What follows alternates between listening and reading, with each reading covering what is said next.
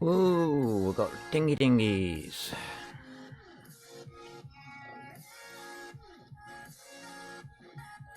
Yeah, okay. Happy birthday to me. At least somebody said it. There's nobody else to say it.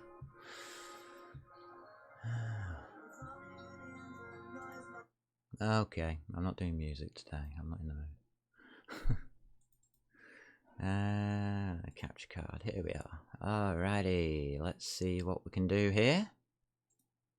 Welcome to today's stream, 1st of July, 2020. Wow.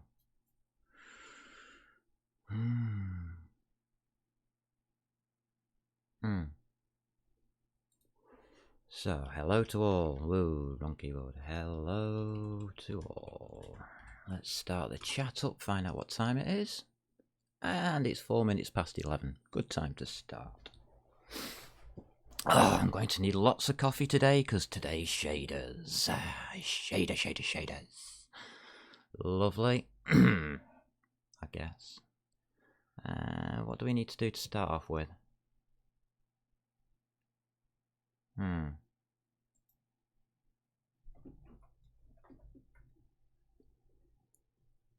Let's see about some notes. Where are my notes?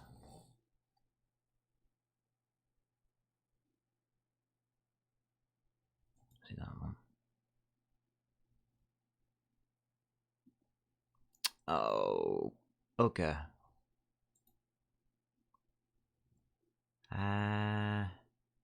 Notes. My notes have disappeared.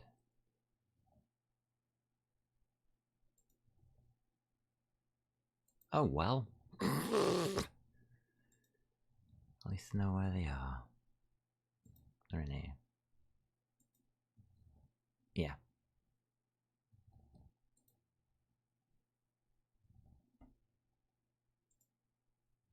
Here they are, I hope.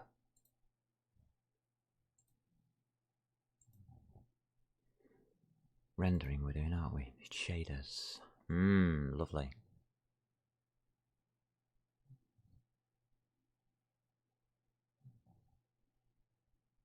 Alright, I'll pop in my notes there. Let's fire up the systems. I want that next.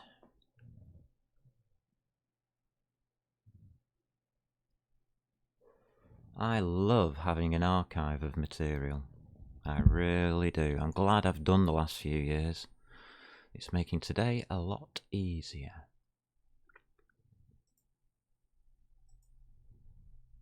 And what I'm looking for is it in here?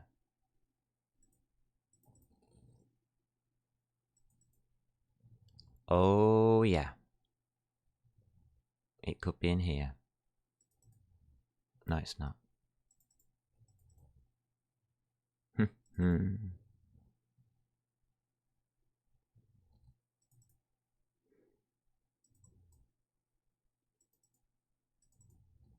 That's it. That's the one.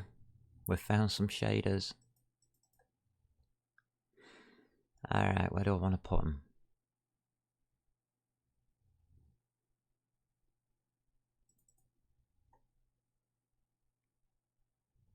Idea projects, yeah.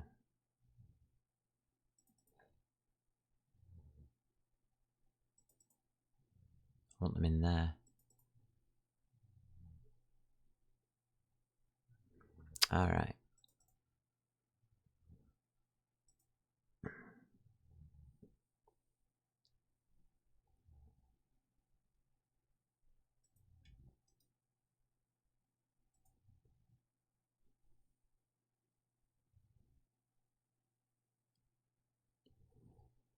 We have shaders.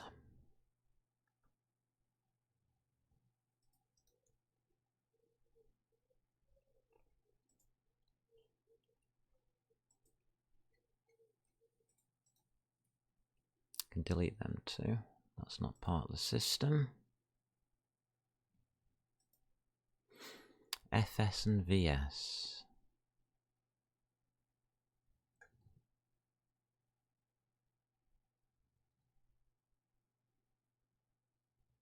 That's right. Yeah, told you it was a big system. Did warn you.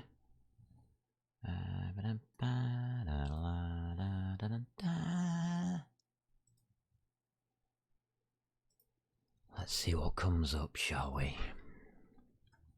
FS and VS.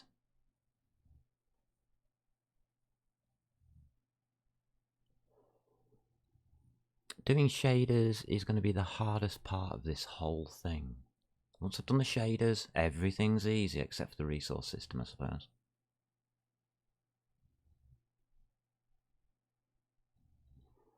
We can then get on with doing the game objects and the component system. That'll be good. Because at that point it all becomes easy. What do you say, Muppet? Who was very ill last night, weren't you, Muppet? Hey? Who passed out? For an hour or two.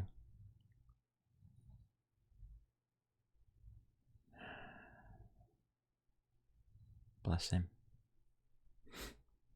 Bless him, bless him, bless him. He's ace. He's ace, but he's very ill. There's no misunderstanding that one, is there, hey? Yeah. We had to get your temperature down last night, didn't we?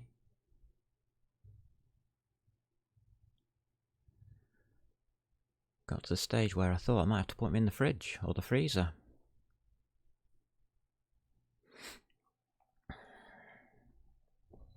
You coming here? Alright. That's okay. Good boy. Good boy, Muppet. Aww. At least he's giving me a big hug as I get older.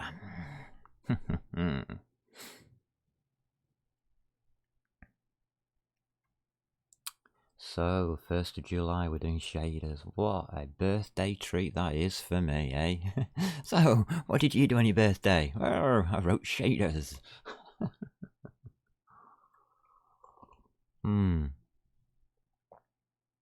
Awesome.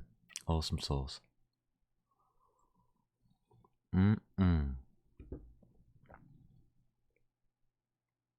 Basic completion, yeah, if available. Alright, okay. Look at all of this lot now, eh? We've got all the GLSL we could ever want. Right, it's only picking these up as GLSL.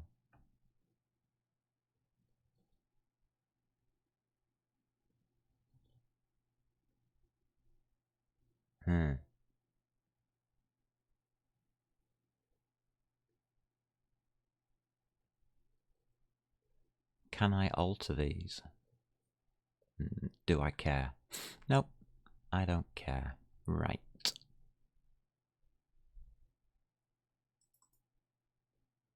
But it does matter in here. Because it isn't VSH now, it's VS. H means header file. Yeah, we've got header files now. And just take that off. So anything with a VS and an FS, there should be 2 of each. We have spotlights, point lights, directional and ambient. That's all we have. That's fine, that's all we need to start off with.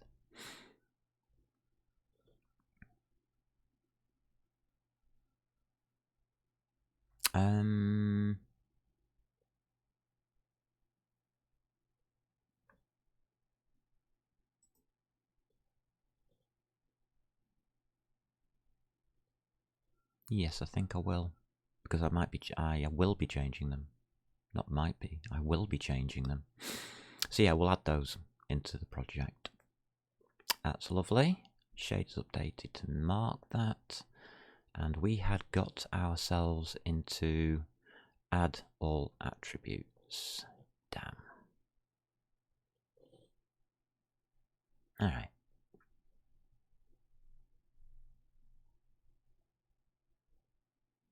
Oh, it's looking good so far anyway. I didn't do the geometry shaders. Oops. Never mind.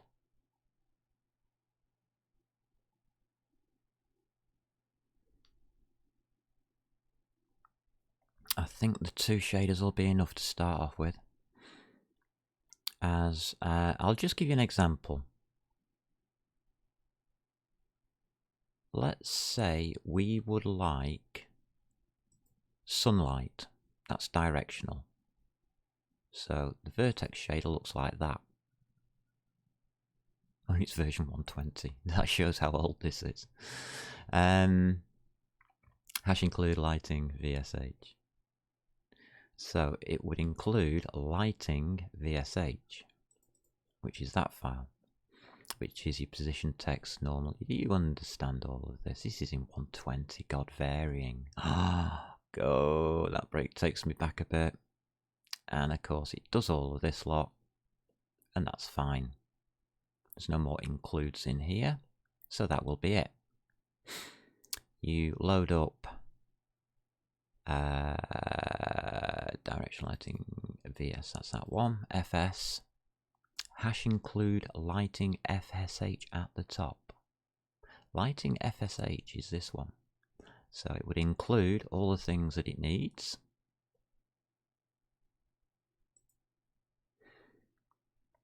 And it needs to include lighting FSH, main FSH down at the bottom. And that will include the main function. So all of this code is repeated or used in different ways by all of these bits. So it's a way of using reusable code in your shaders, but it also means you can design very, very good shaders and then just tag on the bits that you need to run it. A very nice system. A very nice system indeed. So that's why all of these shaders look a bit weird, is because they all include the bottom ones, all the header files, which is your reusable code for lighting. Yeah, I'm happy with that. And you'll see that we make components for each. Don't need the mesh loader, just need shader. Right, where are we up to? We've altered the strings so they're correct. Add attributes, okay. Fun time. I've got to find my notes for it. Okie dokies. Did we do the bind and everything? Yes, we did. Update uniforms to do. I'm not doing that one yet. I want to get add all attributes done first. That's going to be one of the harder ones to do. Might take all day just to do that one. Okay. Let's just start it and see how far we can get. So add vertex shader. Add vertex shader, add fragment shader. Okay, we've got those two. Fragment shader, blah blah blah text. Yep.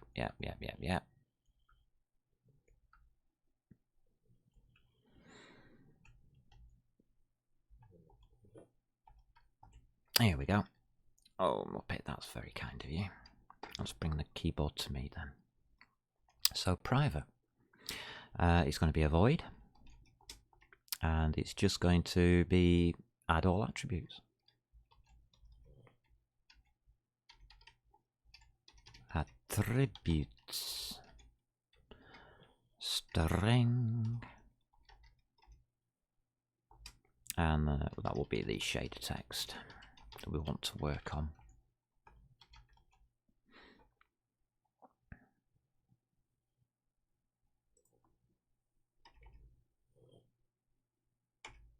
think the batteries might bring out on the keyboard. Maybe? Don't know. Here we go. And it doesn't return anything. Ace. Right. Here we go, folks. We're going to take the plunge.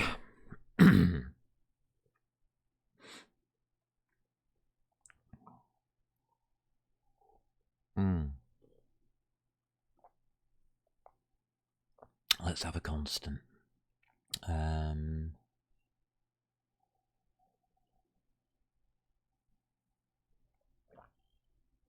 Well, not just that.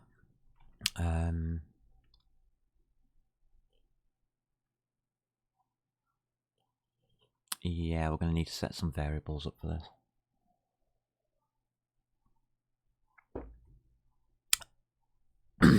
Okay, let's see if we can set the variables up. That's going to be funny. Java. Right. Okay, final string. Attribute. Keyword. We'll use attribute. I think that's what I've used. Yeah.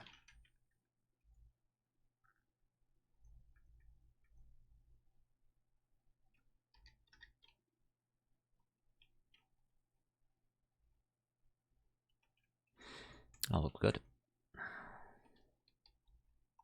Right, this is where the fun starts. Setting up the variables. Need to set them up in a special way. So, Java, how does Java work? I'll get back into it within about an hour.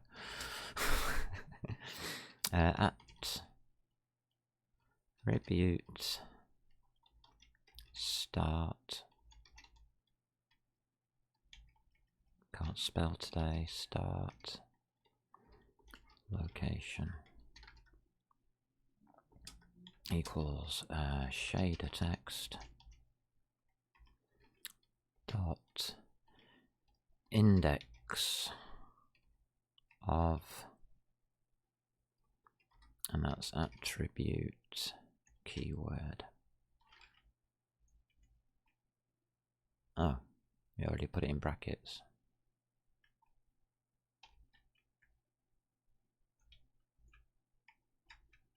I suppose that's nearly a command.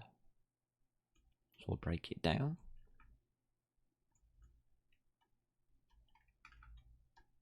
There we go.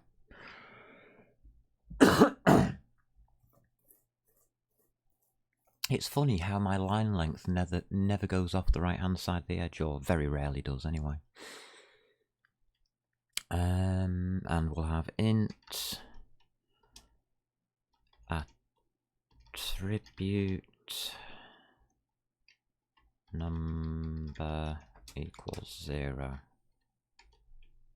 like location equals 0. Yeah. Then we'll have the big while loop.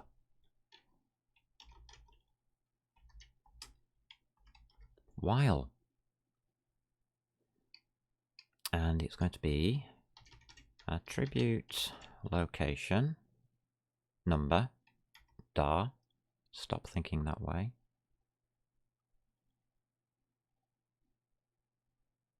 No.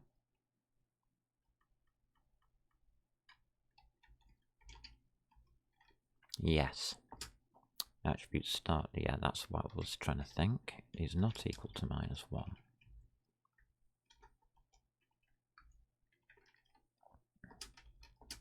End of main while loop. Just as a reminder. Good.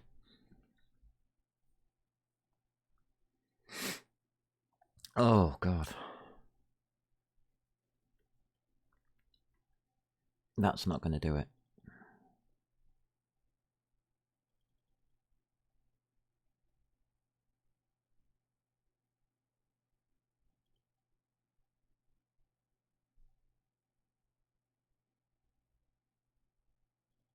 Yes, it is. We can do an if. Oh, it's just an if statement.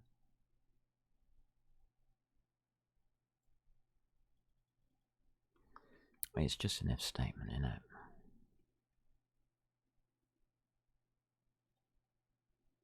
So if not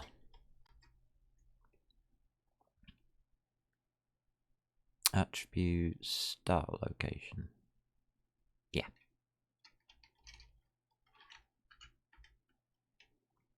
Is not equal to 0. We've got a not on that, so equal to, yeah.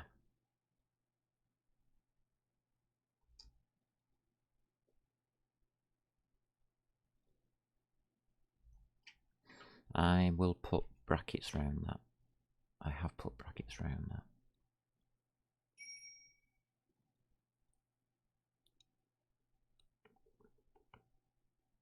Oh, dodgy, dodgy, dodgy. Get this right or die. Because it's and. I'm trying to think of where I'm going to put my final bracket.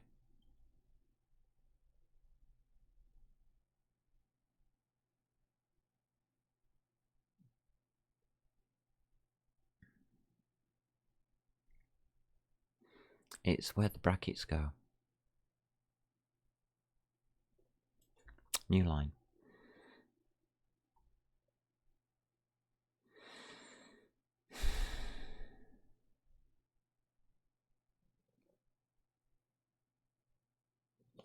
Alright, we'll open a new set of brackets for this part.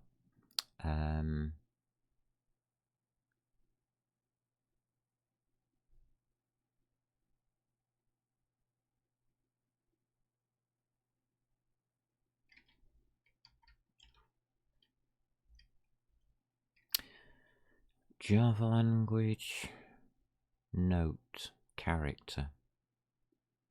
Int is integer, float is that weirdo one, characters are this one. Okay.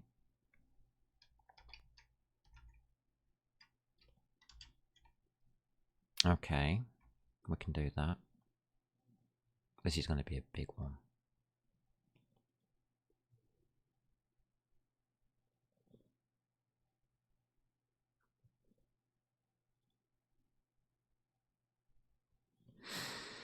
We are trying to parse this, so it's shader text. Char at attribute start location -1. Yeah.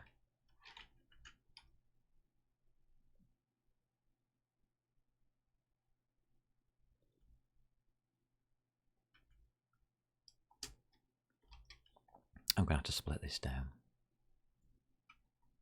This is inside an if statement.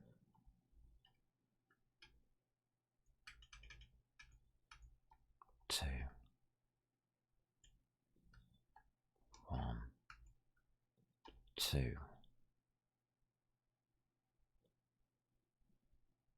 Okay.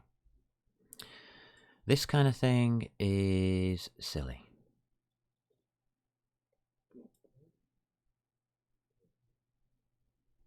I want to carry on here.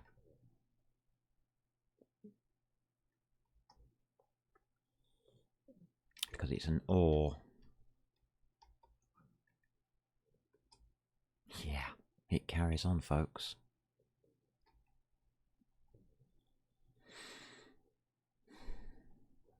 Oh, don't see the use of splitting that down.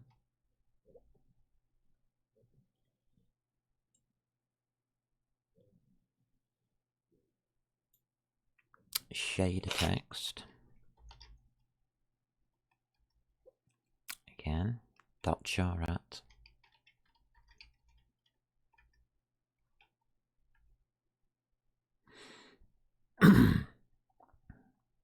Attribute.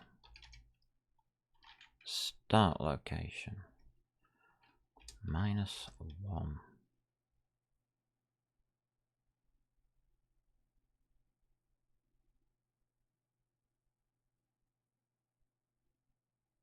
That's right.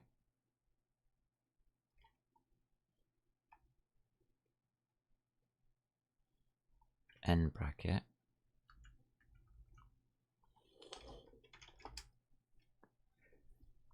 semicolon for the end of a line. That's what we've just been checking. Who do you belong to? Right, you're back at the start of all of this mess.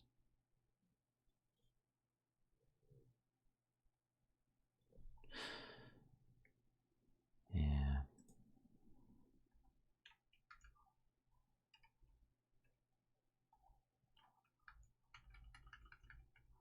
That means you go back to there, and then go to there. That's correct now. Yeah, that's correct.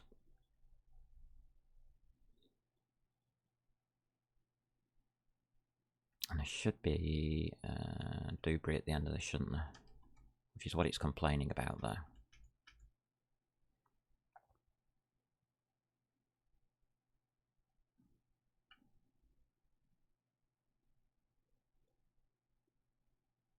Can't be applied to a char.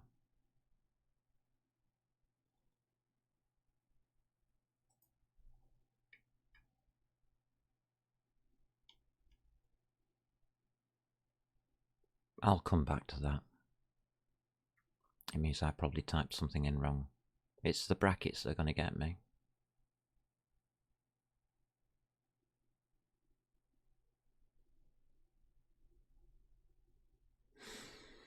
Alright, we'll try and continue. Let's get the full thing in. Because now we have another and.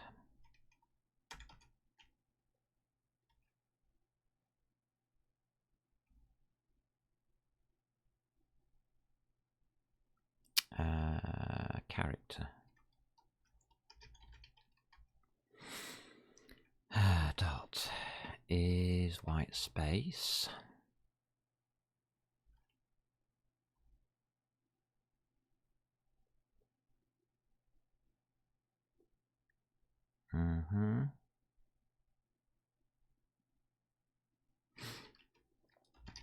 It's the same. Shader, text. Try and get the right variables in. Char at. And that's just attribute location -1 again, I think, if I remember rightly.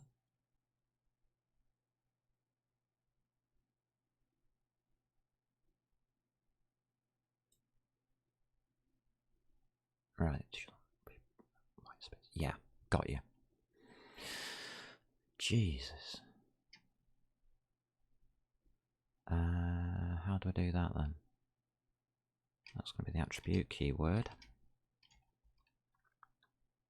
Dot length.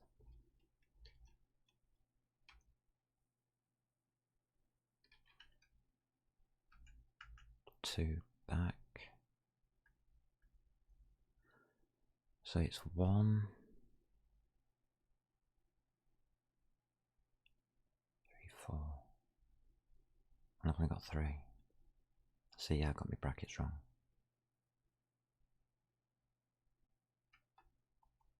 Yeah, I have. Or have I?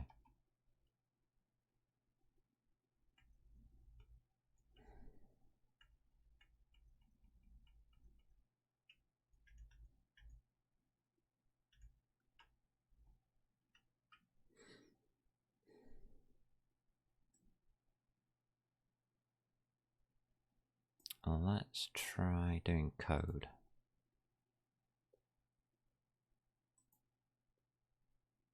That worked. Which means you should push over. Yes, it works. Right, the brackets are correct. That's how you know. That open bracket comes right down to this one. Yeah. Beginning of the if statement. Right. For some reason, that piece of code is wrong.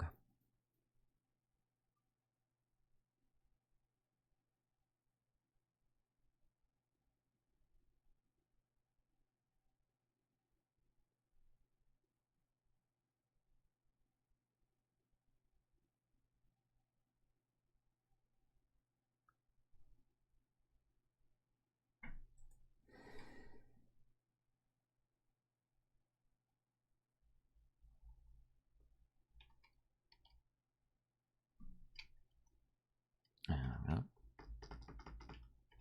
Oh, we got choices.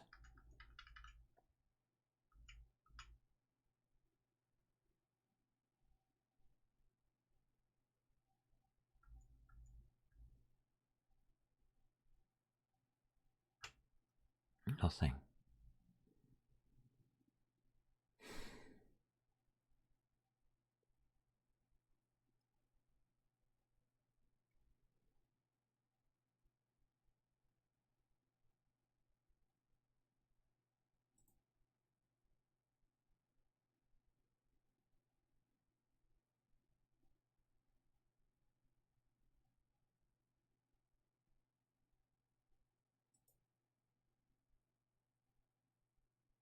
I don't like this.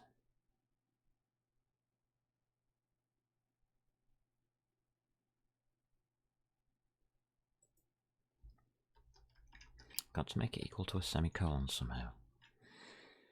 I have no idea how to do that. So let's think about this first of all. Read the notes properly then. So, what we're checking for here, if the attribute start location is not equal to 0. Yeah, and character is white space in the shaded text.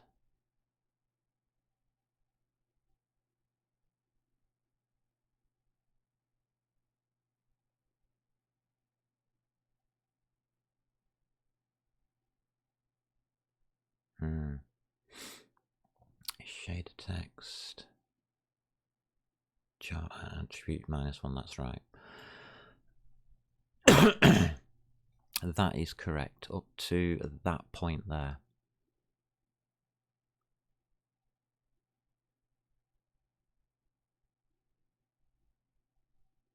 And then we OR that with this statement, which it doesn't like.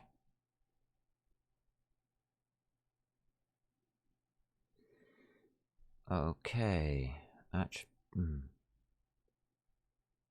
OR it with the shader text char at attribute start location -1 is equal to that. Which means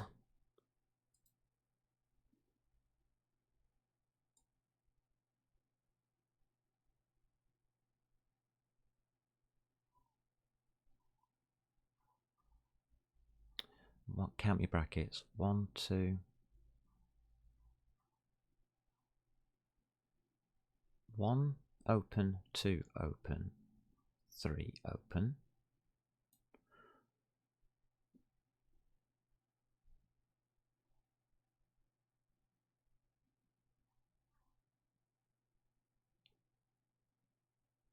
Yeah. 2 close. Or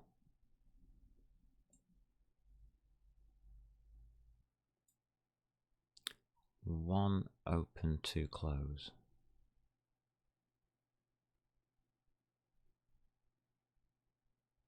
Yeah. Brackets are right.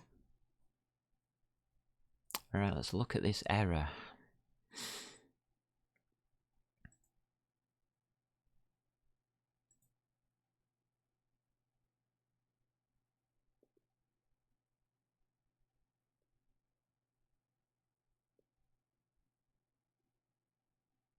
Simplify it to equal false.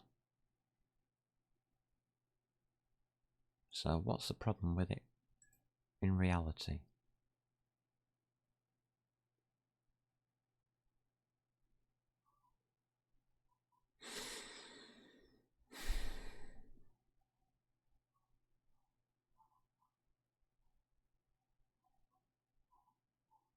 Simple.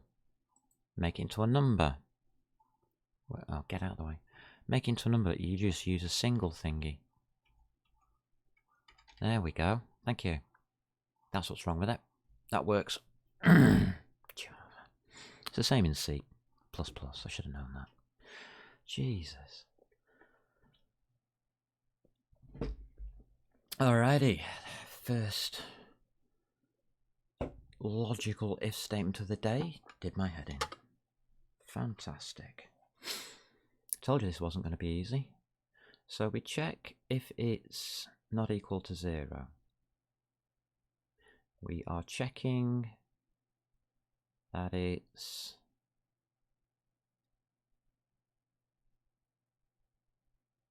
we're checking for a semicolon and white space, because none of that we're interested in at this stage. So if we find any of that lot, we just continue.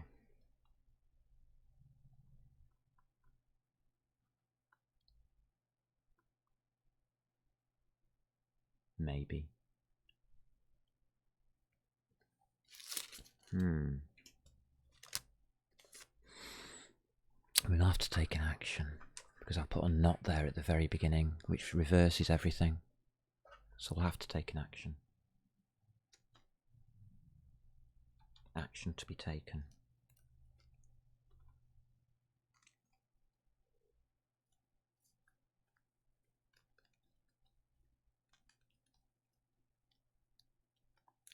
I love logic. This kind of logic I don't love, because it's got a not at the beginning. So if the whole lot of that equals false, in other words, we don't get any of that,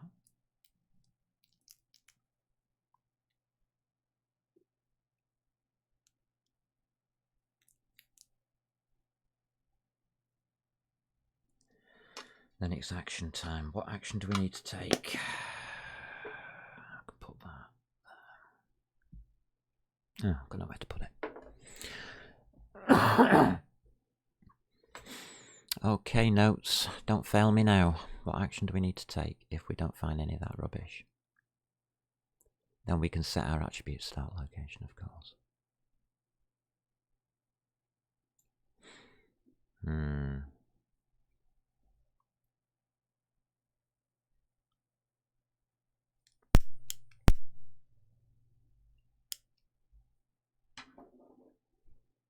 What we're doing is we're parsing for attributes. You know, attribute 0, 1, 2, 3 and 4. We're searching for them in whatever source code we've thrown at it for a shader.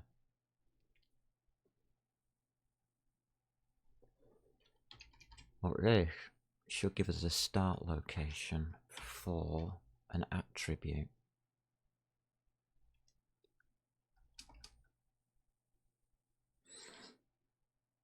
Equals shader text.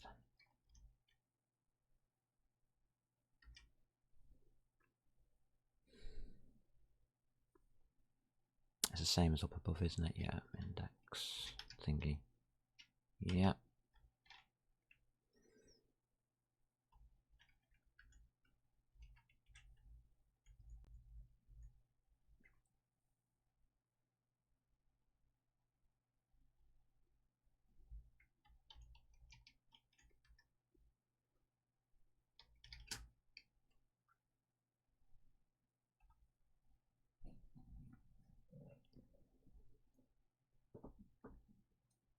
It's +2 if I remember rightly on this part, isn't it?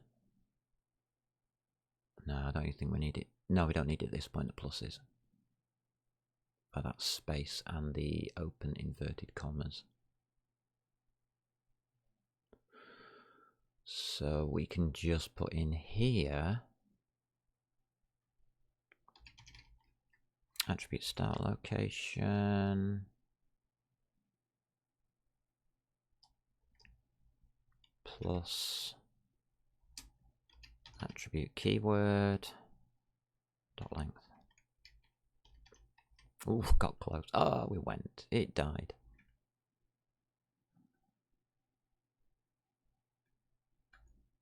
That's right.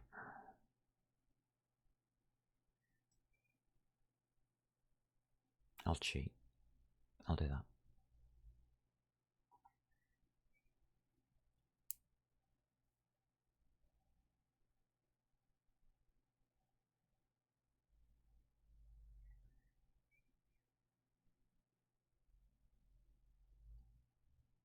Okay.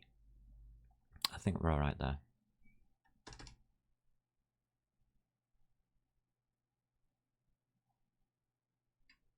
Mm-hmm.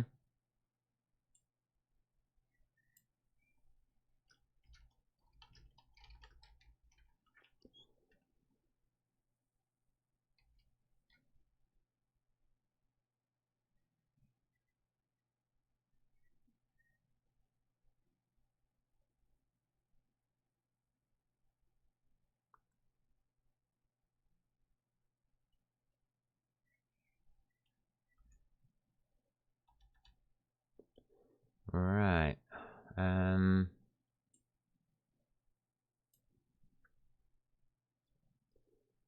That's the hardest part.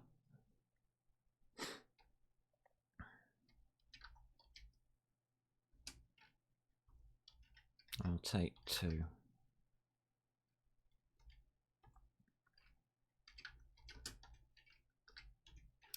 Alright, so we've got, I want begin and end. The beginning of our parsing is the attribute. Attribute start location.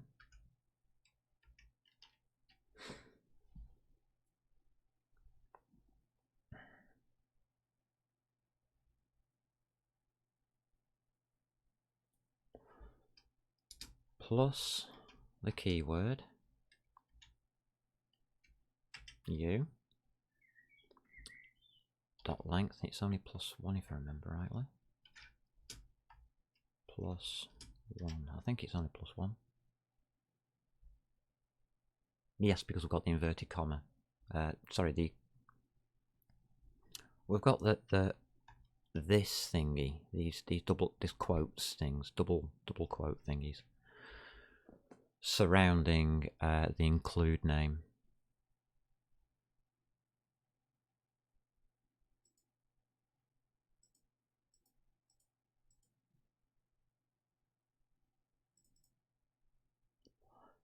So that's your +1 there, that little quote thingy there. So it goes to the end of include. +1 will put us at put us on the L of lighting.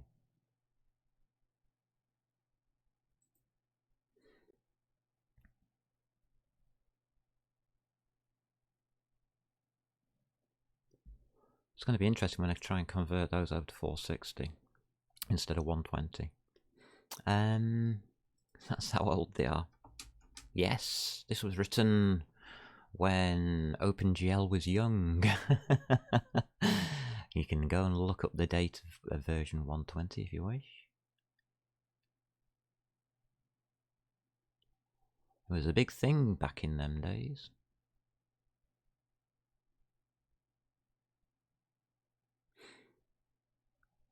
So that's just going to be shader text dot index of, and the index for this is going to be the semicolon, and begin.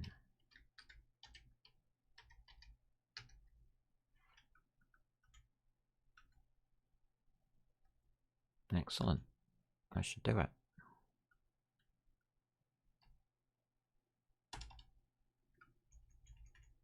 Actually, I will move that one down.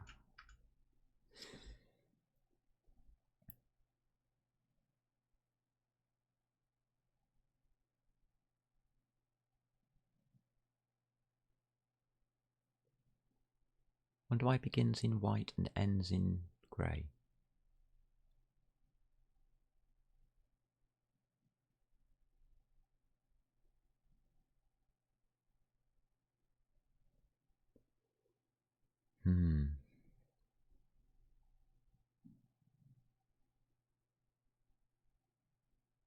Shader text dot index of, yeah, that's right. That's shader text dot index of, yeah, that's right.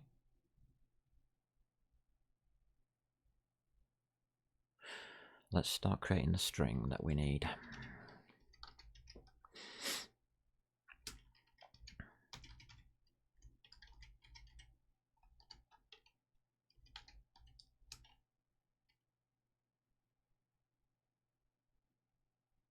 attribute line, and a string. I think this is a bit that we're after. Attribute name.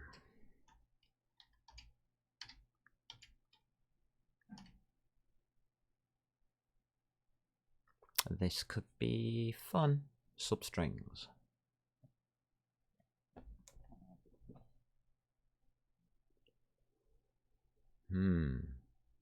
Vacuum Muppet.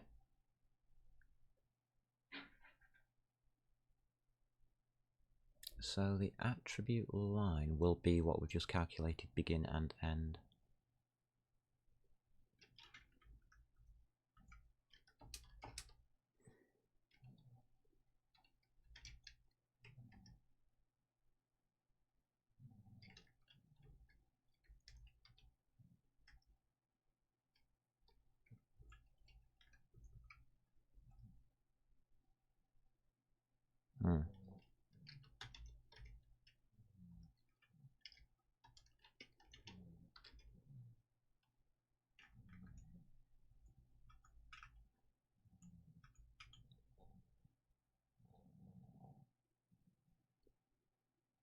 That might not be right. Remove any special characters.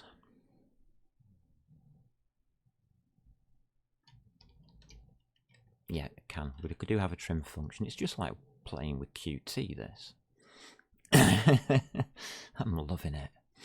Right, the attribute name will equal the attribute line dot substring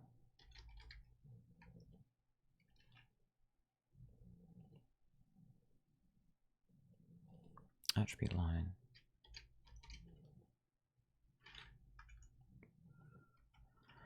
we'll take the index of a char, which it's already told me off about, so we'll do that.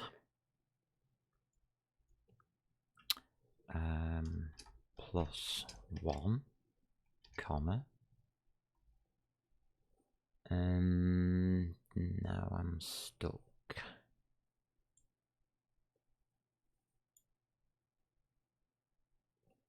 Yeah, we can do it that way. Attribute line dot length, and again, just in case we've messed up, trim.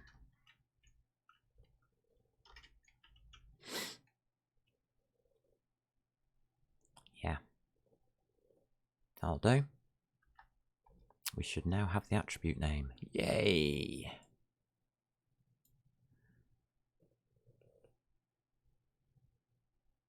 Now we've got the name, we can set it.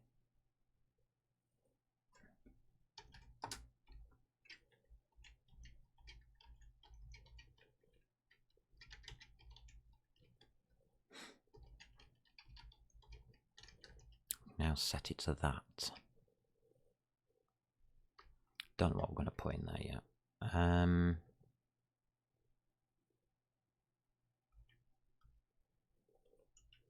That's it really, isn't it? Nearly.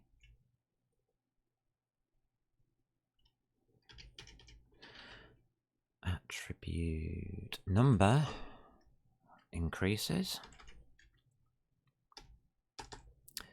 So we're no longer on 0, we're going up to 1.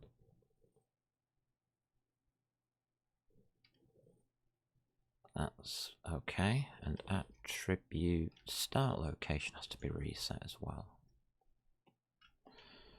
Equals shader text dot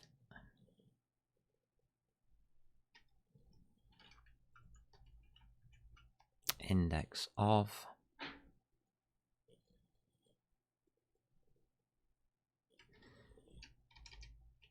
attribute keyword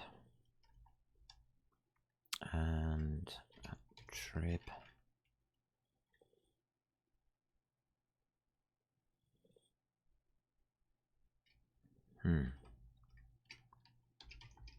attrib start location. I think, yeah, that'll do it. Plus attrib keyword dot length. I should reset that. Yeah, I'll reset it. Don't need to trim that. That's a number. Or a value, should I say.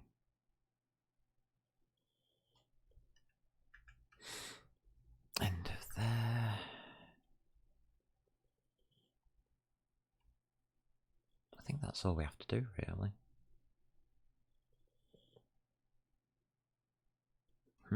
Okay. Set attribute location.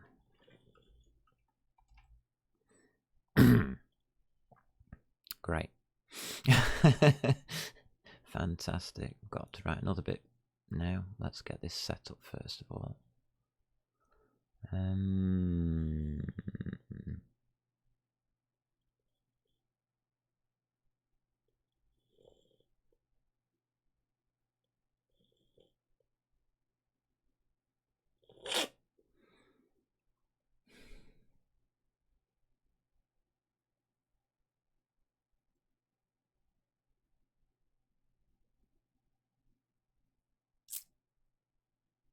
Have I got any notes on this?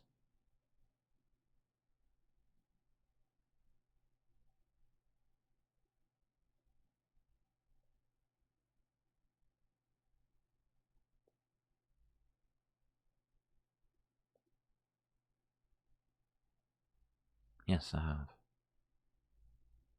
It's just going to be the GL binding. Damn, that's a problem. Private void, this might not work. Ah, it might work.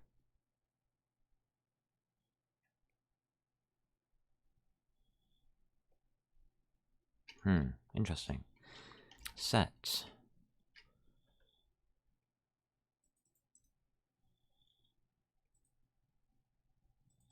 that one. Set attribute location.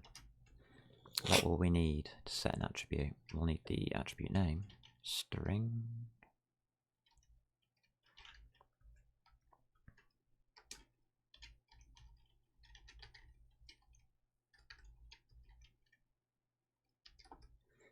and location.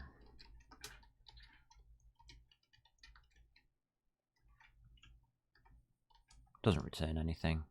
Excellent.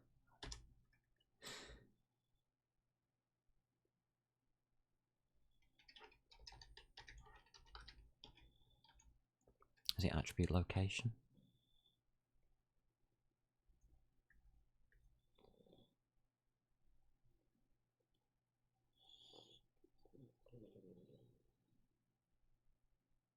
I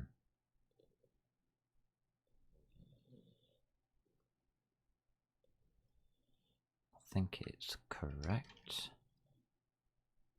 So it's m underscore shader program.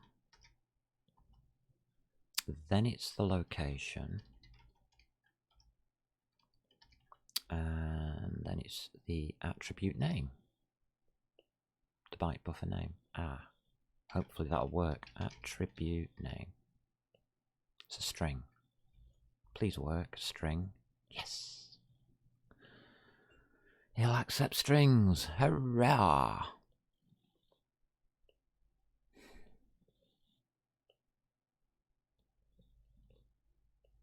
Hope that works.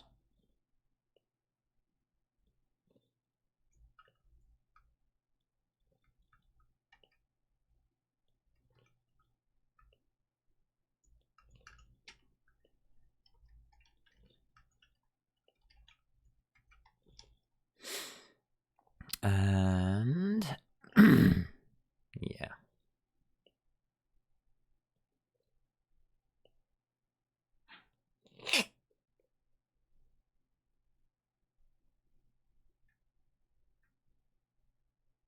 Do I need to do anything more here?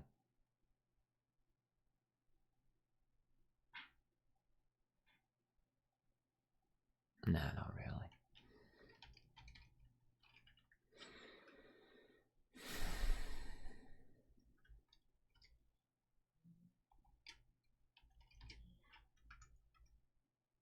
That's it. Done.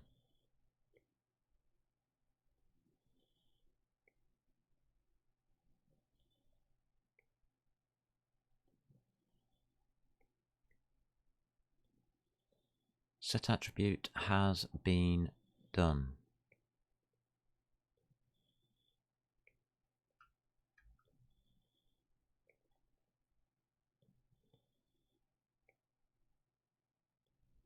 We really need to run this through a VAO, but we might be able to get away without doing that.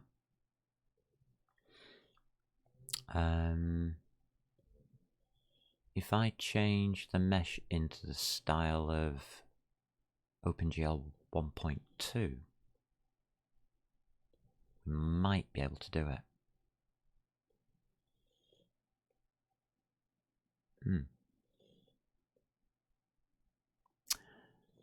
Okay. Because that's going to cause a VAO problems.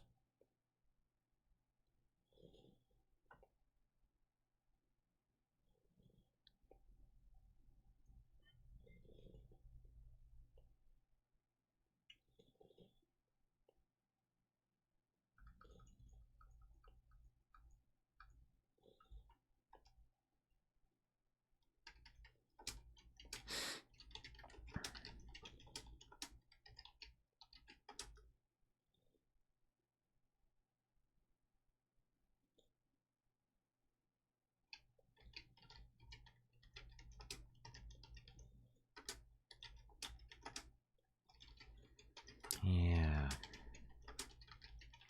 Okay. Alright, let's go on to compile shader. I've added the attributes. I'll just go through and add all the attributes. Fantastic. Ah, lovely. That was nice and easy. What am I looking for now? Compiling a shader. Notes on compiling shaders. Can be tricky, should be easy compared to what I've just done.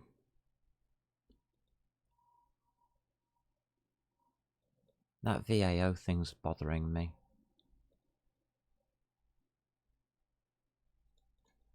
I'll leave it in though. It's the uniforms that are going to be the problem.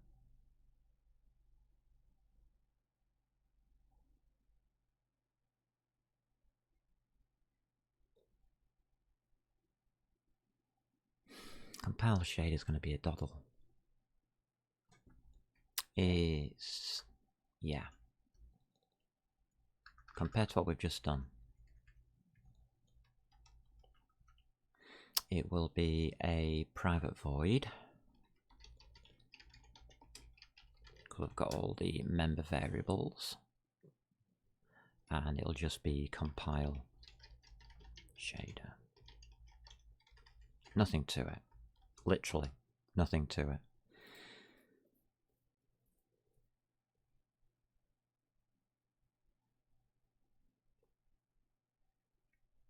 So the first thing we do is we're going to link it.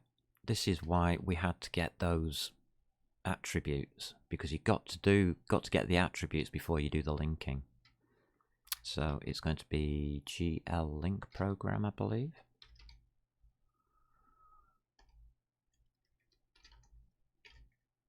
Yeah, and that's just m underscore shader program name. So that's simple enough. Oh God. Oh, get the tissues. Okay. Alright. There's tissue here. Sneeze into the tissue. I'm going to train you to sneeze into tissues. Bless you. Oh. Yuck. At this point, we're going to take a small break. I need to go clean up. Yeah. Happy days are here again. So let's find some music.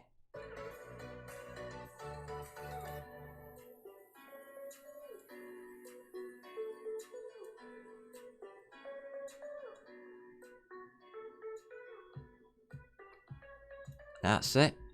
Grab yourselves a drink. I'll go and get cleaned up. Thanks, Muppet.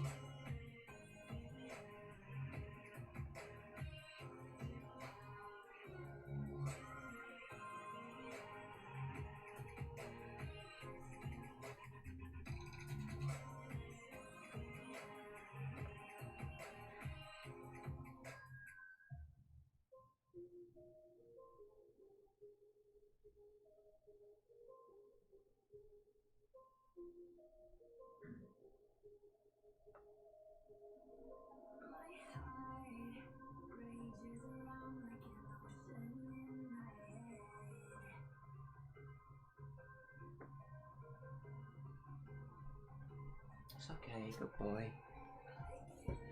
You've not done anything wrong. Poor lad. Alright, let's get rid of that. I don't want music, not now. We got anything on chat? Nope. Okay. I'm going to compile a shader. We'll link to it. Oh, God. This is always good fun. Right. Let's link a program and get it working. So we can link it here. Let's do the proper way of doing it. That's a command. And let's scroll down a bit.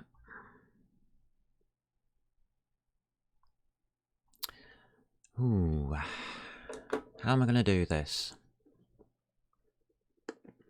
Want to check the link status for errors.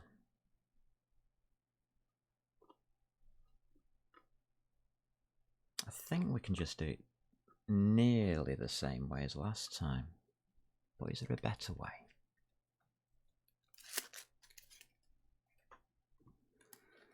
I'm never so certain about this. Never so certain. You can do it in so many different ways. It doesn't matter what you do. Somebody will always tell me that I'm wrong. It's quite funny. I love it. And all I do is say, does the program work? Yes. Then I'm happy with it. As long as it works.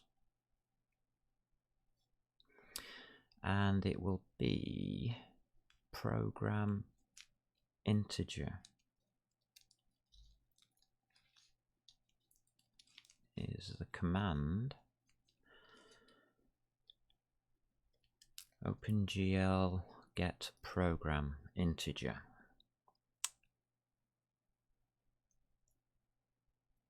And all we really need is the if statement. We'll do it the same as last time.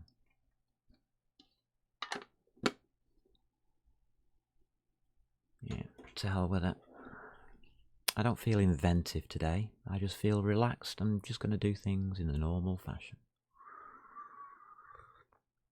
Nothing off the wall today. So what do we got? Put that down for a minute. I don't want to hear. If GL get program, not shader, program. That one there. Program I, open brackets, and it's M underscore shader program, and then we want, what are we checking? So click GL link status, yeah, and if that is equal to 0, it's goofed.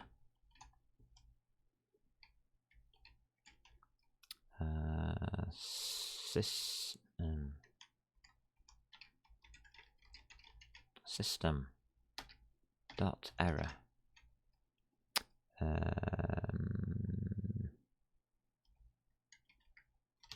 It can all go in here. It's the same as before that we did for the shaders. Print. Yeah, just print a line.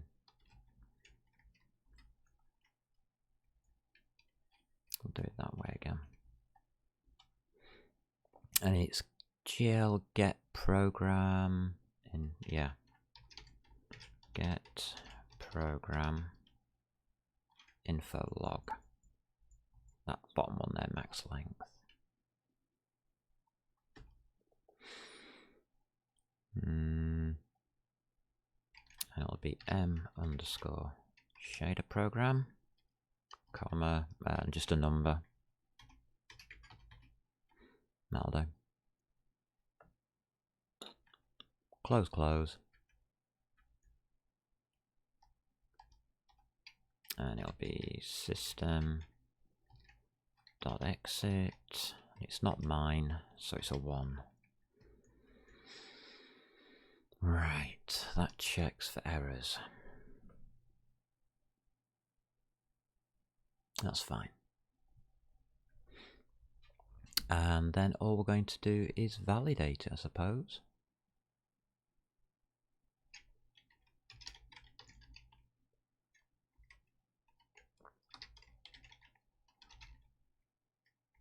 There we go. That's really all there is to that one. And we have to check, I guess, that one as well.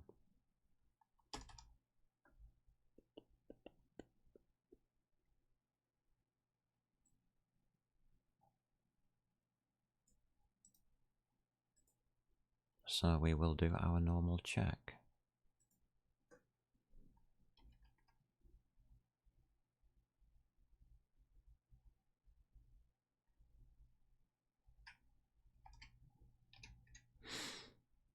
And it's going to be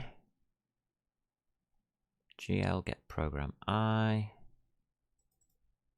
GL validate status. That one there is equal to 0, 0. Get the program info log, throw out an error, and exit. And we're done. That's compiled.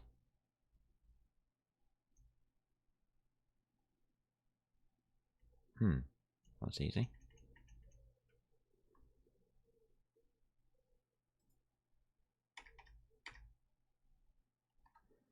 Okay, now we're on to add all uniforms, string shader text, I guess.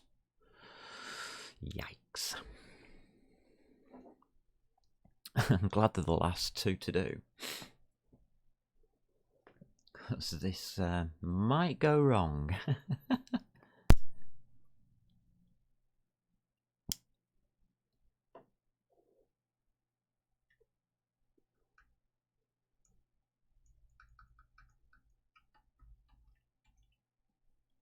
Okay.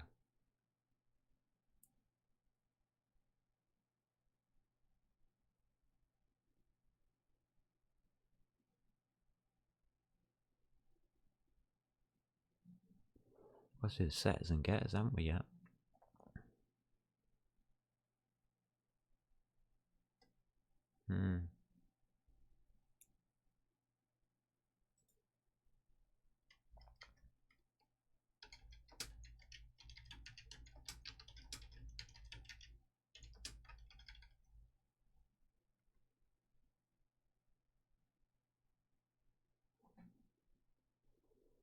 Alrighty.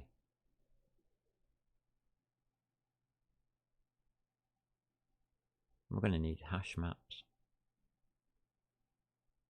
to hold this line.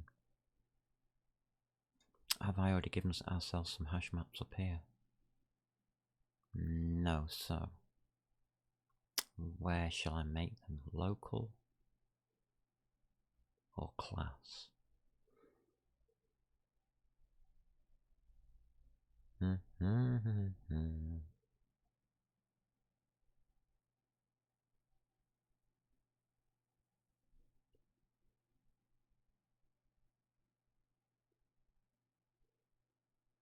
Don't know yet. Nearly back into it now.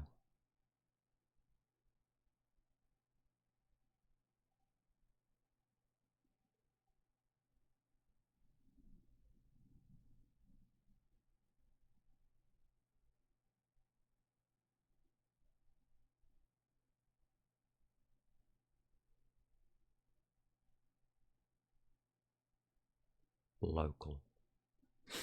And do it local. Doesn't really matter.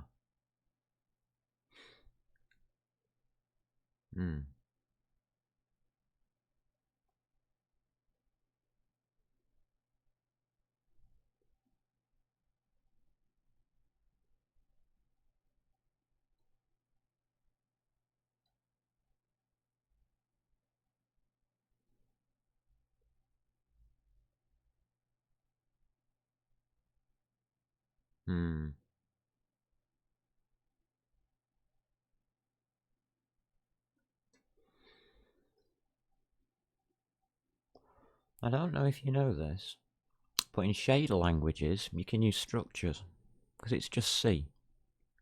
And C is a structure language. It uses quite a few structs. Show you what I mean.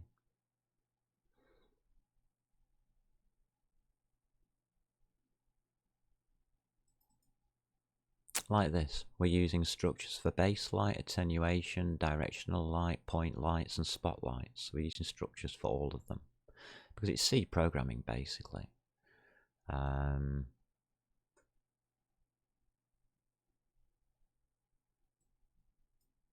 So we're going to have to replicate that in our parser. To help us do that,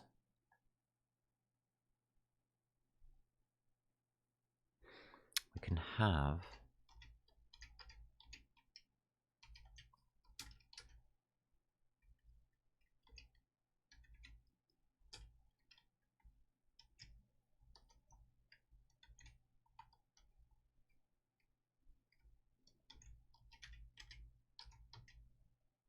that should work.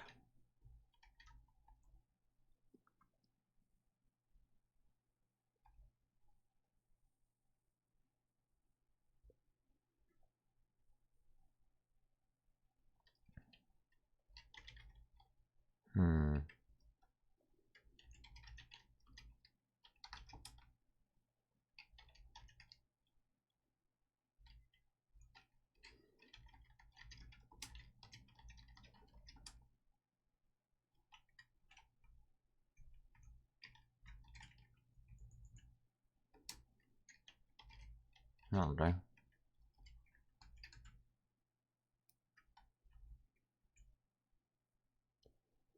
Yeah. That's the best I can do in Java for a struct, I think. I'll call it a struct in the name. So no, that's what I intend it to be. Okay. It's just basically a structure is a class, but public. That's all it is in C++.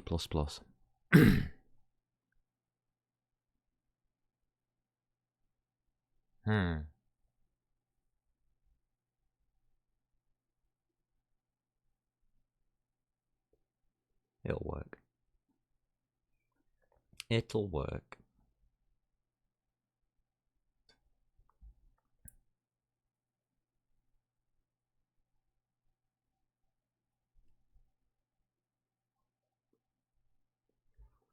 Okay.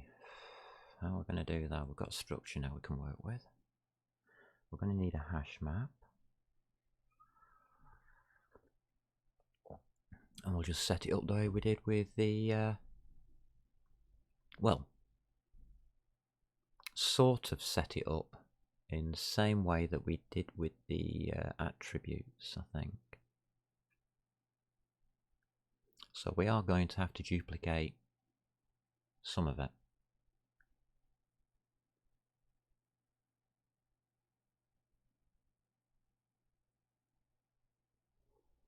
Which is a damn shame.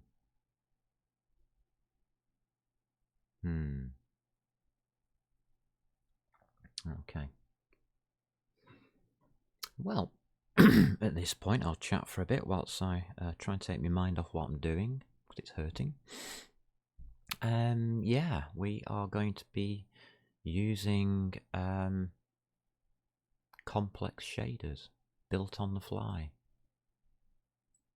It's going to be interesting. It means that if you want to change your shaders, you just change one part of the shader and it'll change all the rest of the shaders automatically. That's what it really means.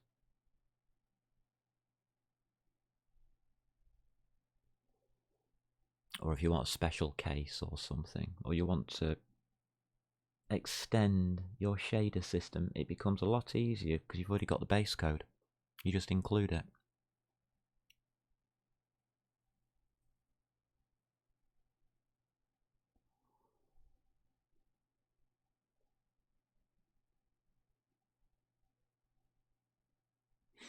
I've written quite a few shaders in my time, but they've always been the same. And that's why I break them down, reuse the code. Pretty goddamn simple way of doing it, but it does complicate the parsing a little bit.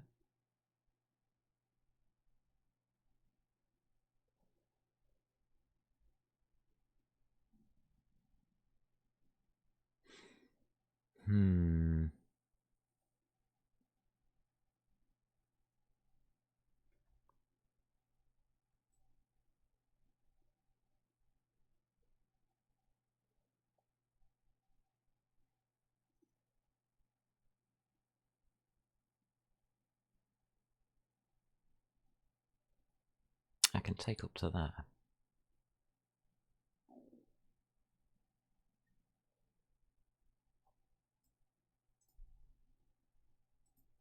Let's copy that bit of code and see if I can make it work. Alright. Private. Void, yes. Don't forget that. I always forget that. And all uniforms.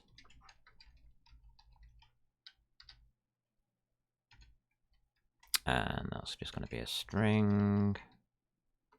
Shader text.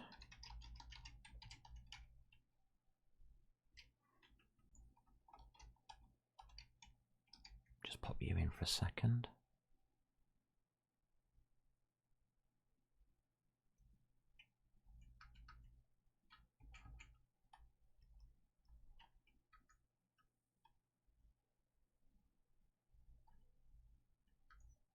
Why have these gone red?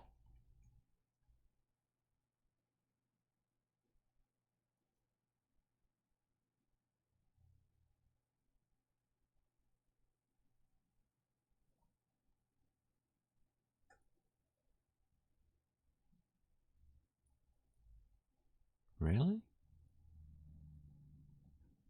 What happened?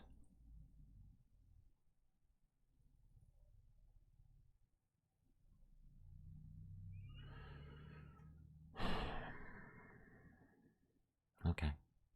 If you say so. Let's get this thing sorted out. That's going to change to uniform keyword, isn't it?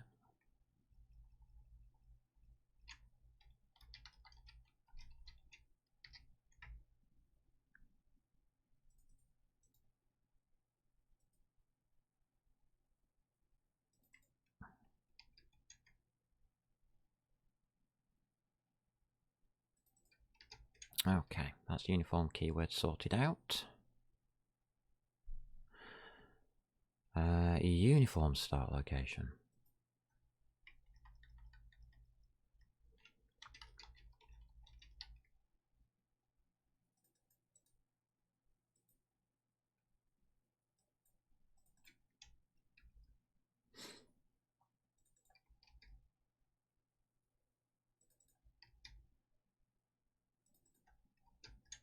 That's that.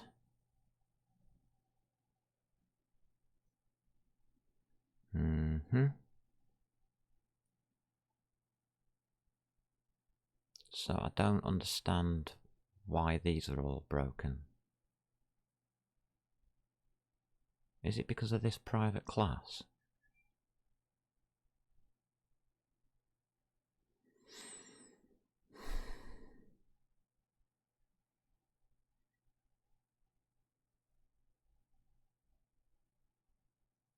I expected a semicolon somewhere.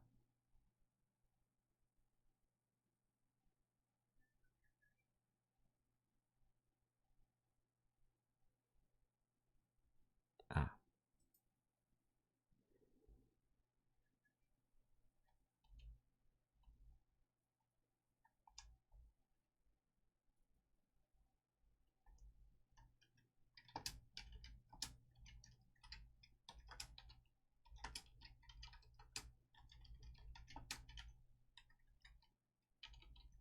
That's what's wrong with that. Miss a semicolon off and it gets a bit nasty.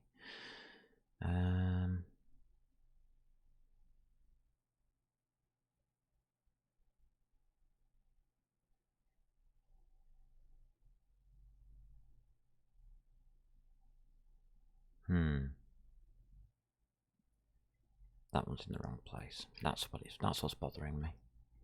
There we go. Brilliant. That works. Let me check my if statement.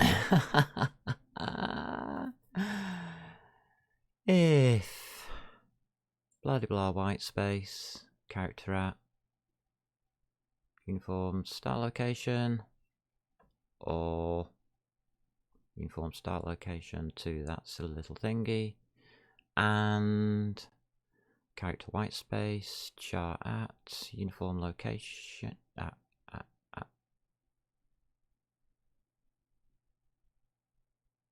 No, this isn't right.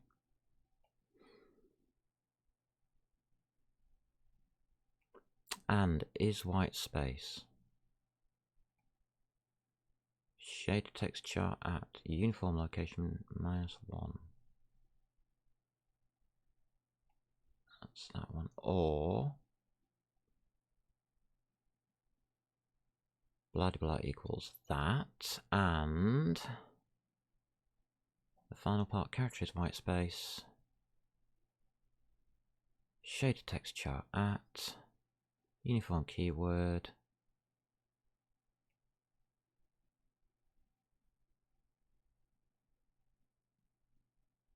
no, this isn't right.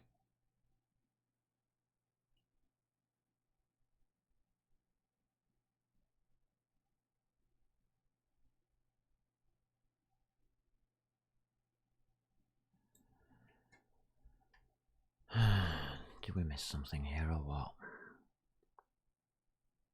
It's uniform keyword.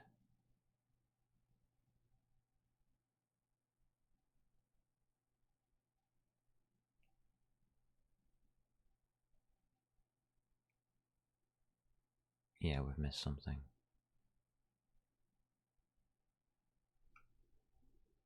Please tell me I didn't do the same in the other one.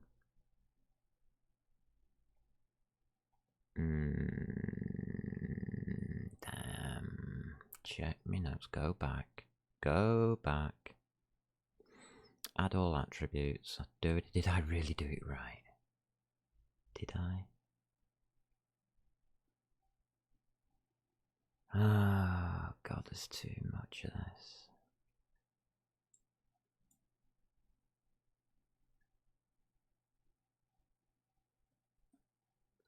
Guess setters.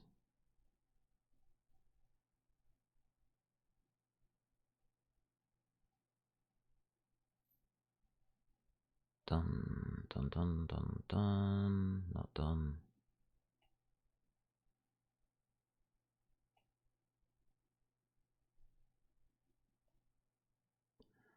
Alright.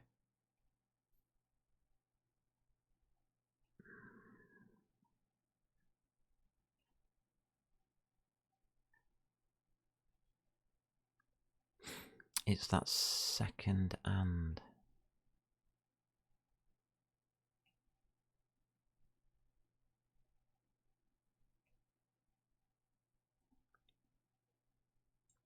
Doesn't look right.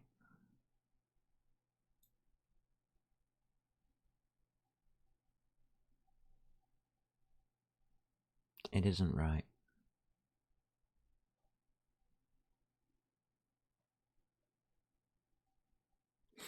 It's got to be attribute start location plus.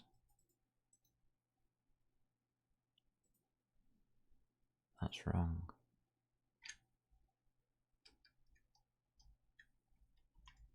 That's why it was fitting on the screen when it shouldn't have done. Yeah.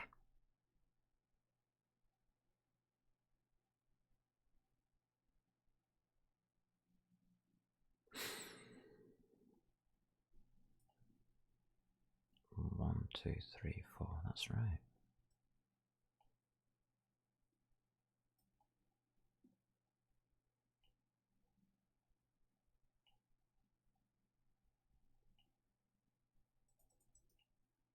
Yeah, that's wrong. Shouldn't fit on the screen. I thought it shouldn't. Thank you. Yeah. And what do we do here? I think we're just doing the same bloody thing.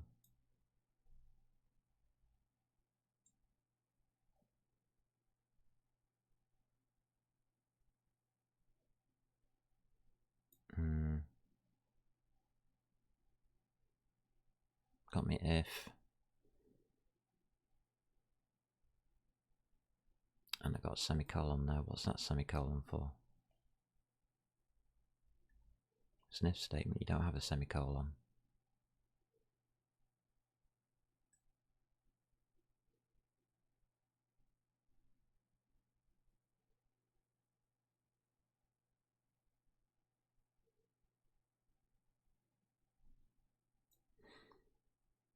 That's the end of that. You do that.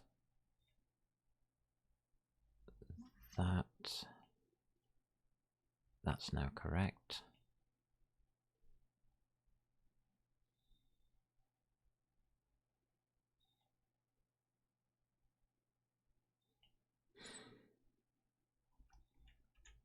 Is that how it's supposed to look? It looks just a bit dodgy to me.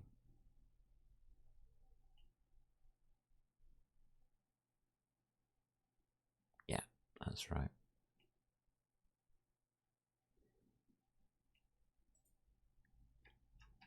Alright, this is where we need to put the dodgy statement.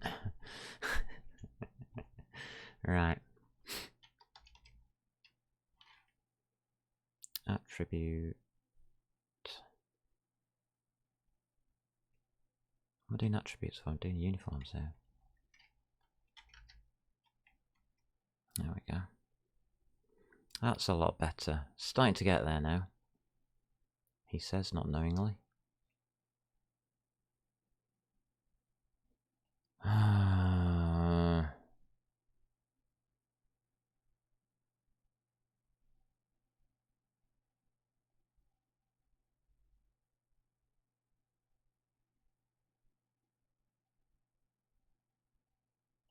Right, take a bit of coffee.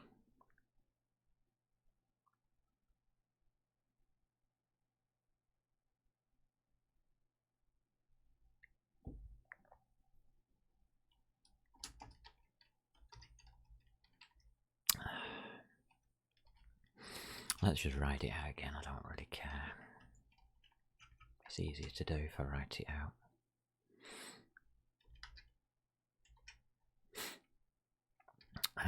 Comma.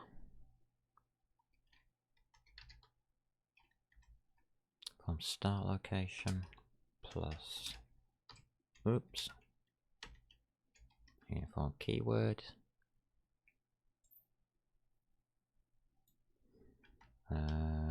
Dot length. That's correct. That's that. That. I think it's just continue if I remember rightly.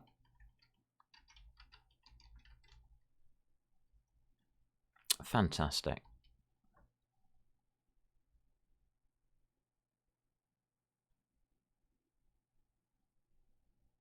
That's right, continue.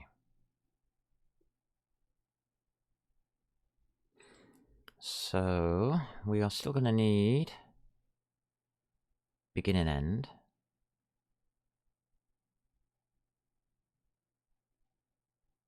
And that's where it stops.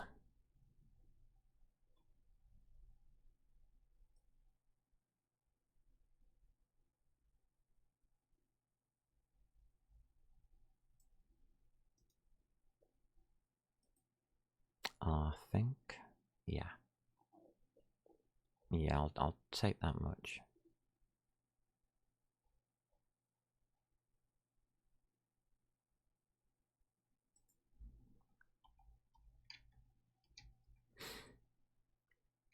So, uniform, start location.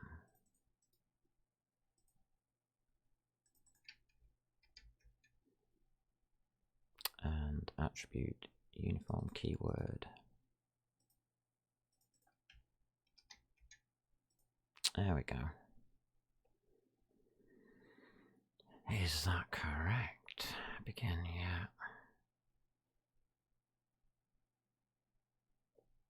Yeah. Next one.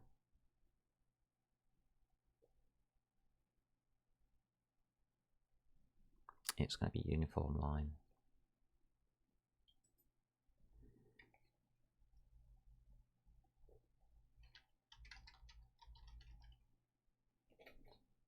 Begin and end. So we get the one for the semicolon, then we get the begin and end into a uniform line, and then we get the problem.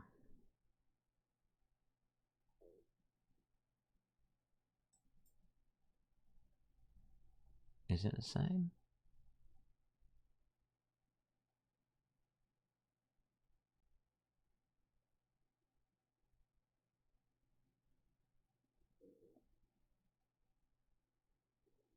We then get the uniform name and the uniform location type.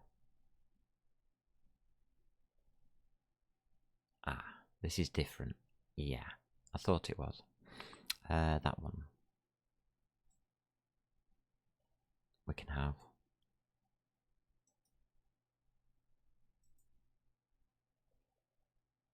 This is why we need that structure.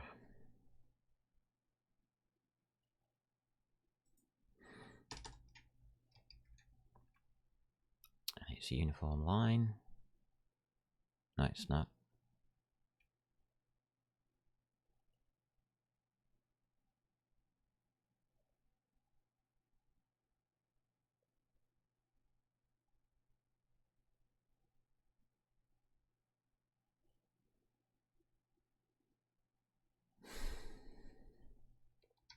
No, I don't like it. I'll do it. I'll rewrite this. Alright, we've got the uniform line, haven't we? Yeah, begin and end. Yeah, I'm happy with that. Int.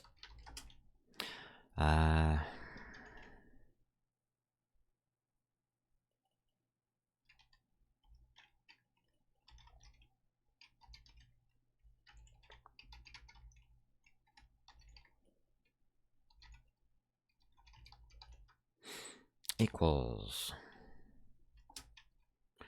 uniform line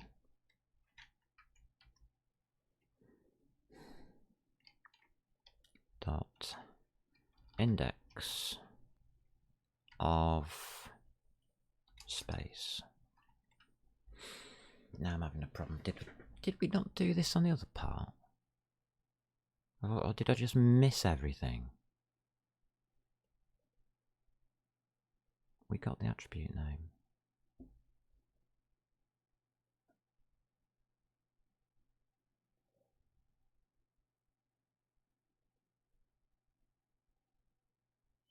I'm doubting myself.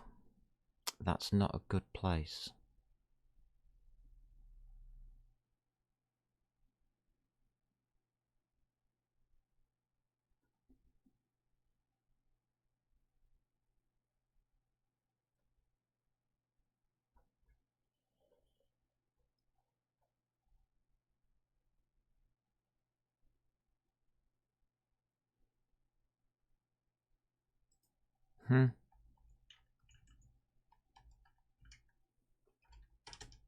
Okay.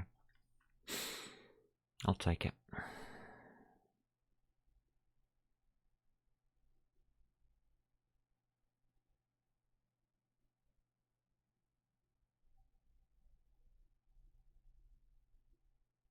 Alright, at this point I'm thinking, am I right or not?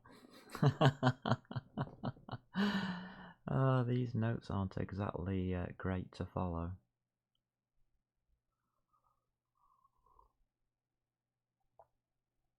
Oh dear, what day are we on? Wednesday? Is it? Could be. Let's have a look. Yeah, it's Wednesday, yeah. Alright. Middle of the week. So we're past the halfway mark. That's good news.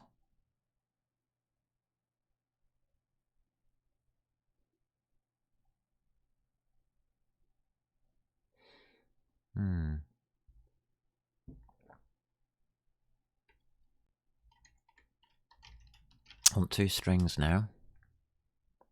Uniform name.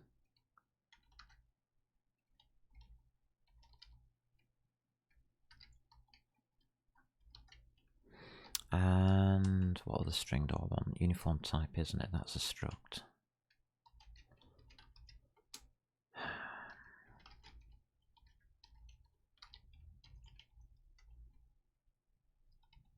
Yeah.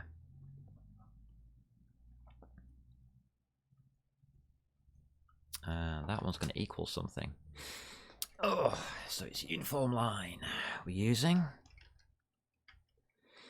And it's substrings, if I remember rightly from before. Substring, yeah. Yeah.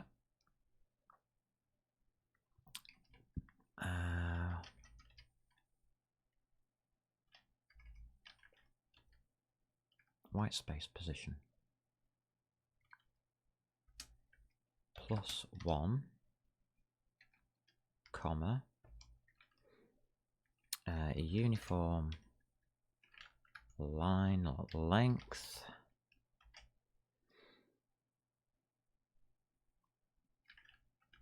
yeah, and we'll have that dot trim again just in case.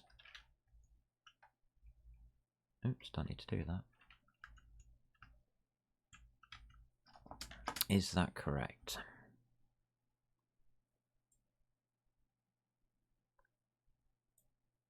Yeah, I'll go with it. Uniform type. It's uniform line dot substring.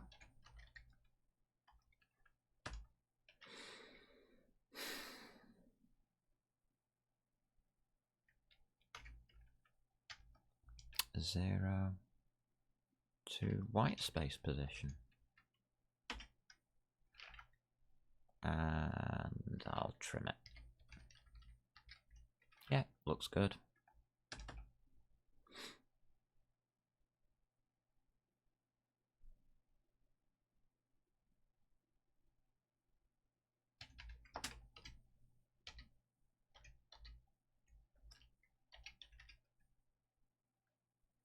add to resources. Yeah.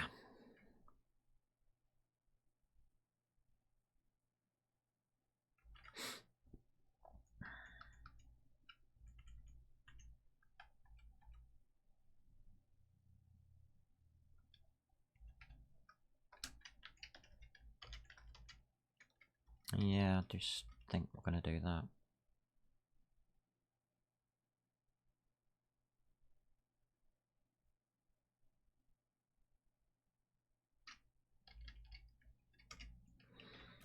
Yeah, alright. I'll do it.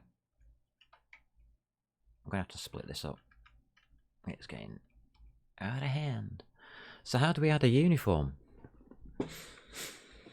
We have to use them structs.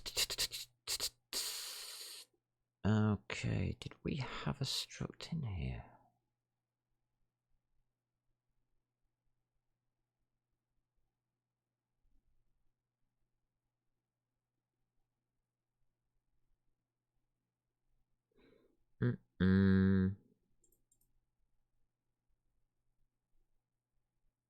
Yes, we did.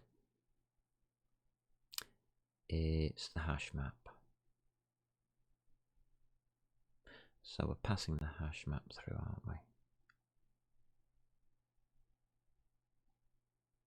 Yeah. Okay. Oh, this is going to be a bit dodgy. Void. We're going to call it add uniform.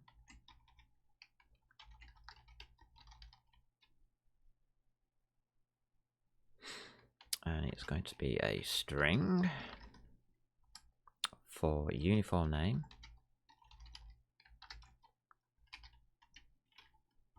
We are going to have a string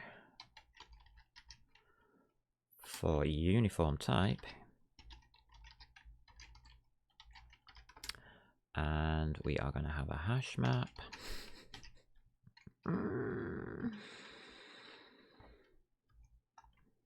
String, comma,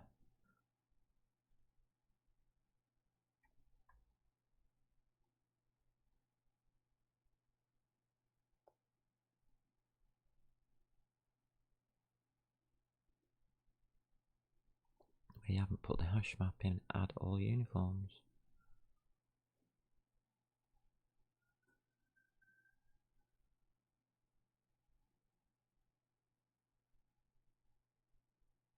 I thought we did.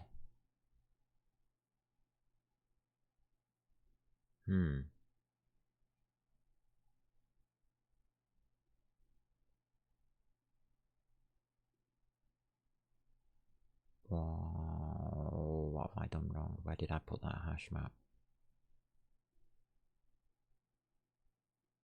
Ah, it's not being used. I deleted it by accident. Okay, when I did the copy paste, didn't I?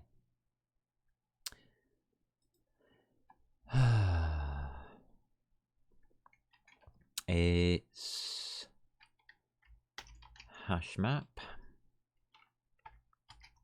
string comma array list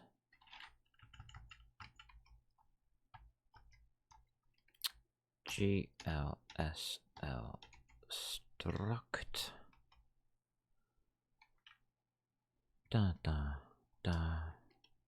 structs equals find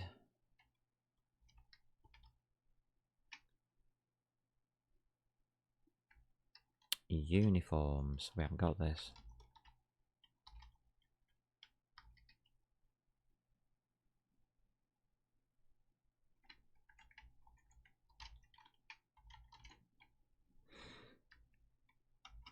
Damn.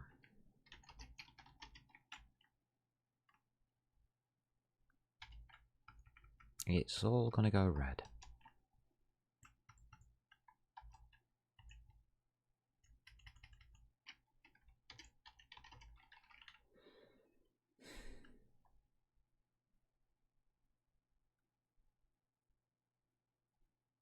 It will be.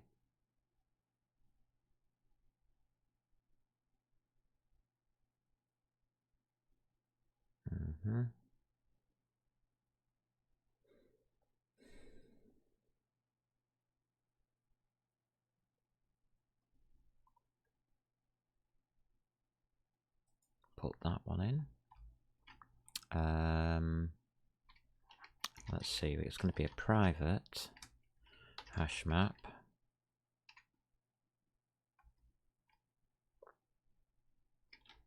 String, comma, array list.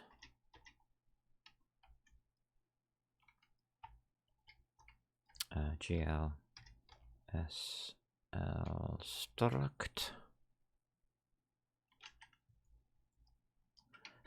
Lovely, I love this. Find uniform structs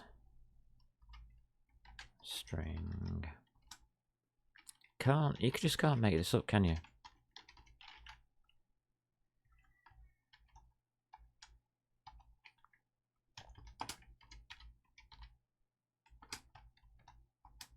To do find all uniform struct. That's going to be a great one to do.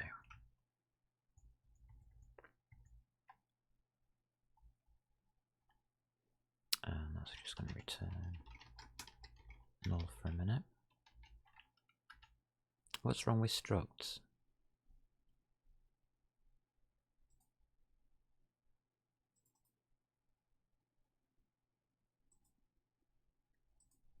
We're having structs. I'm having it abbreviated. Okay.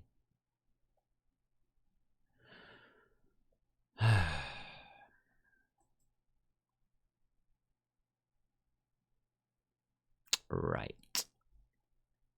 So that should fill that gap in.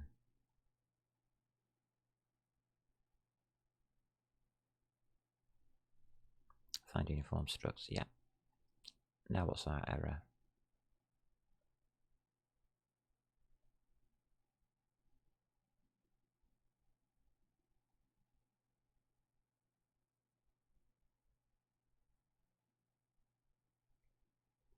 It's not going to tell us.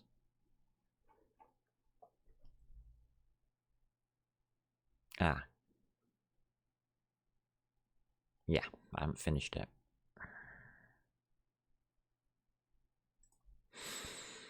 Okay. Oh dearie me. Let's just concentrate on one thing at once.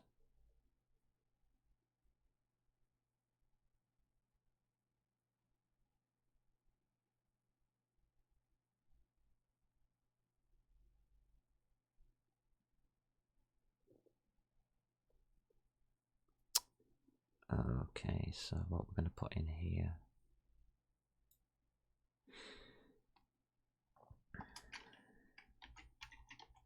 This is impossible. There's no way I can get split line, is there? GLSL struct. And we are going to call this structs.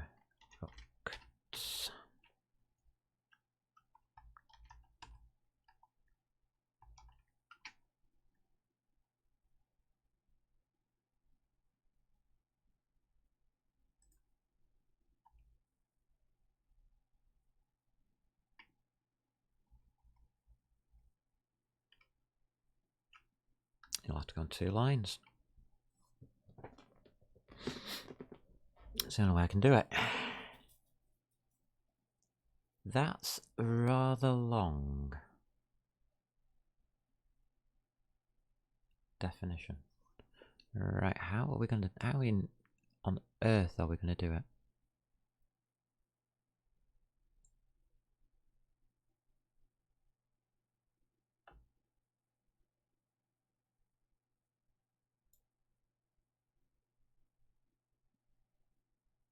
It's add uniform. Okay.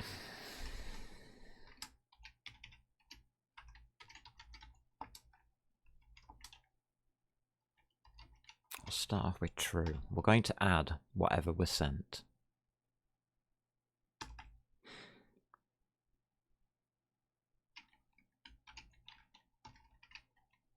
We'll need an array list of GLSL struct. Struct. We'll just call it struct components. Don't know if we've got a better word than that. Equals struct dot get uniform type. Good. Seems to be working. Thank God for that. I'm always worried about this because in Java your variables have to all come together or it just completely fails. I mean, I've got so much yellow on here, it's untrue. But I think that's just unused. Most of that'll be just unused stuff, so that's fine. Okay. If this is going to be your work on struct components is not equal to null,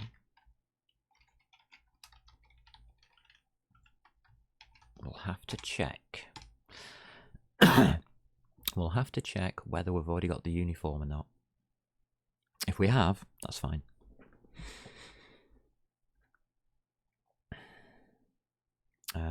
Right, add this equals false, unless we decide otherwise.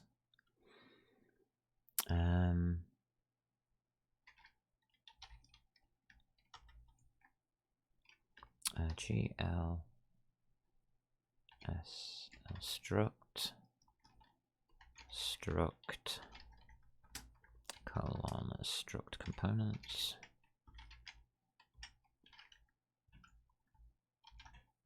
For each structing components,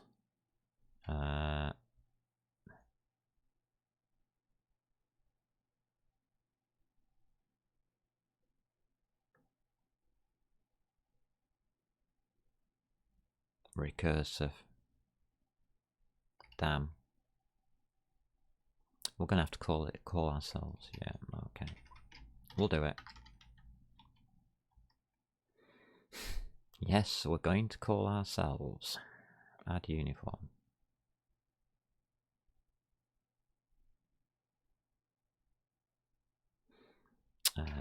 Uniform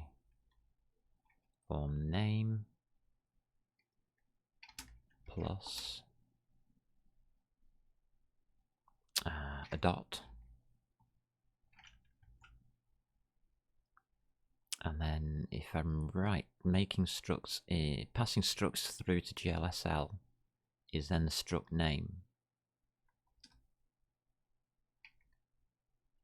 plus struct dot name comma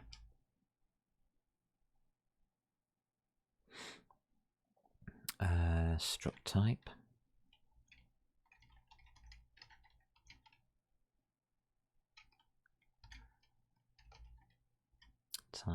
comma structs.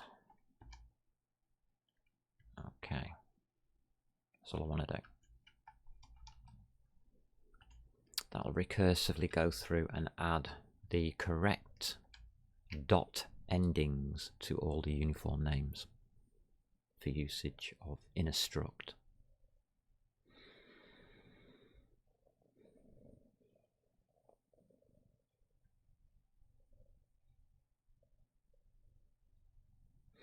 So if not add this means we're completed. Then we can just return. We don't need to do anything else in here. What's wrong with that? Is always true. Yes, because I put it in the wrong place. Haven't I? Yes. Ah dear. We'll finish with this for loop and this if statement.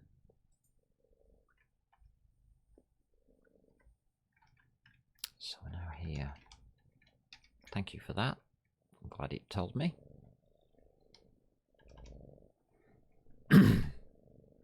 Right. Uniform.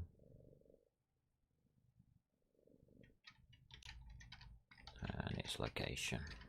We'll have that for a variable equals GL get uniform location.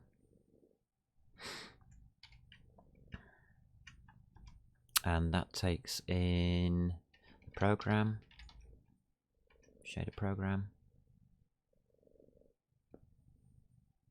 and of course the uniform name.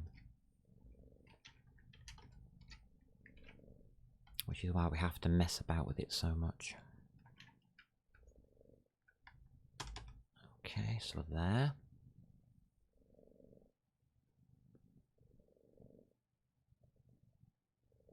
This is where the fun starts. If uniform name, no. Location,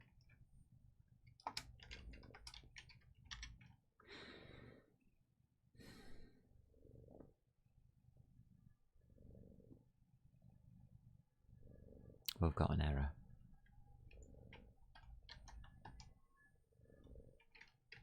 System dot error dot println.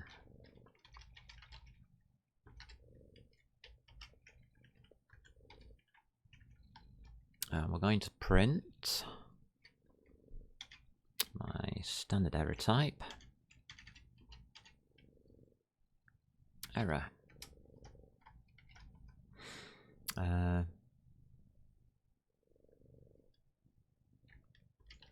Unable to locate uniform.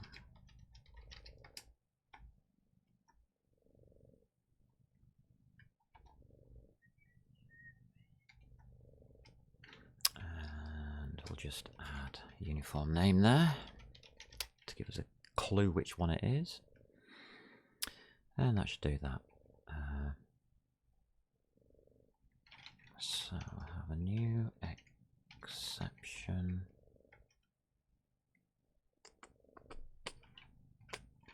Dot print stack trace. I'll do that. And then we'll have a system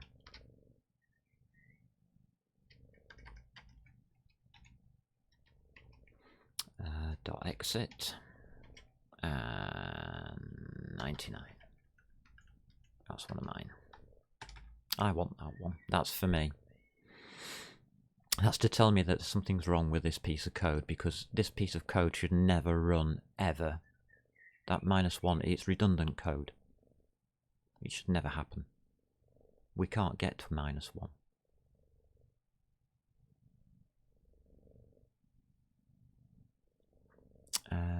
Okay. To do.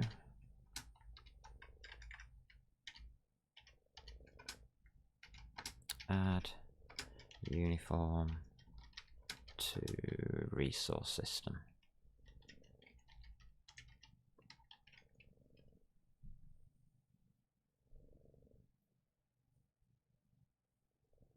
Yeah.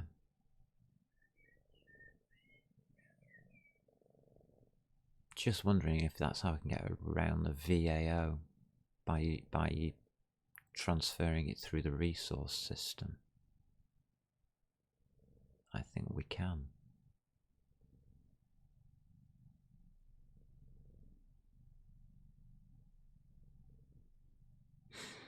Right, I've run out of space, so I'm not going to write any more in that thing. That's it, really. It just ends on that error, just in case. A catch-all, really.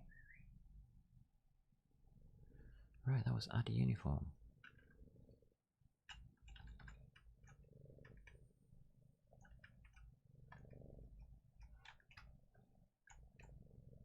Meanwhile, back at the mill. Oops. Oh, thank you, Muppet. So kind. You are really kind, aren't you? Eh? Thank you. There we go. Okay. Are we nearly with this? Have we nearly finished adding all of our uniforms? We've got all of the while loops.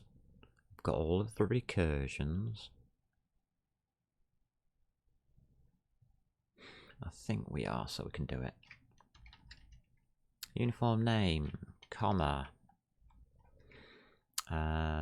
uniform type, comma, and structs. Done. That'll work. Structs is never used. Structs might be null. Ah. That's bad.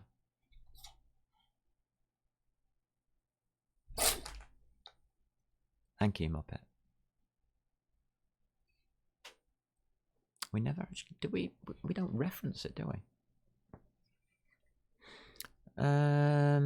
Right.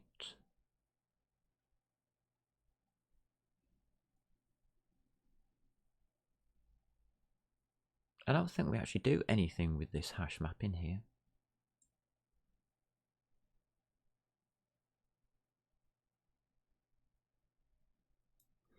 We do reference it on creation.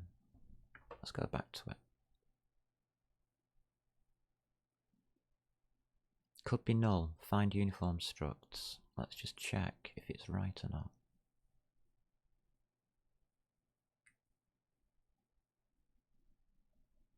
We haven't written it.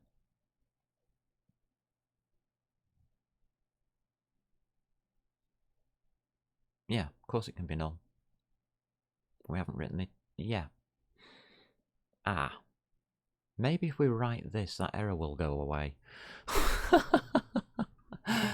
Okay, find uniform structs. I think we're going to have to do that. Somehow. Oh my god, this is a nightmare. Alright, we'll do that next then. Otherwise, it's going to give us an error. Because we've got to return null on it. That's why. I like this. I like this. At least it tells me to write the bloody code. What are we on? What time are we on? We're on time for a brew, I think. Time for a coffee break. So let's take ourselves a coffee break. Let's have a look. Main view.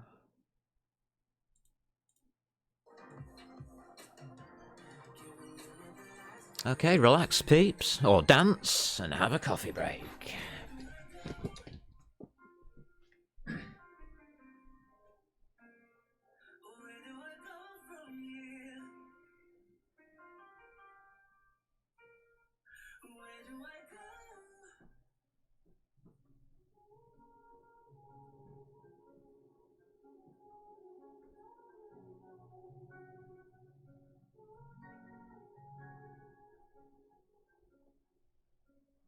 Turn toward me, look so weak.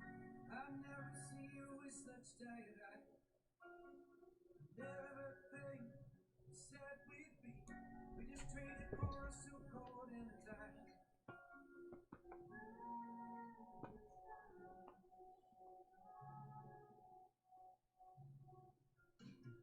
Underneath the roads I dream, and we'll see you where the ocean meets the sky. Under your tongue, a fire glow. You are ready for a different kind of life.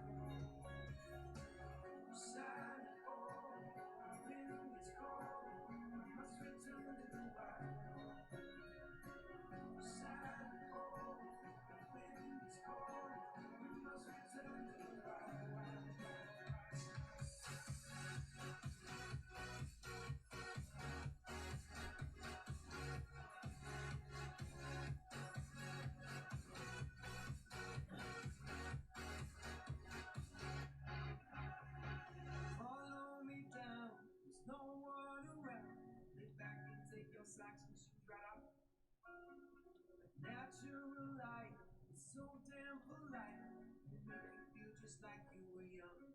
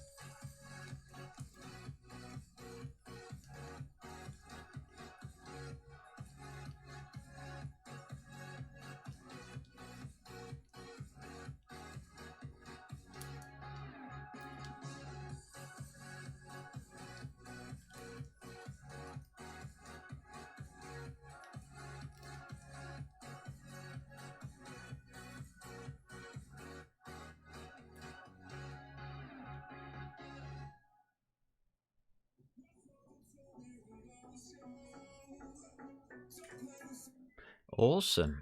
What an awesome track that was. Quite enjoyed that. How are we doing? Oh, still got viewers, my god. Well, I hope I just woke you up. That was nice. That was a nice break. Nearly finished, but now I've got my coffee now.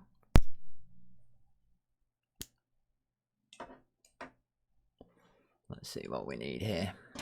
We need a screen back, please. There we go.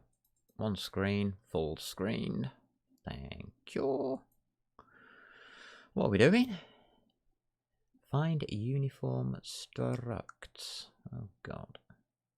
Okay, let's do that then.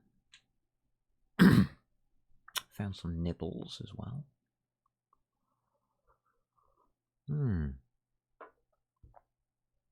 Hellfire.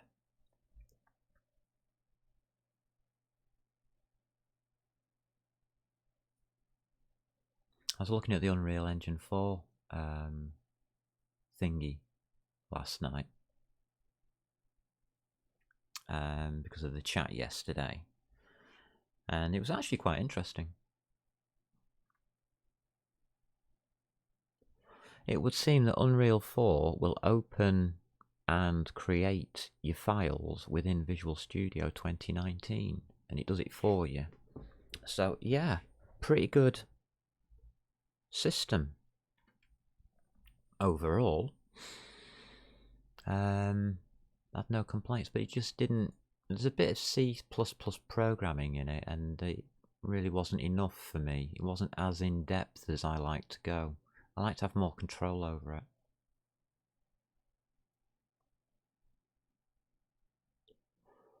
But it seems straightforward enough. It's based around the actor system. God, I can remember when that first came out as a test piece. It was the actors and the stage.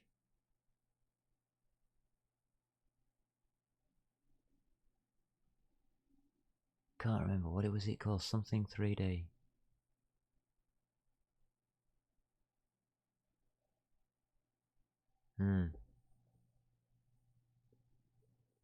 That was a good piece of source code that I never, ever, ever used. But it gave me all the information I needed for this, I suppose. That and a lot of other research that I did at the time. Alright, we are going to have to make a hash map, otherwise we are going to get a null return, aren't we?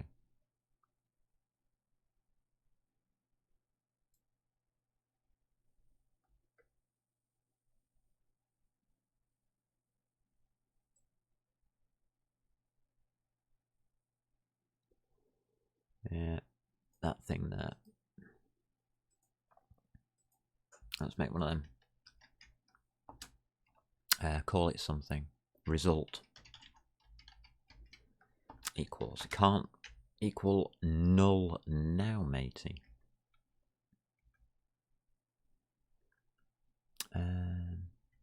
Yeah.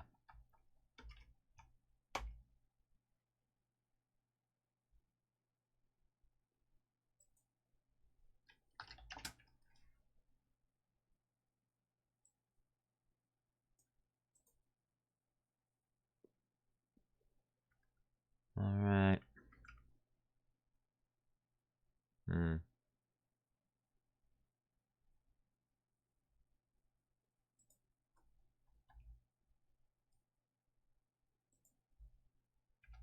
That's better. Now, if we, one of these little yellow markers here, should this, I think it's this one here. No. Null. This one here, shade reader. No.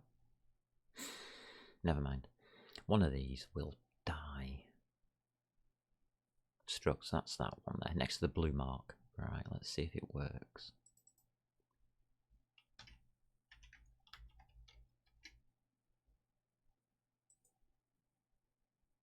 Come on, can't be null now.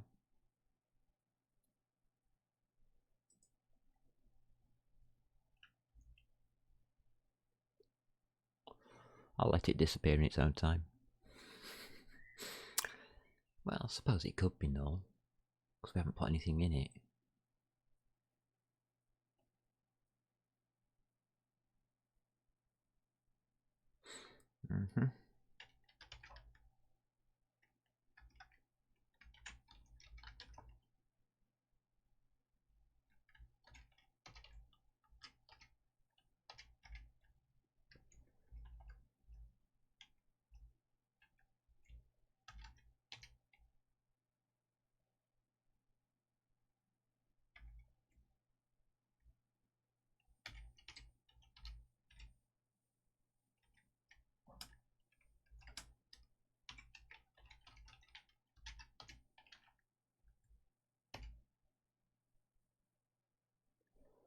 I think you're getting used to this technique now.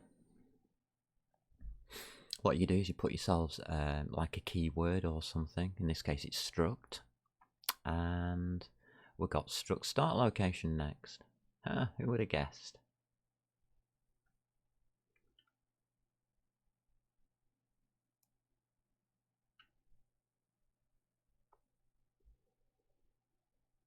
How are we going to do that? Same way as we did before, I guess. I think we're just going to do it the same way as we did before.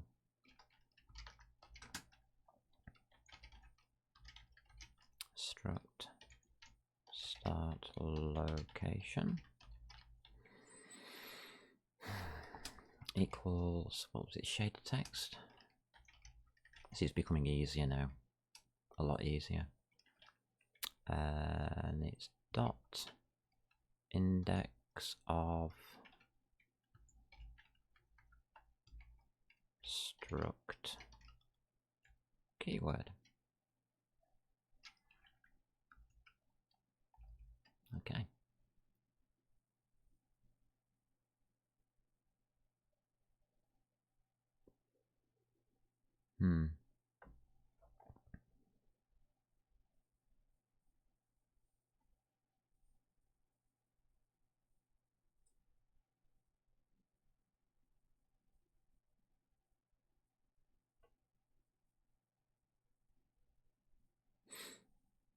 We'll take the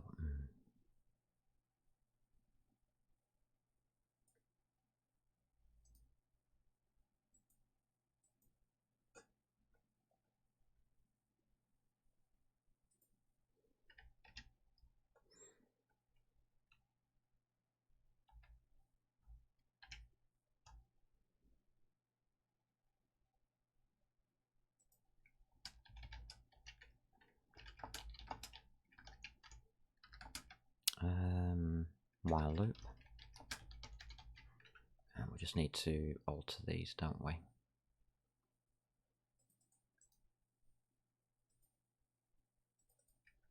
Struct start.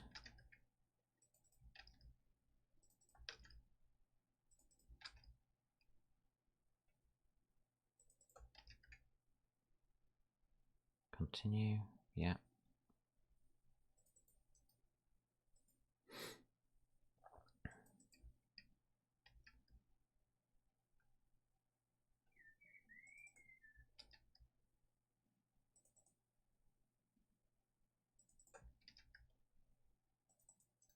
Put all the right variables in. Let's just go through and make sure that I've got it right. This is going to take a nice little bit of time, isn't it? So, struct. What do we got? Not. Struct start location not equal to null. 0, sorry. And. Character white space. Shades not touch character. Struct look. Yeah, -1. Or shader text char at struct location -1 is equal to that silly thingy. Okay. And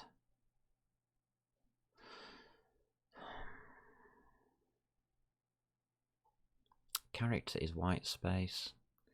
Shader text char at struct location plus struct keyword dot length. Doesn't quite fit, but yeah, dot length. And that should be that part. Close it all out.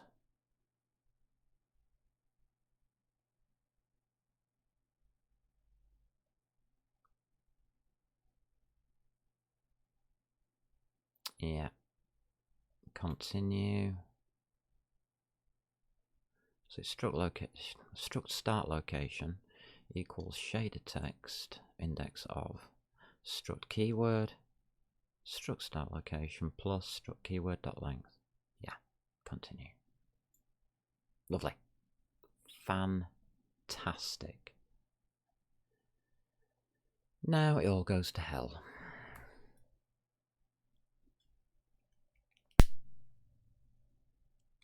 Hell in a handbasket because of the naming conventions that have to be used.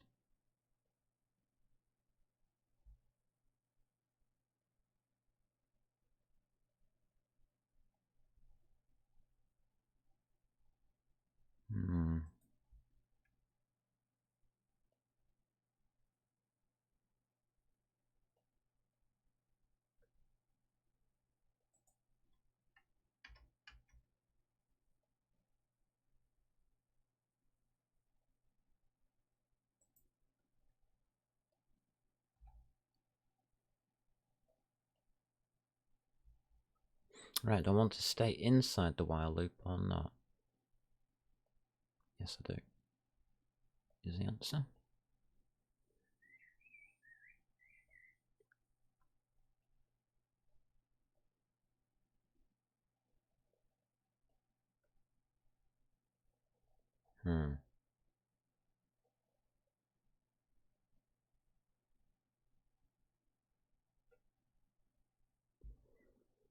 Fine.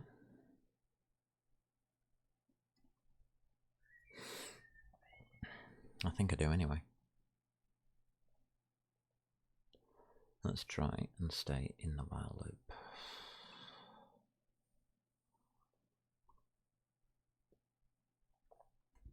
Because we're going to have to do this for each one. Alright, let's have a variable, name begin.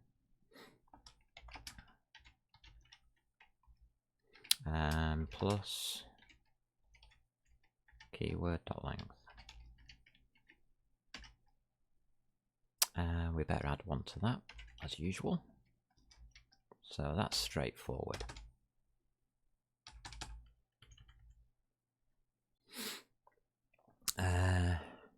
Yeah, this is going to be fun. Int brace begin. Because when you do a struct, you open braces.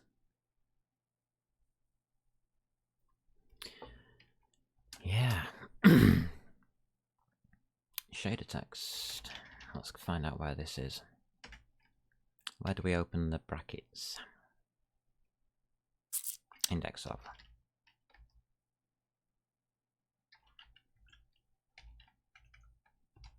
And it's going to be a bracket.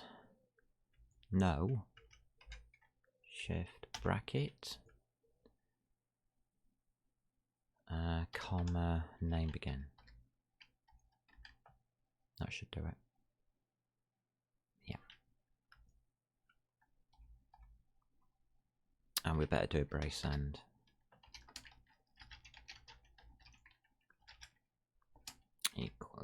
Equals shade text dot index of. Getting easier and easier to do. Come on. And that's just going to be the opposite one, I guess. Yeah, that's how it works, isn't it?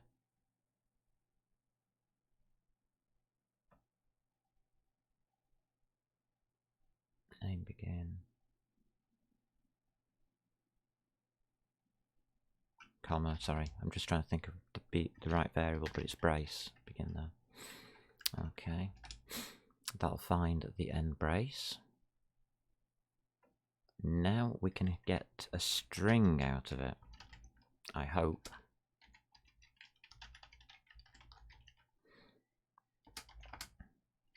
Shader text dot sub, and didn't get that right. Thank you.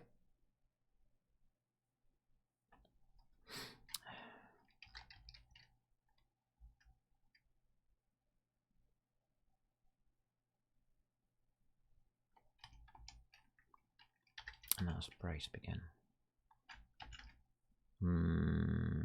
Yeah. Dot trim. Yeah, that'll work. I'll get us a struct name, and then we want the array list.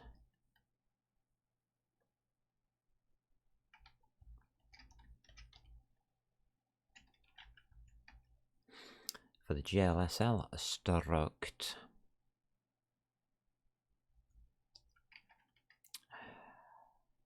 GLSL struct.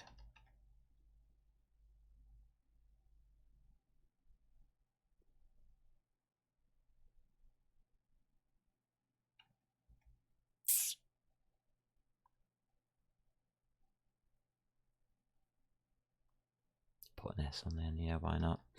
Equals a new array list.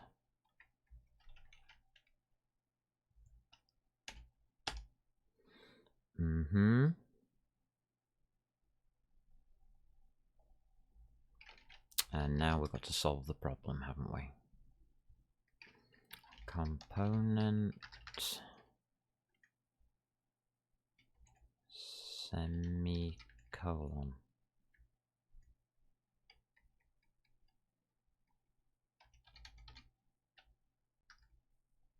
Yeah. Position. Good God, is that illegal? We're getting slightly big here. Shade text dot index of. Anybody think I'm making this up as I go along? I'm a hell.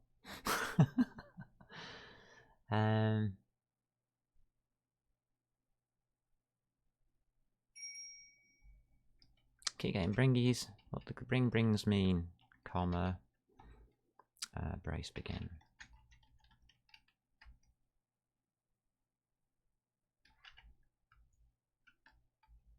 I'm not sure about this.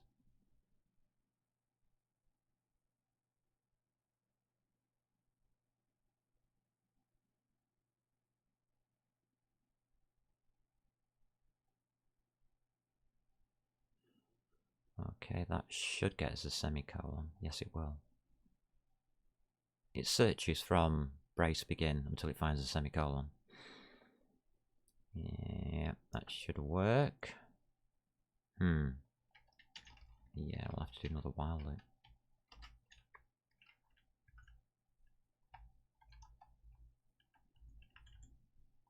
And this could be fun.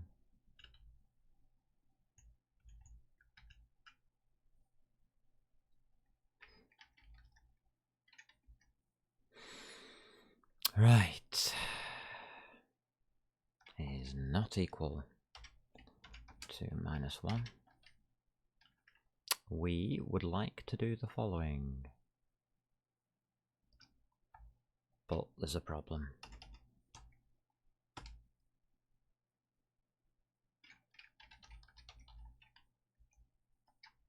Is less than.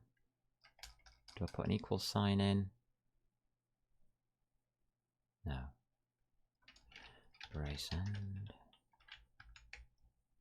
We don't want to go past that.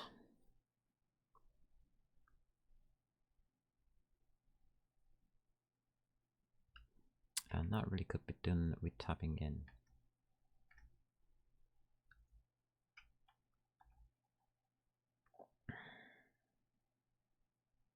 So if it's not equal to 1 and it is less than the brace ending, which means the end of the struct or item,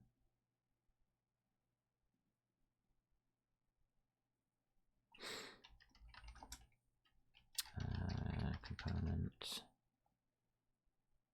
name end.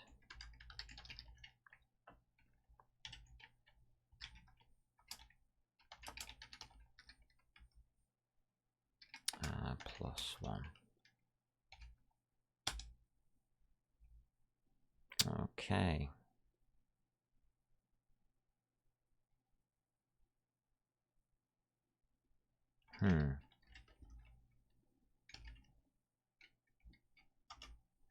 Told you this was going to get fun.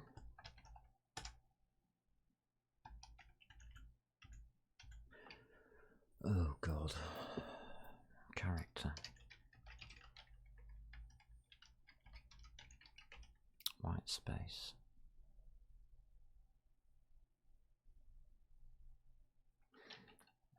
Shader text. Chart at.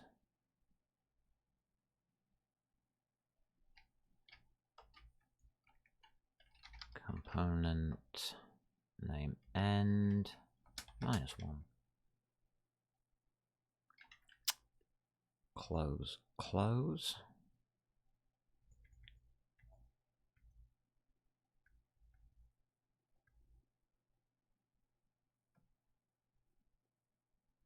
I think I've got too many brackets here. 1 second. Should have 3. 1, 2, 3 open. So I want to go close. I don't want to close the third one yet.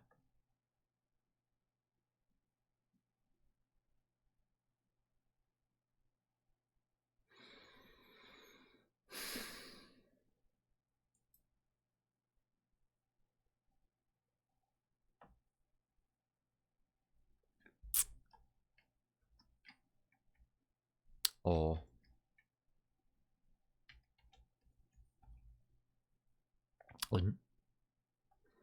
what do we want to OR that with?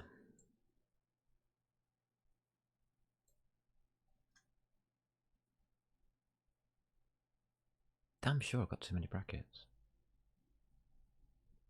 I have, it's there. Found it. I've got one too many brackets, that's what I'm looking at.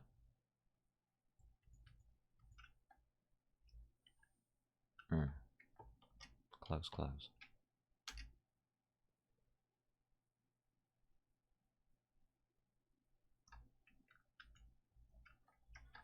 That's better. Or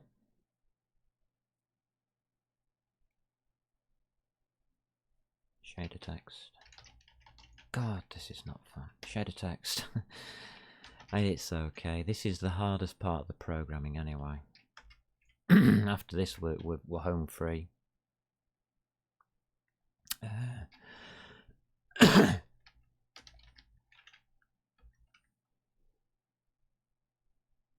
that's a -1 again. And that is equal to your semicolon. Then I think we've got the then.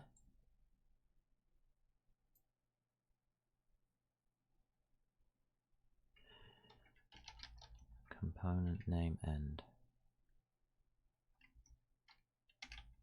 Yeah, that'll do it. That'll get us to the correct place. That will get us to the correct place for the component name end. Good. Finally.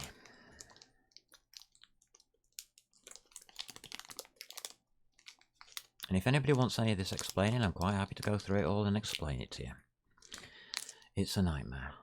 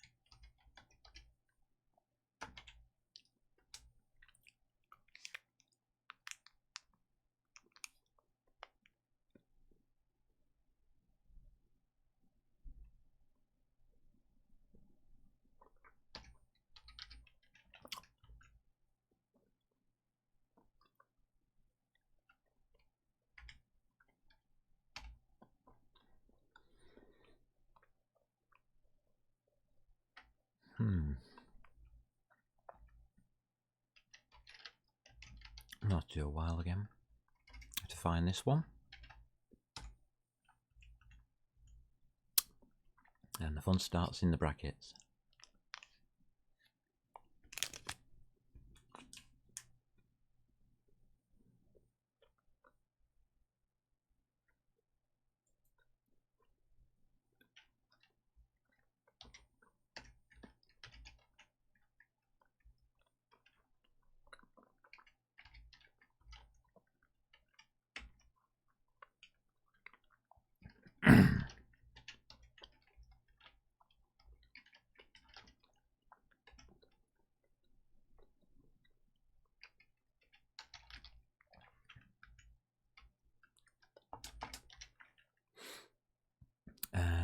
Yep, that's right.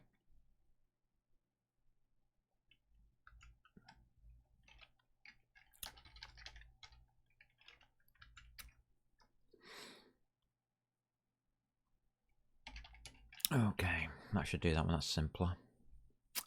What else do we need?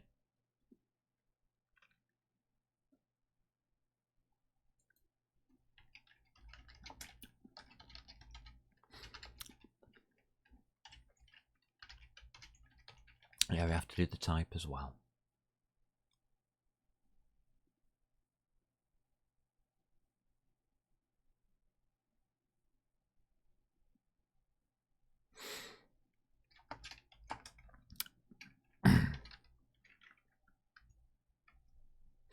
Let's go from the component name start. We've got to try and find it from there.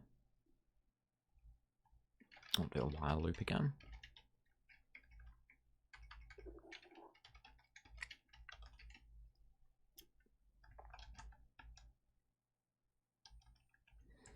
And the fun is in there. What can we while this one with? We want the character white space this time.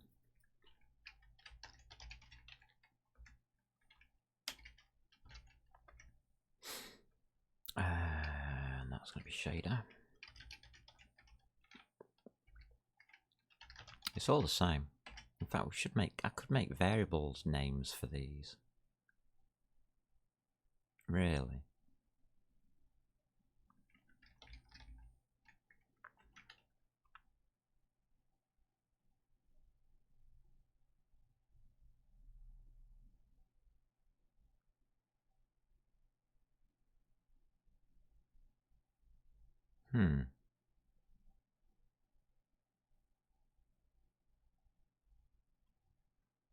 Have I missed something?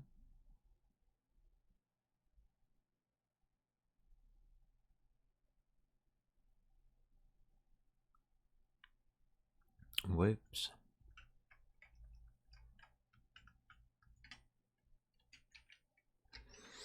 Doesn't make sense, that. And not end type, it's type end.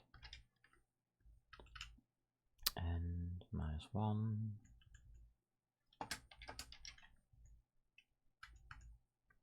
That's okay, isn't it?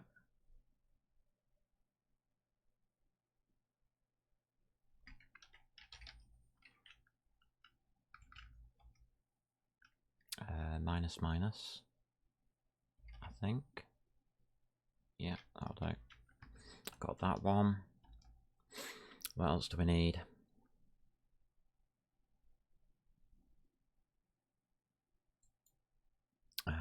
Well, start position might help. Component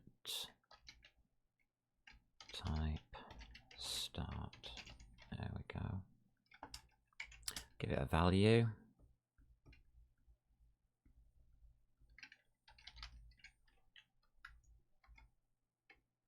And we search backwards from there. Okay. Done this a few times now. I think we know what we're doing. Sort of, nearly. Honest. And this is the nut one. Is white space, because we're actually looking for the characters this time. Shader text dot chart, and it's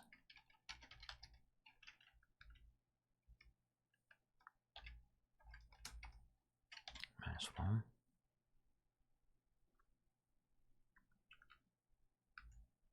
This will do it. It's all the same. It's just a search routine. It's a parser.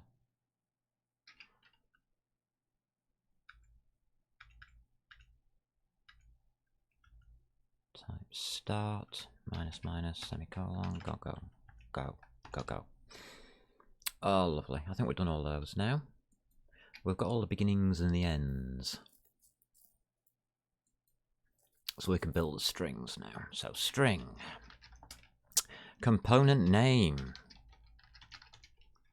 And what we're after equals the subr string of shader text.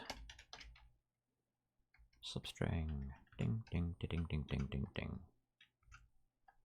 Ding. Okay. It's going to be the component name start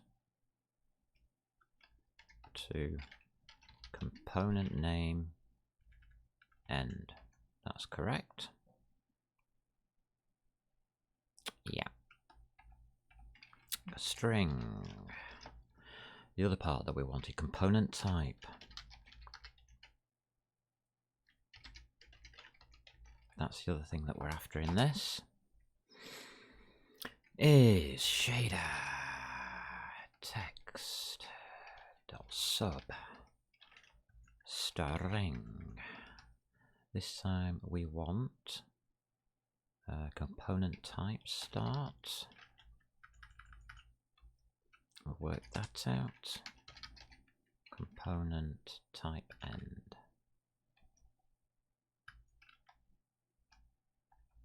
Wow, that was easy.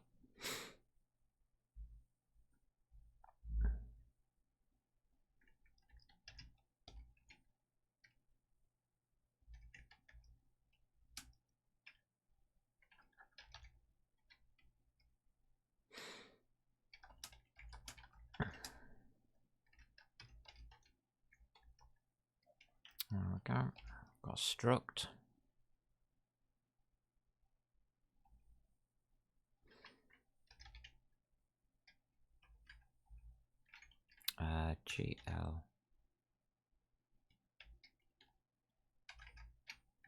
GLSL We've got struct and structs. We've got 2 of them. That's right.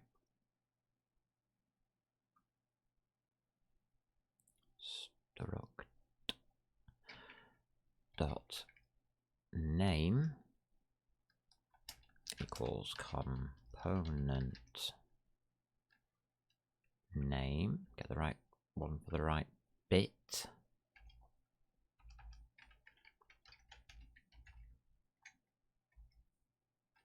Dot type equals component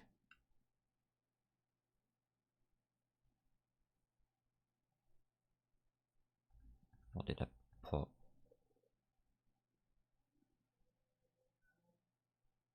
It's just component type, isn't it?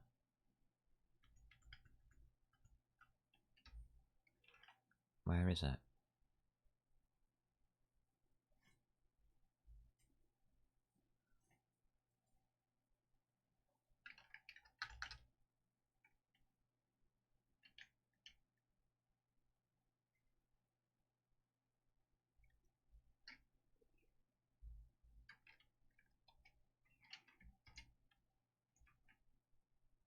Why hasn't it picked it up?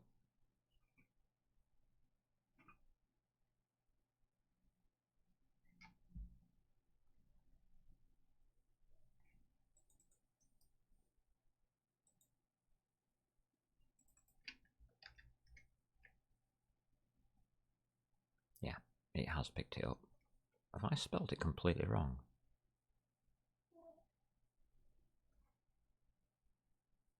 No. Beats me, that one. Okay, now we can do the next part, which is the GLSL structs. Build it up. Dot add.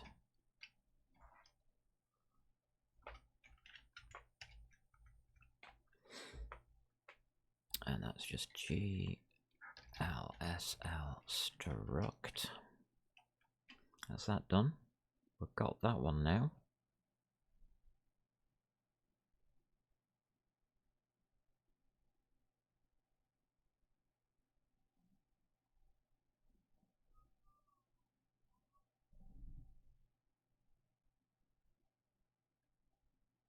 Do we need that?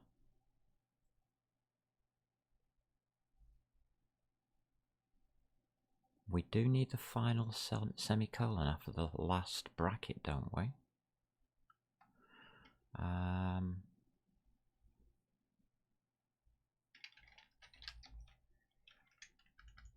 That one.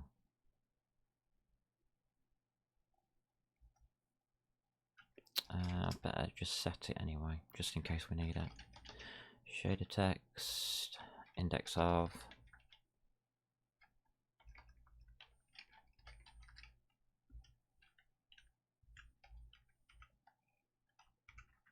There we go. Scroll it up a bit. What do we want in here? Struct keyword.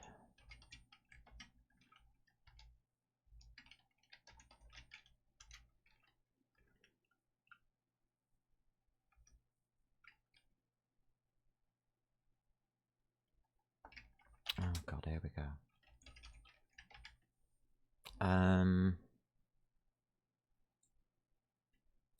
Length, isn't it? Yeah. Yeah, that's it.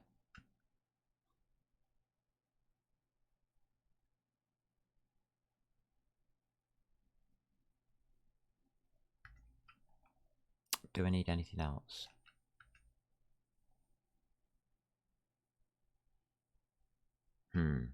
Good question. Do I need anything else?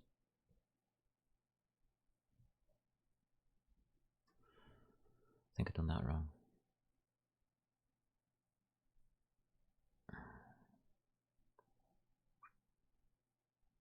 I have, yeah, it's not that. No.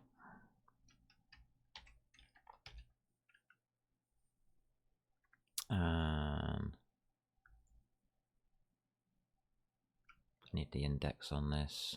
This is wrong.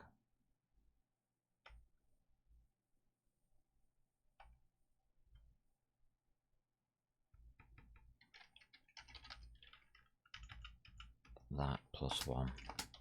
Just increase the index. Yeah, just increasing the index. Right. Now we can get on with this last bit.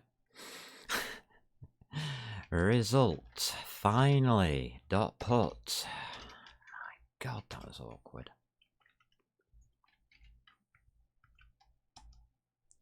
It's going to be struct name, comma, GLSL structs.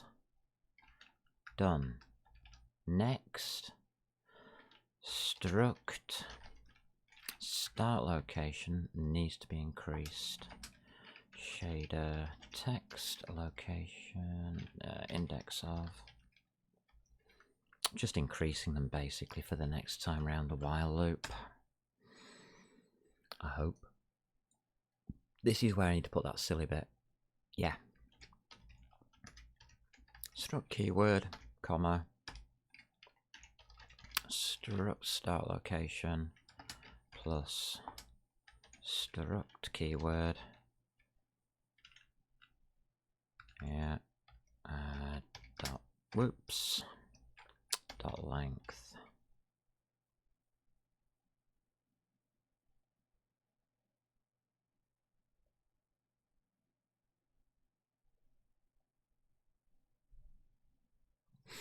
Open bracket.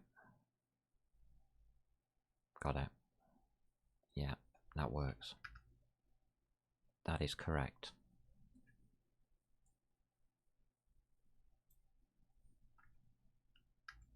Done. Wasn't very complicated now, was it?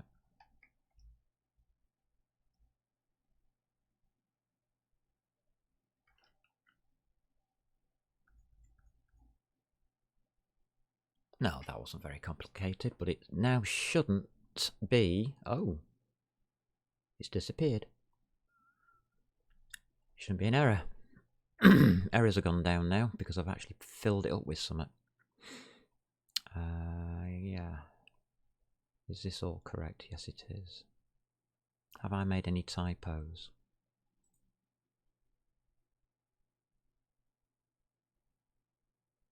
No obvious typos. We got to build a 3 seconds. That's good.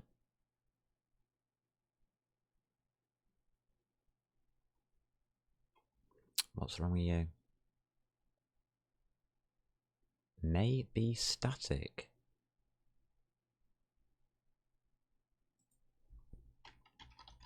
Really? Okay. That makes it faster. Anything else in here? Right, I think we're finished. Doing the generation of everything, or generating everything.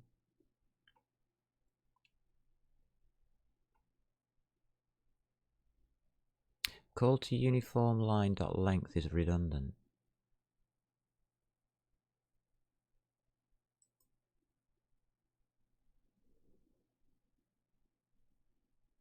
String uniform name equals uniform line substring.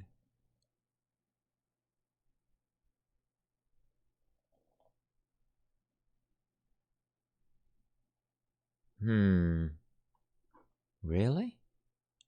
How come that's redundant?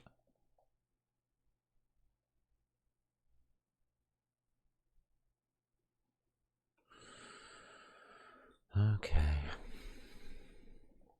I don't think it is. I've probably made a mistake.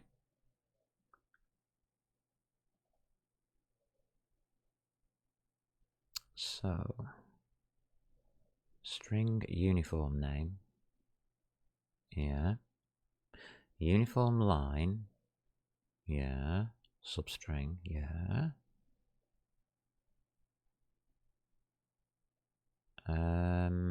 It's not redundant, no. It's saying it's redundant because it's wanting to go to the end of the line.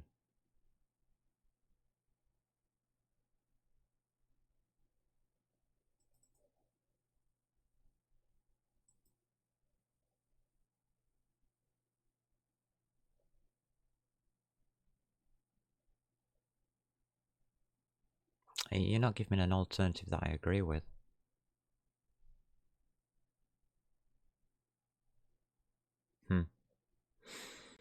Right. Let's have a look at these anyway. Another redundant piece of code. The initializer. Well, yeah, I can agree with that. I can always agree with that. I have no problems with that one. What does green mean? Oh, right, we just got it green because we're actually on it. Okay, next one up. Never used. Okay, next one up. That's that weird one.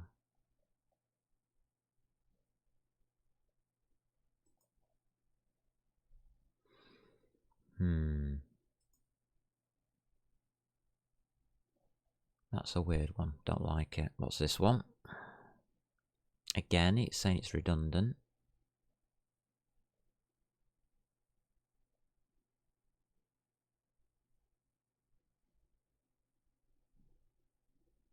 Can I not get these in here?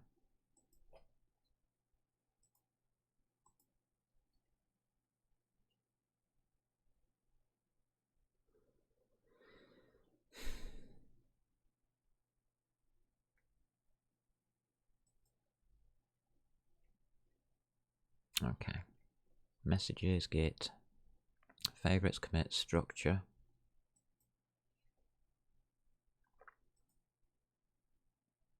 I think that's good. I think we're nearly there. Halfway there, that is. This is the halfway point. So that's why I'm checking these.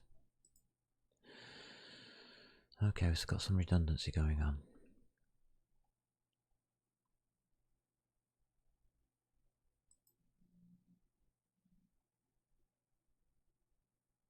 Yes, it is. Or it should be. We should be increasing it at the end.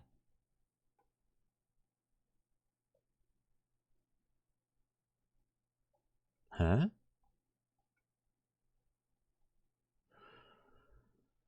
Okay.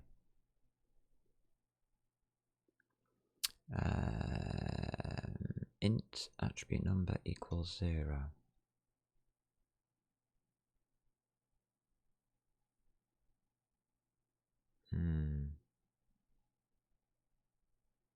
Yes, that was a copy paste, wasn't it? And it's in add all uniforms. We're not doing attributes in here. Sorry. We should have a string, which is a uniform keyword. Yes. We should have a uniform start location. Yes. We should have a while loop. Yes. And a hash map. That's better. I'm glad I'm looking through these. Alright, let's go upwards. These are the easy ones to ignore. Explicit type argument string array list blah, blah, blah, can be replaced with that. Yeah, go to that location. I thought it could.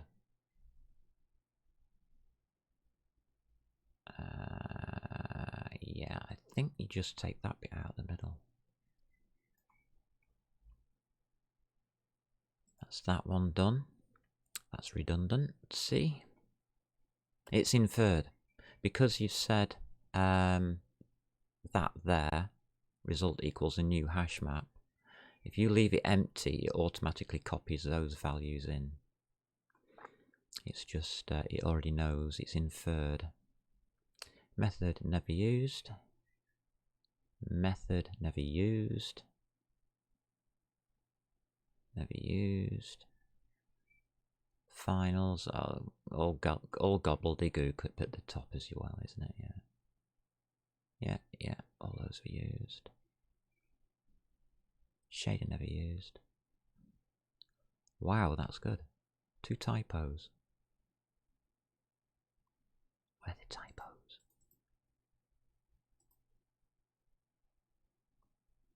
I didn't see any typos.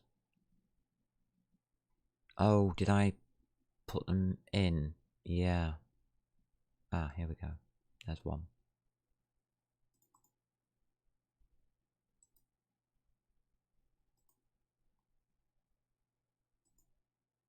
Okay. Do we still have them? No, that's done it. That's got rid of the typos. Good. Wow. What's the pink one?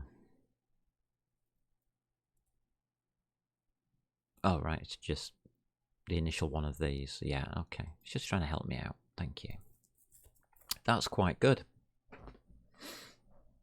I think I'm happy with that code.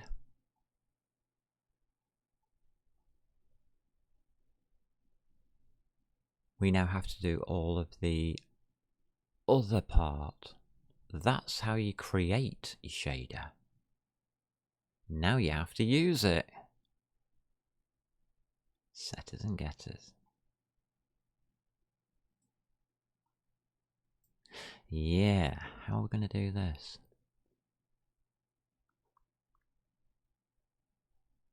It just depends on what setters and getters I think we're going to need. We could just do none. But that might not be a good idea. Because we should have an update system of some kind.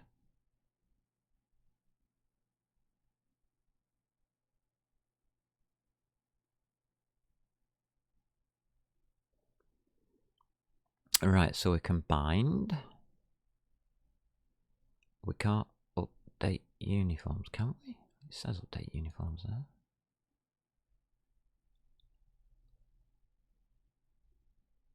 Ah, to do. That's where we're up to. That tells me where we're going. We need an update function. Every time you go to draw, you need to update all the uniforms in the shader so the correct value for that run or that draw call.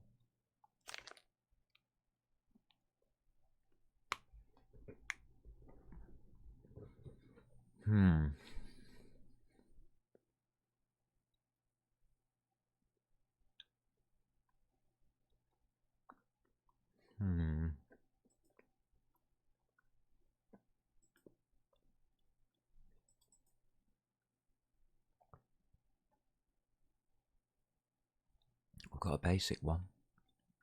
Well, we've got the outline of the transform, so I think we can do this.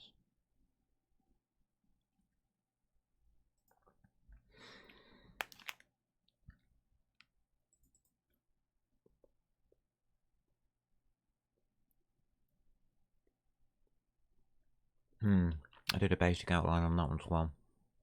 Good.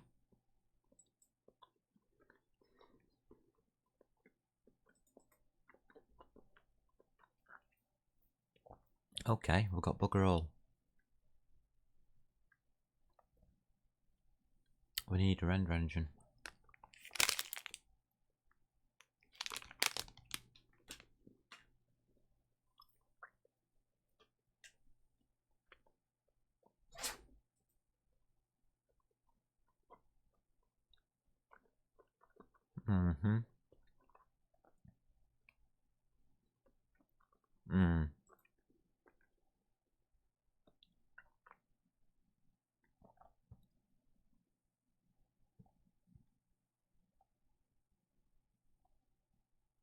I have been leaving this till last.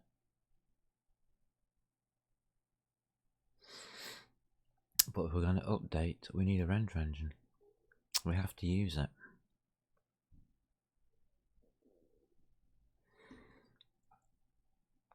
Oh, God.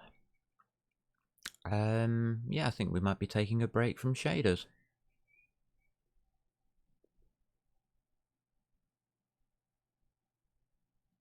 Hmm.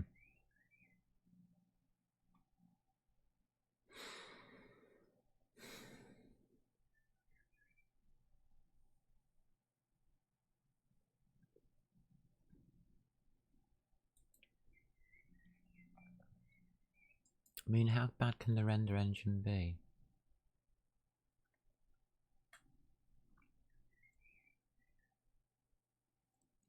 Right, if we ignore the resource management, we are going to need a game object, at least. Transform, at least. Maths.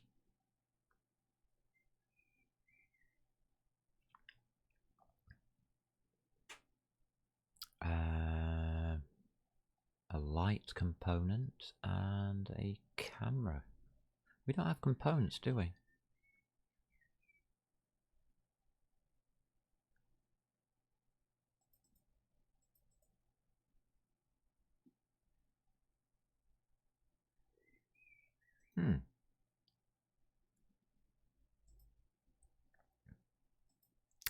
I'll call this components, I think.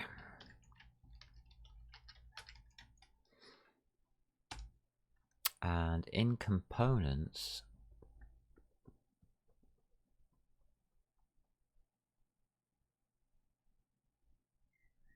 remember this is ECS, Entity Component and Systems. I'm doing the shaders, so I better have something for the shaders to do. And all of our lighting will use base light, or extend from base light. So we can add that. And at some point we are going to need a camera. Otherwise we can't see it all.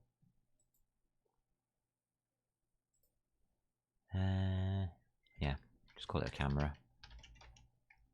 Why not? Don't need anything fancy in there.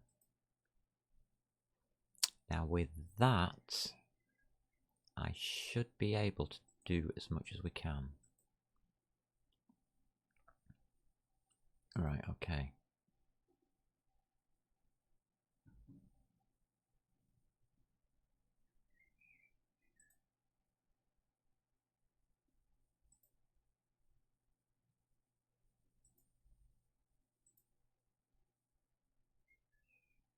Okay.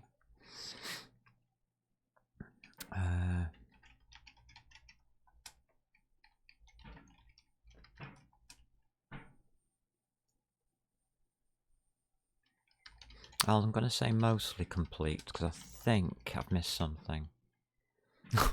Surprise, surprise.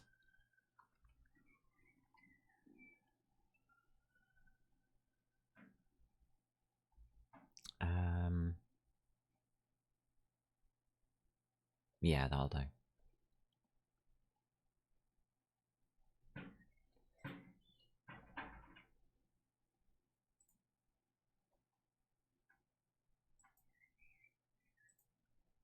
Nice.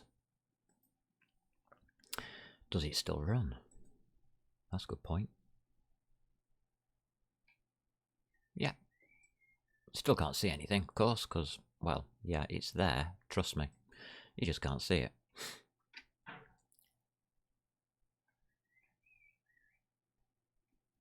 Because you're inside the object. We're not messed up here. So that's okay. So now we can do a render engine. Bloody hell. How the hell am I going to do that?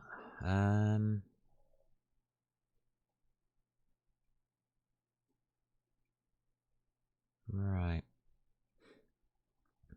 Forget everything that I've done before. That's a good idea. So I'm going to need a coffee break because I've got to forget everything that I've done before. I've got to do this properly. Otherwise it's just not going to work. One thing I do know, one thing I do know is that I'm going to be using OpenGL 4.6.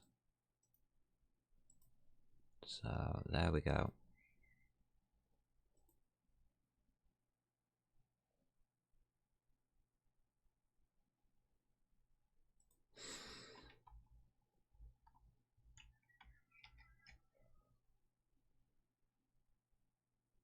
Because we're going to have to do all our open... We can do all of our OpenGL in here, can't we?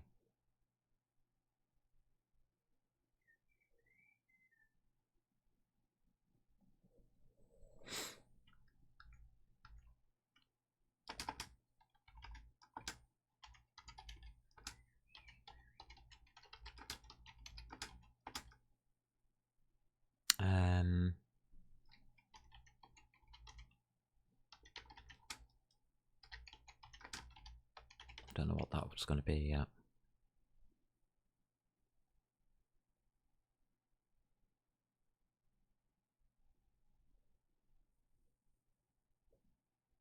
This is going to get very interesting. Hash maps. I'm going to have to sort my head out. Okay, let's go and sort my head out. There we go. Let's get some music going. Yeah, clear my head, thank you. That's exactly what I'm going to do now with a cup of coffee.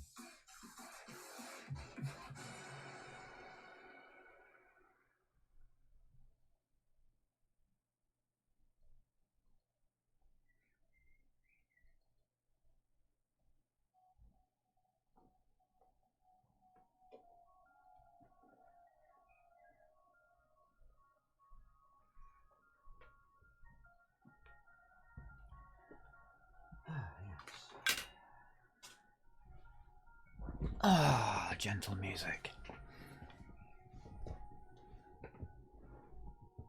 Ah, how are you all doing?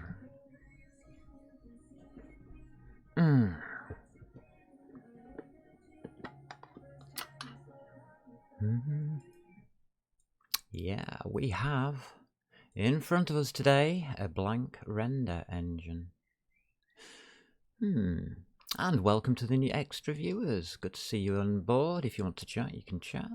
If you don't, you're doing something else, that's fine. Yeah, capture. Okay.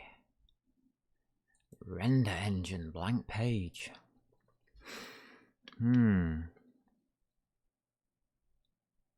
To do. Well, it's an easy start place. We'll have to have a constructor of some kind. Yeah, a constructor. That's where we'll start.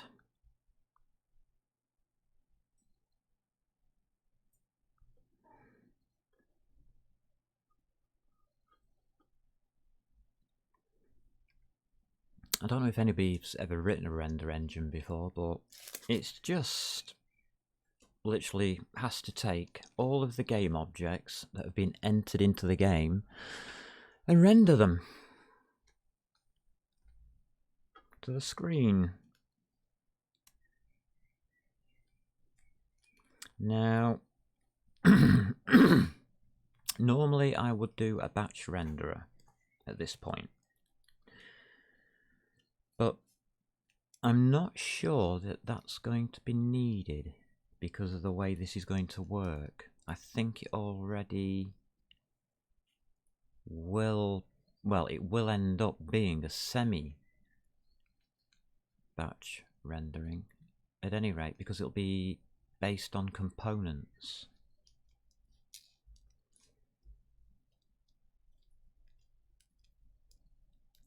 A test obviously will be making a game, which is what I'm going to do with it straight after, and find out what works and what doesn't work.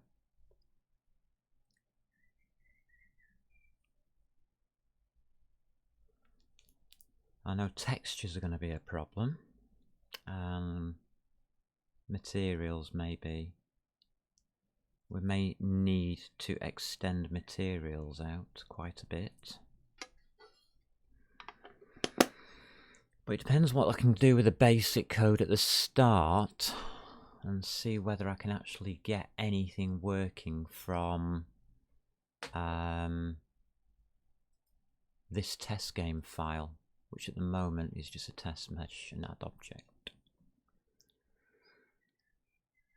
We haven't even created the object, we've just got the add object. It won't do anything.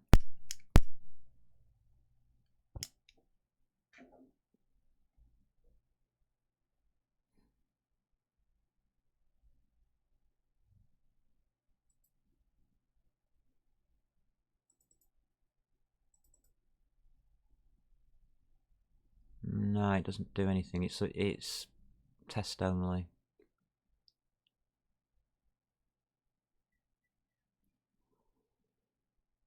So that can be deleted.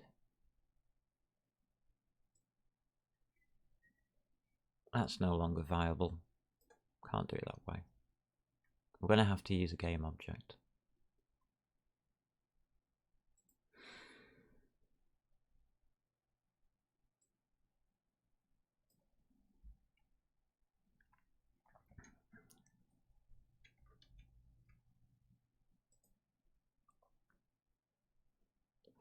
So currently all we can do is load a mesh, which I haven't looked at. I haven't tested or looked at it. We could do that this afternoon. Give me a break from coding. We'll do a bit of testing, because that's what this is all about. Whether or not things are right or not, I don't really care. Right,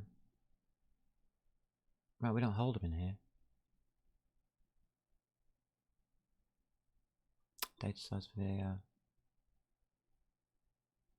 No, I've looked at these. It looked okay.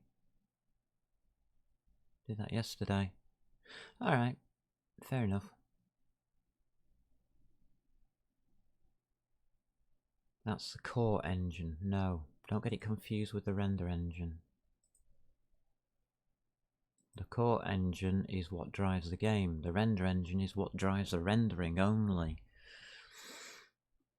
And it's totally separate. The whole of this rendering area here is totally separate from the core game mechanics.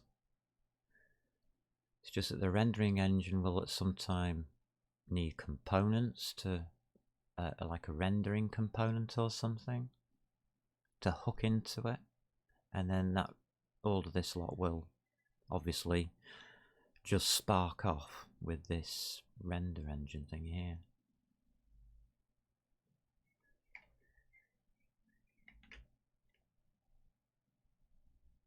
I'm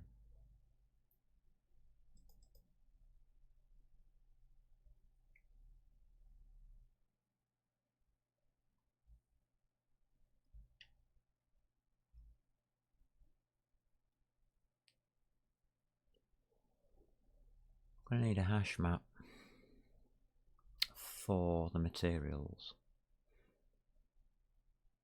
We'll need a list of lights because we're going to have all different types of lighting.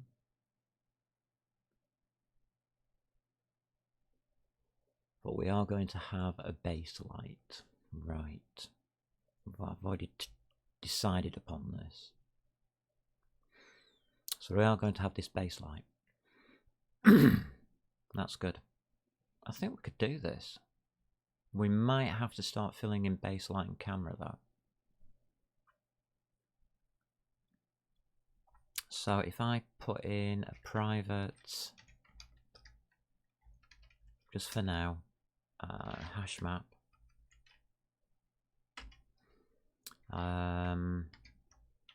string and integer,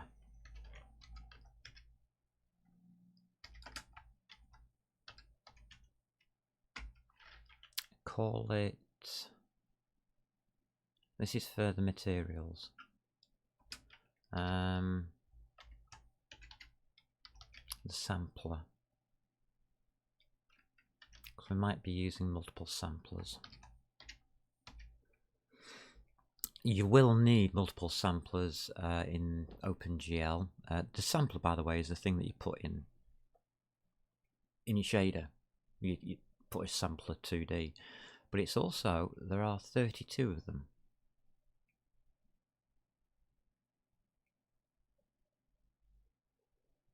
So you can have sampler map 0 to sampler map 31.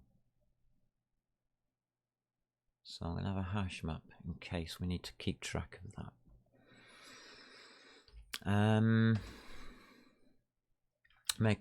Just do an array list for this. Private array list for the base light.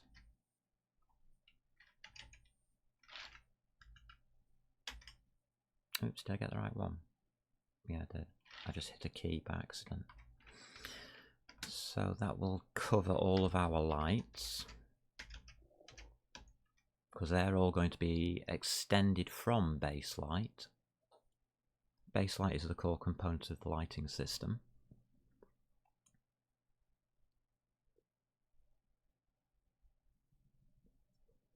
So that should be okay. And we have to make sure that we have a light on at all times. Otherwise you can't see anything.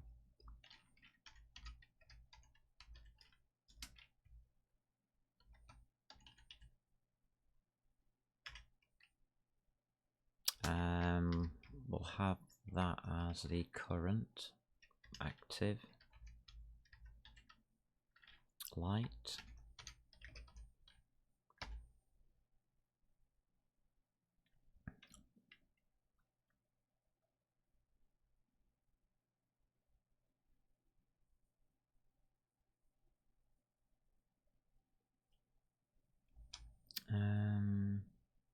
So that's your lighting and samplers for textures.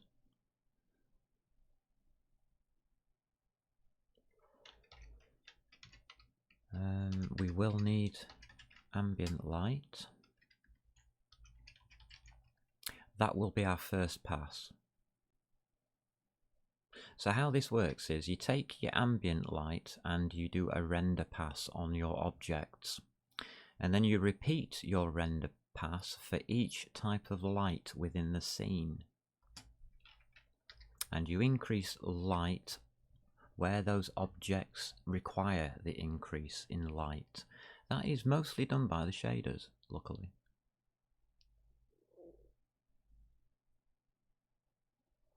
If we get this in the correct order. So the base shader that we're going to have is going to be forward ambient.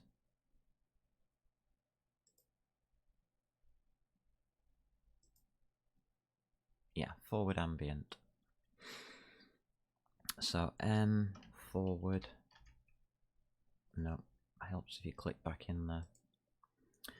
Forward ambient. Say spell it.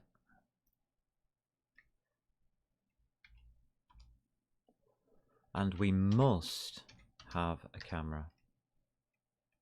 We can't see anything. So the two things you need are light and camera. If you don't have either of those, you'll never see anything on your screen at all. It'll just be black on black, and it'll draw black on black. You won't see it. That's why the background was changed to a light colour, because it was actually drawing my test triangle in black. So yeah, camera. We'll just call that main camera.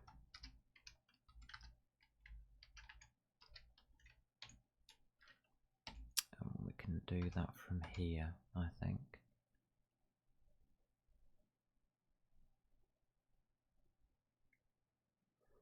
You've got to remember your objects that you're rendering are all rendered from the point of view of the main camera. So the main camera has to be set before you can render. Because you may have two cameras, one for shadow mapping and one for rendering. Shadow mapping is something I want to do.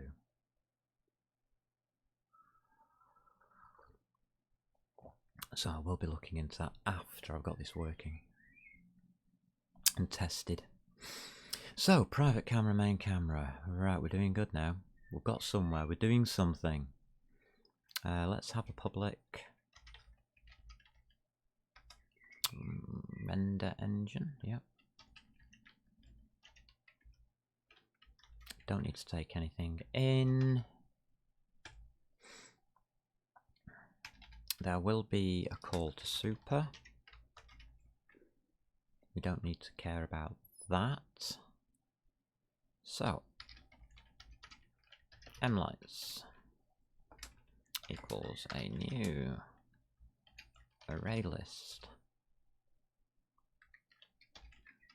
And if you're wondering about the shaders, they're all going to be singletons. They're not going to be public objects that you can create. There is just going to be one of them that is used on all objects. So if you can have as many point lights and spotlights as you want, really, up to about 32 of them, but I wouldn't advise it. Rendering might get a bit slow, about 3 to 6 maximum, depending on your computer. This potato computer is going to test that out quite well, I think.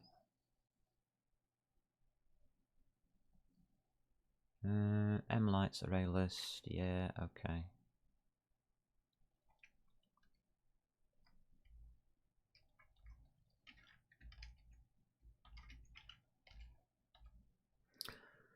Okay. Want the sampler map equals a new hash map.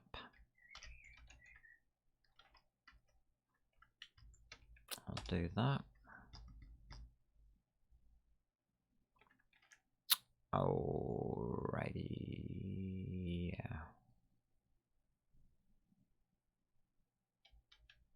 going to set those up.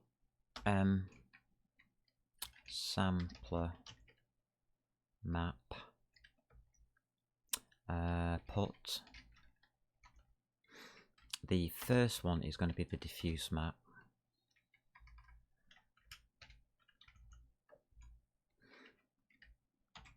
So diffuse,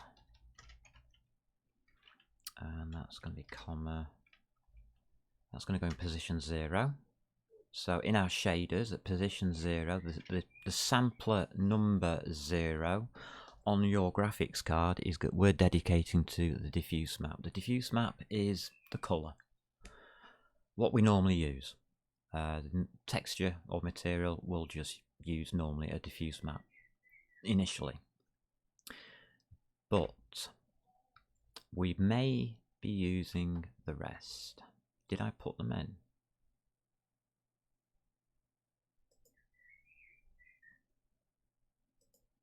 No, I haven't.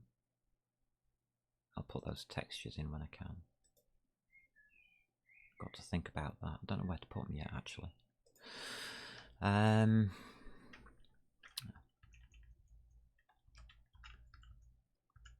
Next, we can add another one.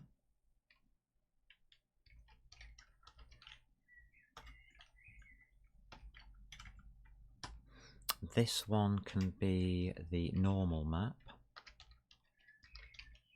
Bump map, some people call it. Google it, bump maps, 3D thingy. Really interesting stuff, but yeah, they do make your textures look good. And we'll put that in position 1 in our hash map. So M under sample map, there's one more we need. That we will be using especially. Put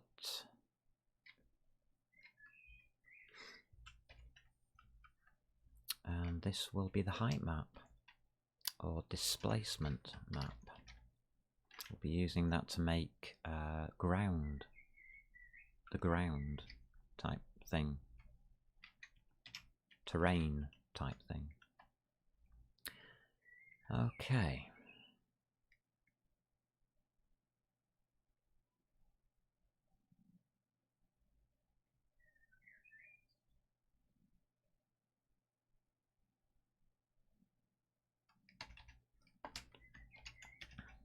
Add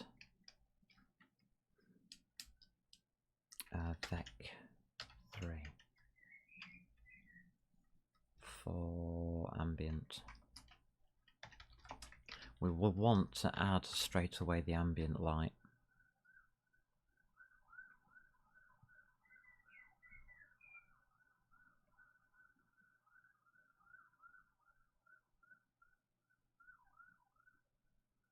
Yeah. We'll need that shader as well.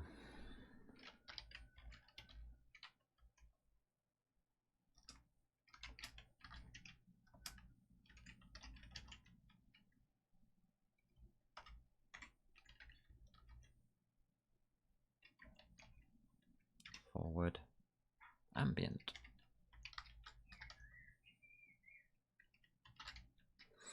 So that gives us our shader. Base light's there, active light. Okay. I can also put my clear colour in here from the mesh, which I really didn't want in here. There you go, it even says it. Move GL clear to render engine. I want it in, yeah, the render engine, please.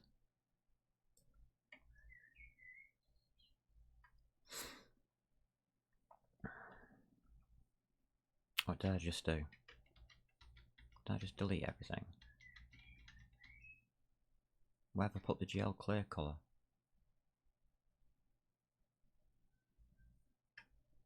Okay.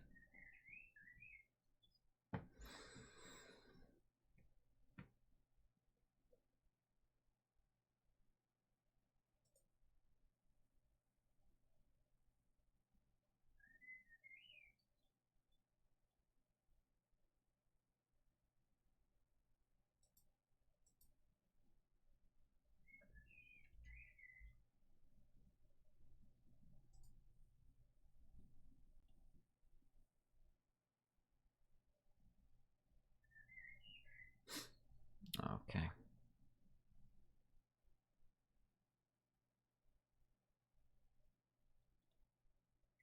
Alright, add uniform.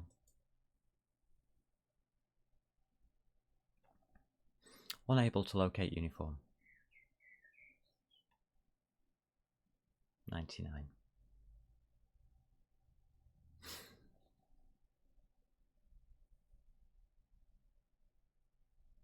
This might be true.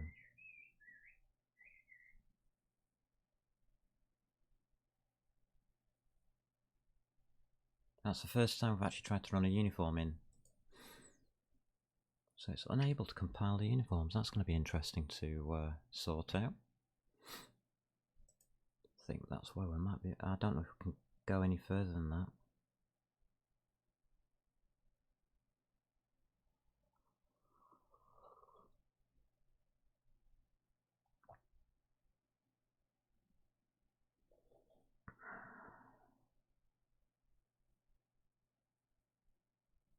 And we are asking it for a new shader, forward ambient.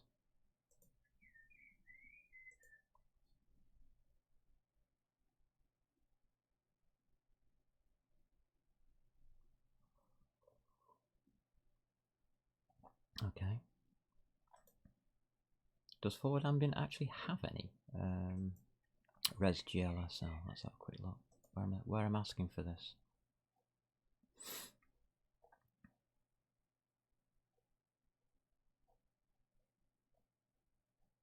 Oh, I'll be right down at the bottom. Because we were going on top of each other, weren't we? Doing it all that way.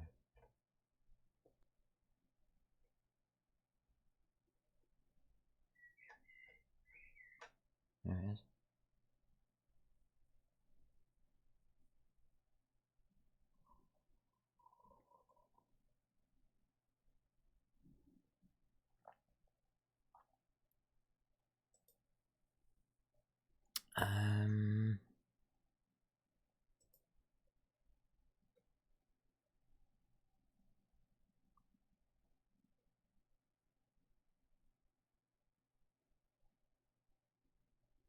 Yeah, that's right.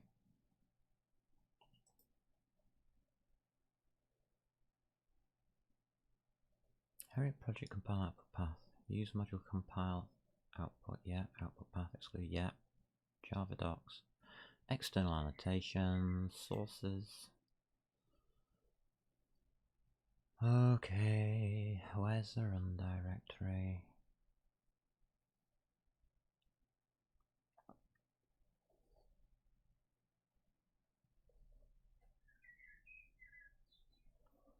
There's your root directory. Okay.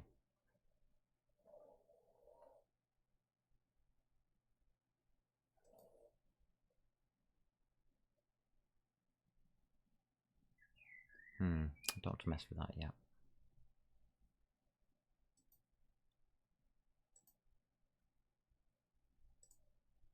Okay.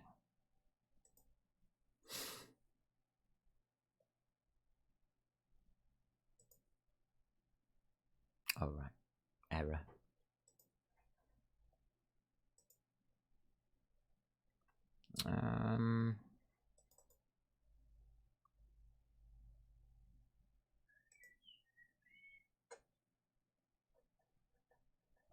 Great.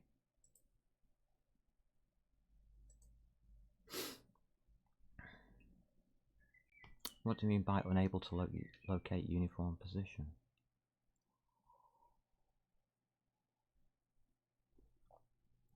It's looking for the word uniform, isn't it?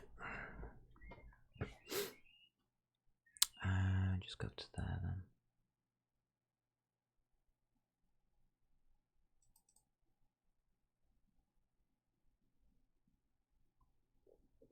I did set it to lowercase, didn't I?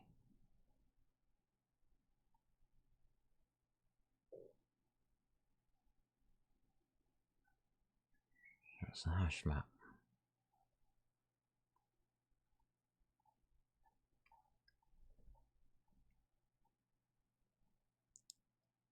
Uniform keyword.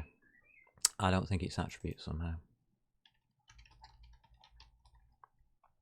It might just be uniform.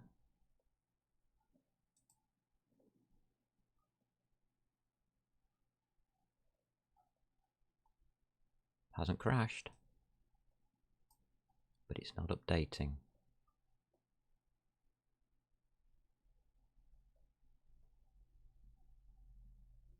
That usually means there's a recursion problem.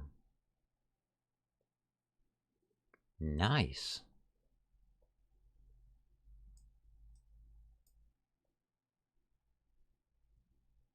That could be to do with the way I'm doing the shaders. It's got a lot to do with the way I'm doing the shaders. Now there is a recursion in there that I know about.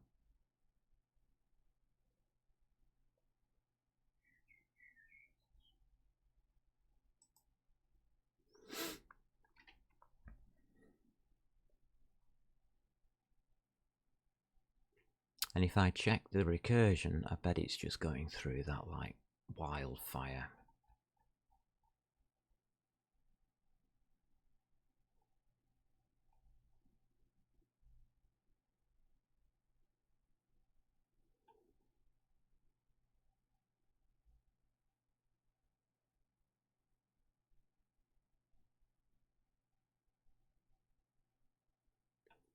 Did I miss something?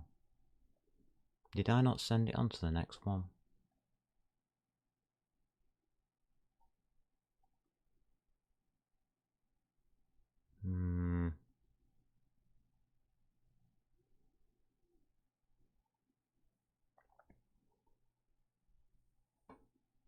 It's always awkward when you've got recursions.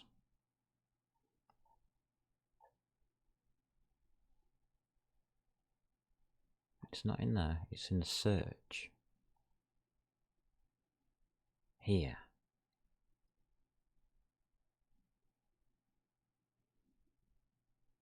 Where's the recursion?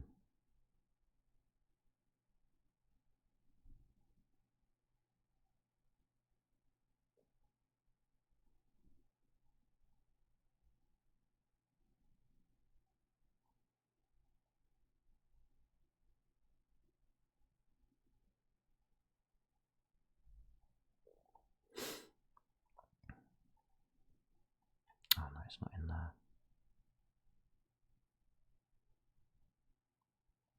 Find all uniform structs. It's in here.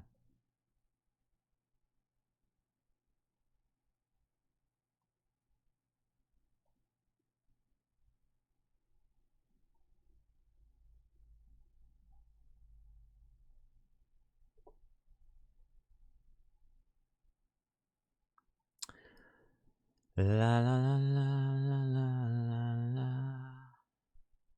Do, do, do, do, do.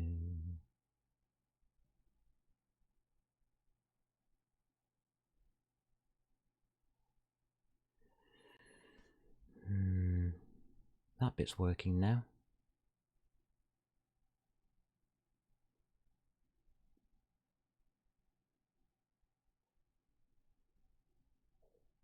Alright, load shader. Blah blah blah. Structure, yeah.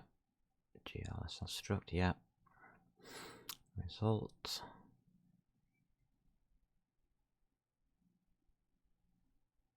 Struct is correct, isn't it?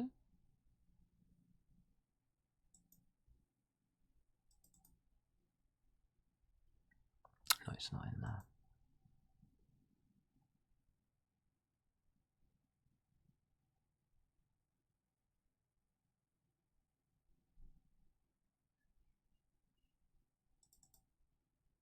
Yeah, struct is correct.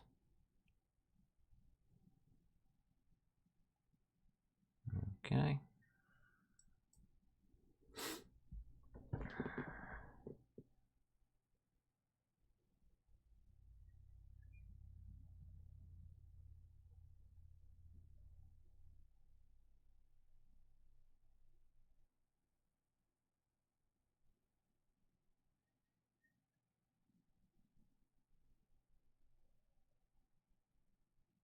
Where do we create the initial one? That's the result. So it's here.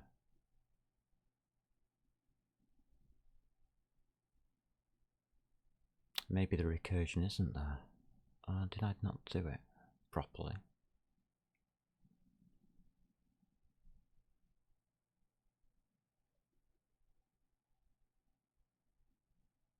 Okay, well that's parsing the name, the component, and putting it into the correct place.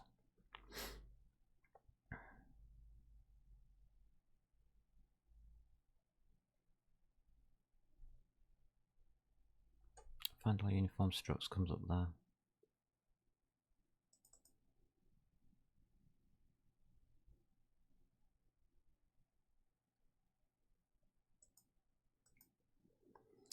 La la la la la.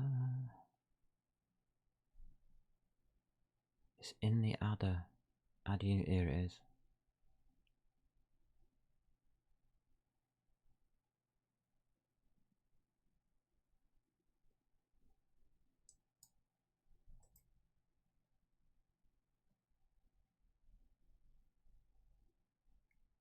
Did I not do that right?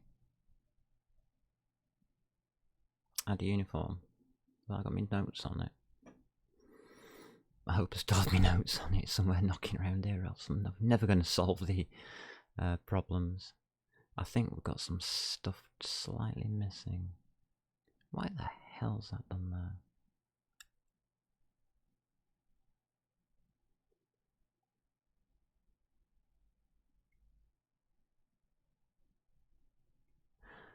Understand.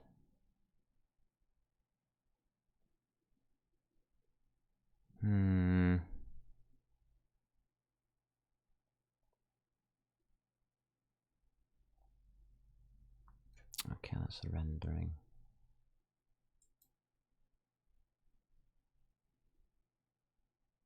It's this add uniform recursion that's going to kill me, absolutely kill me every time.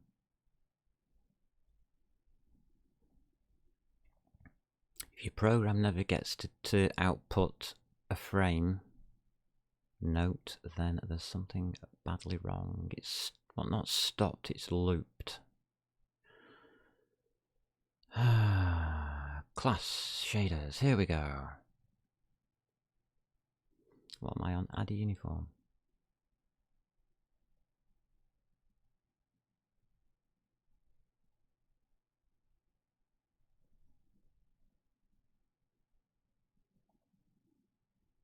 I might need the updates.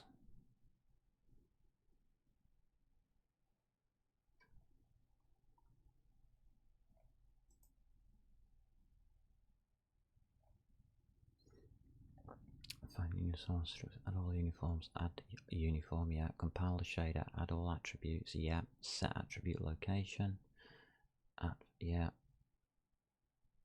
Yeah. Yeah, that's right. Damn sure it's right. Sure I checked it before.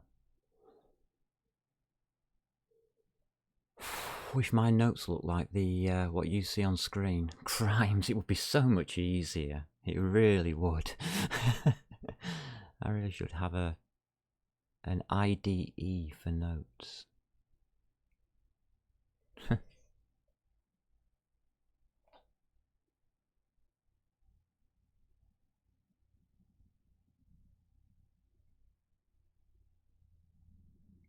Somewhere in the notes, here we are. Add all uniforms, no, add a uniform.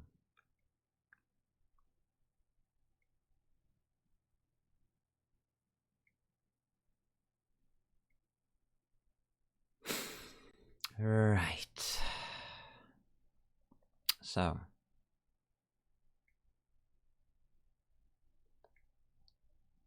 We set it to true, add this. That's correct. Array list structs and stuff like that, that's correct. Or did I miss something?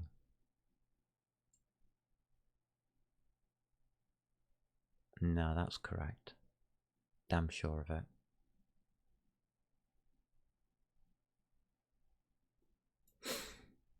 So if the struct component's not equal to null, it's found something.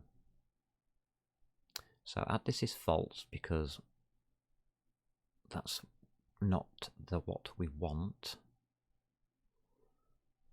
until we get there. Until we get to the end of it and it'll add it. Yes, that's correct. Because we have to put the dots in. Add uniform name plus the dot plus the struct name. Yes.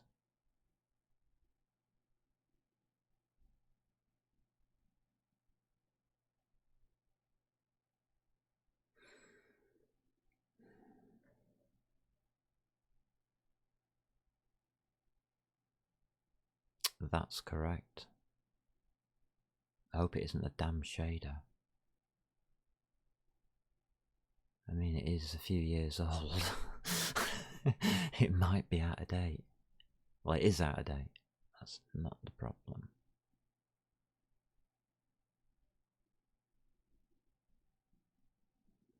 Yes, recursive call.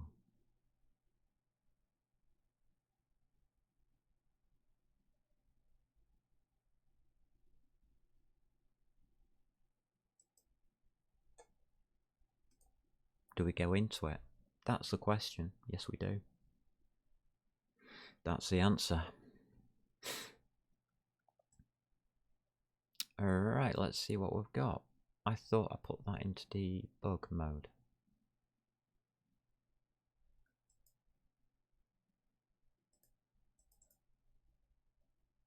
Where's the debug?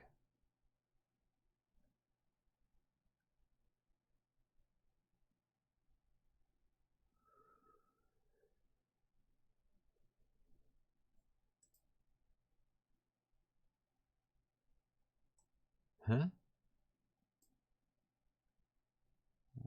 What's it doing?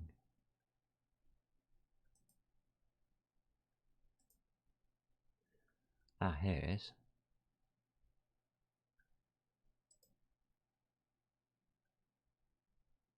Maybe it's the recursion that's doing it. I can't do anything. What's going on here?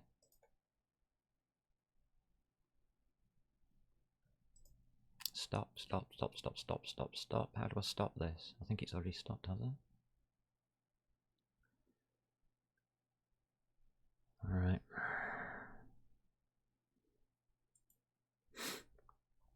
Alright, let's see if we can get this done right.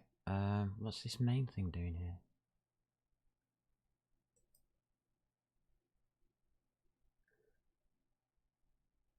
Where's the debugger gone?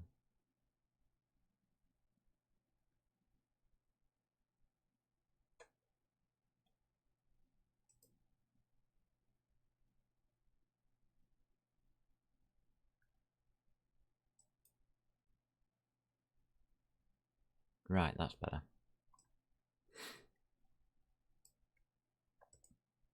Right. T model map 4.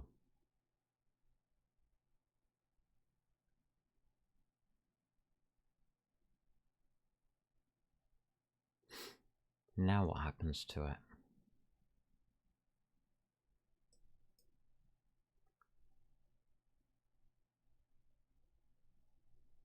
Hash maps at size 0. Add this is true. If it's not equal to null, then we're going to set it to false.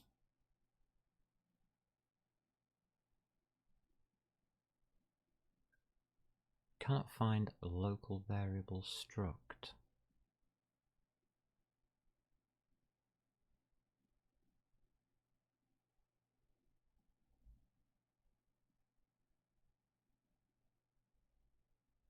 Because it's not a struct. Where are we? Add uniform, yeah.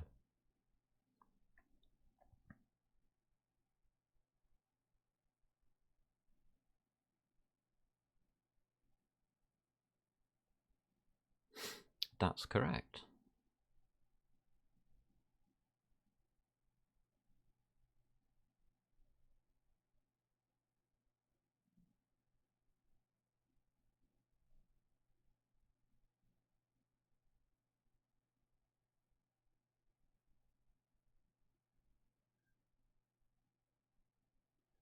No, it's not. Yes, it is.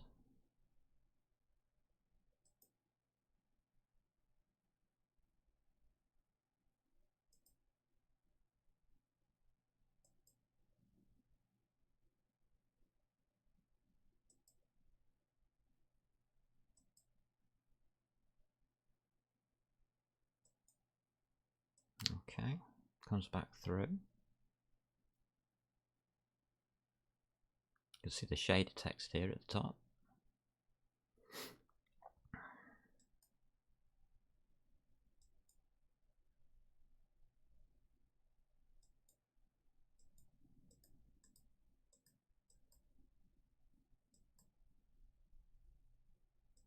It's looking for uniforms.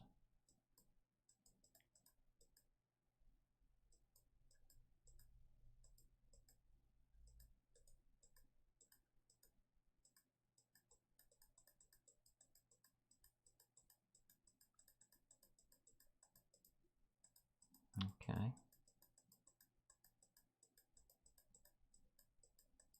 It's not fine. It's got a map 4T model.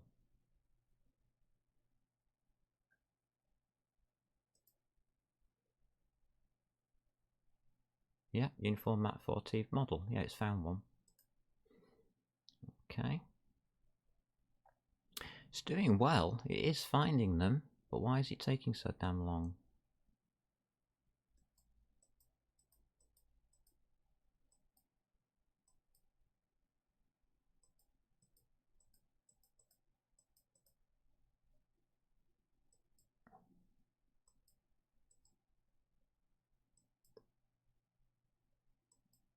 We're at 184.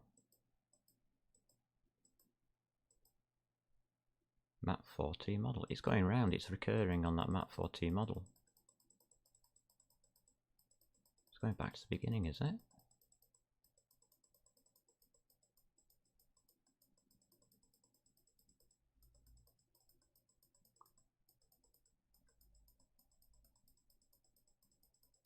Or it's... I don't think it's adding it properly. Yeah, it's just recurring around on the map 4T model.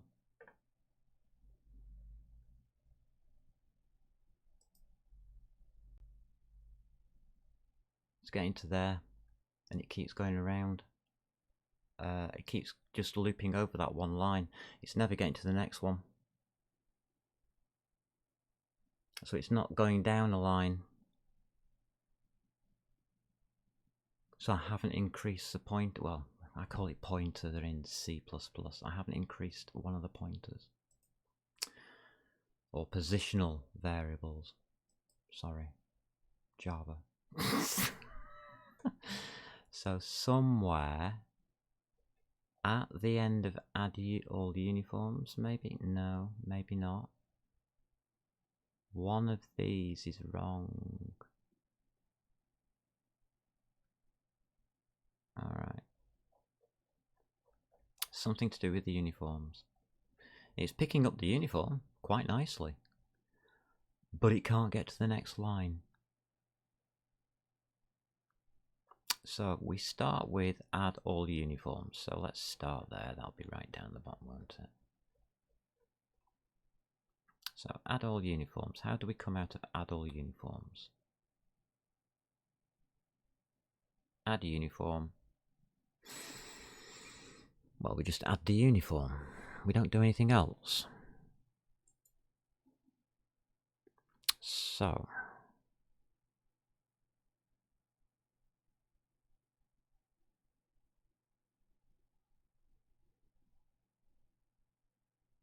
this is called just add uniform, isn't it? No, it isn't just called that. Right, let's find this file. Add all uniforms.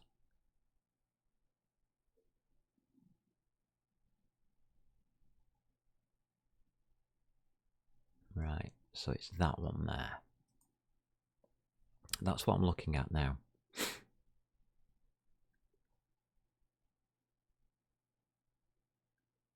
Alrighty. It's not how it starts. It seems to be doing okay. Add uniform. Is add uniform working? Yes, it is. But what comes after that? We have to increment the uniform start location.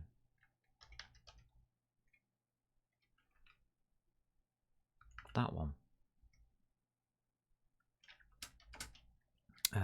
Shader text dot index of, but you can see now that it's just one long line we're looking at.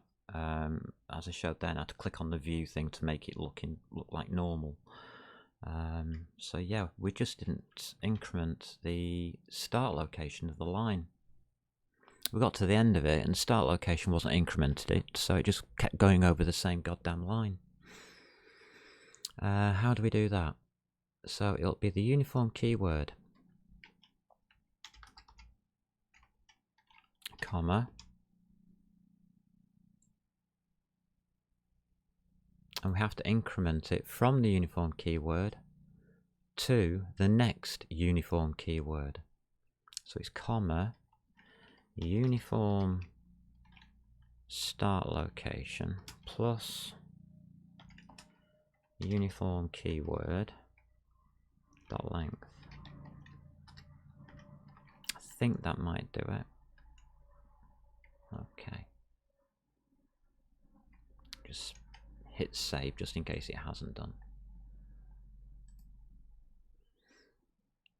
Stop and rerun. Good. Got a null pointer exception. That's better. That I prefer. Core base engine. Mesh draw.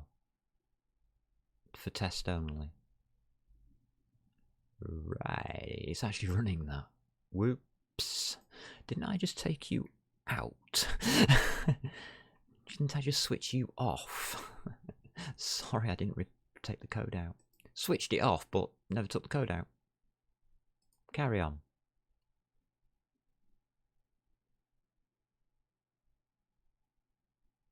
(26) Add object game object.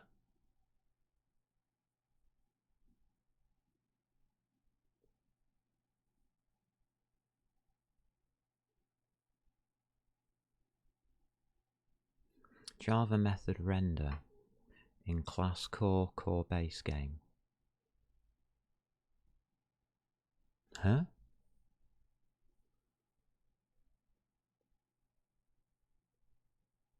Hold on a minute. Something not quite right here. Main start run render.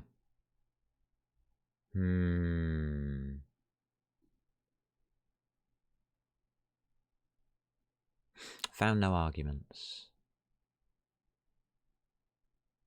Differs in length. For an add object. Who's adding an object? There isn't a game object, is there? We didn't do game objects, did we? No, we haven't got any game objects. Ah, that's why it can't run. Oh. Oh, bless.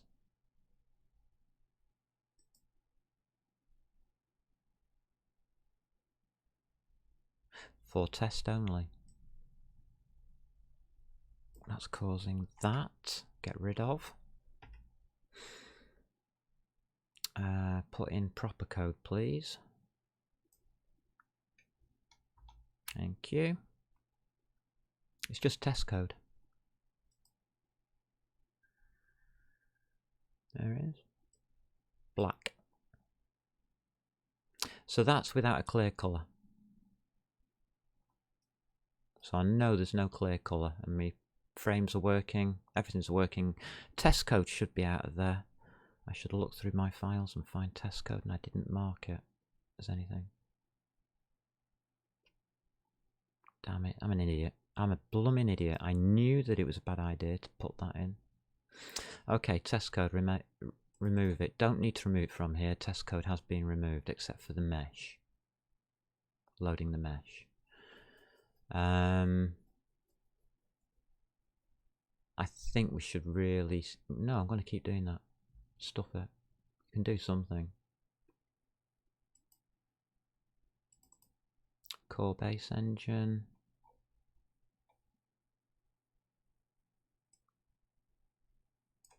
Remove.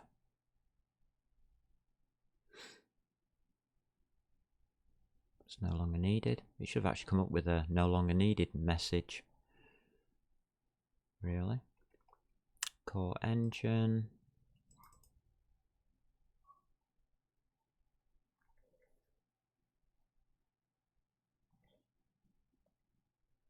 Okay.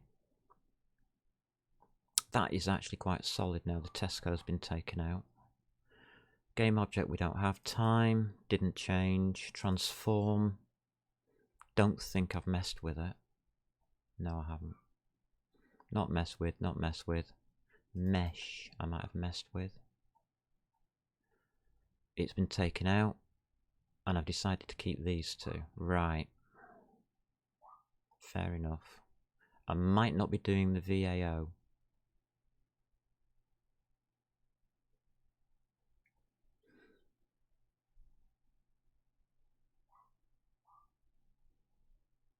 Indices, length of it. Yeah, okay. We don't know until we can get something on the screen. Okay. Render engine is what we're doing. Shader is where we've been. Texture should be okay. I'm not using. Looks good actually. Vertex. Return to normal. That was test coded, was in there. And the window. I don't think we're doing the GLs there anymore, mate. We are not doing it in the window. And I know I've got it in here. Here it is.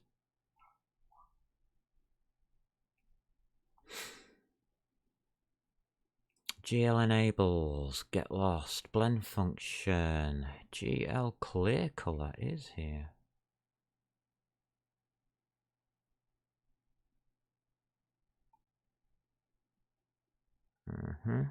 System outprint line. That's not going in here. That's a GL call. Cut. I'm not putting my GL calls in there anymore. Right, so it should be a black window now, and it was a black window, and it should stay black. Even though there was an open GL call there for clear color. Right, that's a black window. And it should be now. Excellent, because what comes next here is for me to close down all of this lot. It's working. God, I can't believe that shader code didn't take long to fix. Mind you, I've done it that many times. We are doing the render engine. And it's the render engine where we want to put all of our bits and pieces. The render engine decides all the OpenGL stuff. This is our main part for OpenGL. We don't want it anywhere else. The window is GLFW. That will allow us to use OpenGL. But it's here that I want the commands. So if you see any commands for OpenGL anywhere else except for here and in texture, which really does have to have them for the parameters and stuff, otherwise we can't get a texture. There is one missing though. We haven't got bitmaps. So we might need another file added in for bitmaps. I'm thinking we will. Probably. After getting a shader, or before getting a shader, anywhere, I don't really care. Do I have to set anything? Yeah, I want to set the GL clear color here. So GL clear color and red RGB. Should I have my normal one?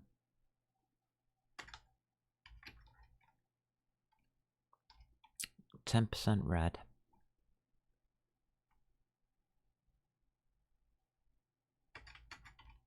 5% green.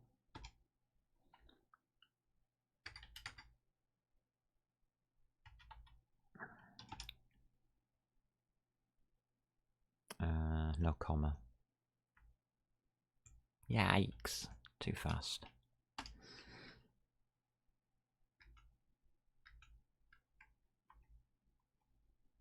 Oh, we need an alpha. 100% alpha. Right, that should turn my screen something color.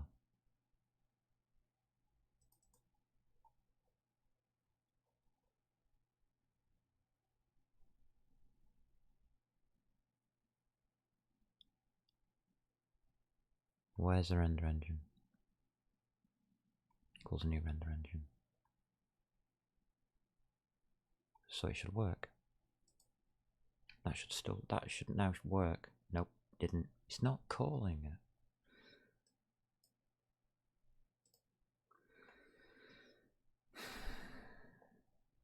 Core engine.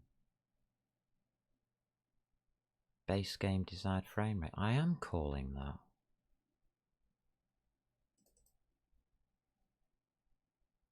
Or am I?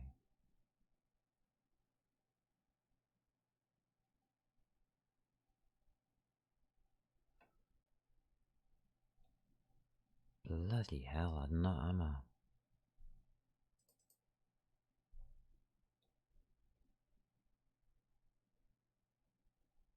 No, I've bypassed it. I went straight to rendering mesh.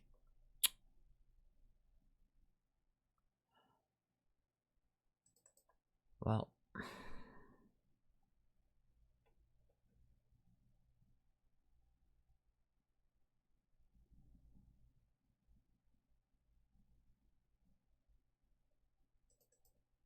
who's going to call the core engine? Because that's what creates the render engine.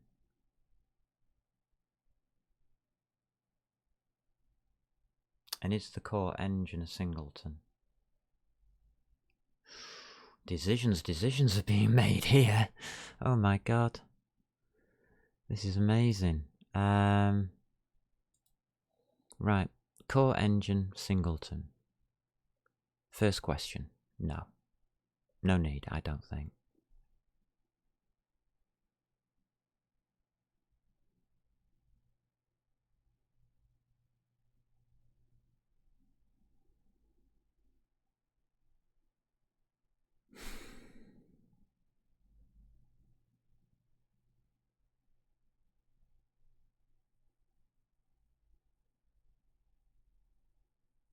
This game equals M game.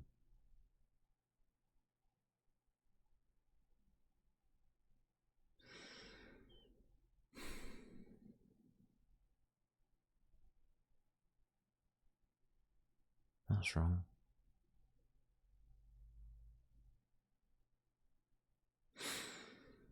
Ah.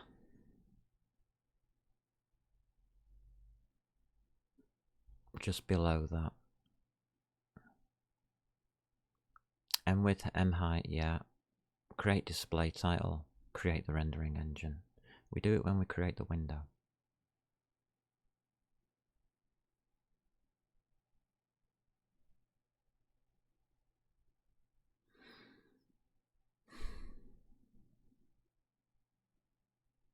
But it's never called.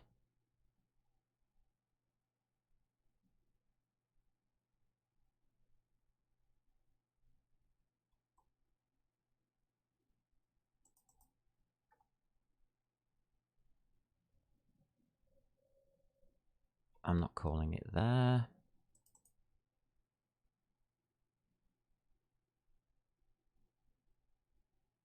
I'm certainly not calling it here.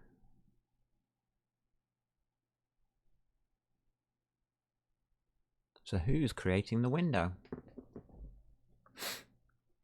And how? That's what I want to know. Main is.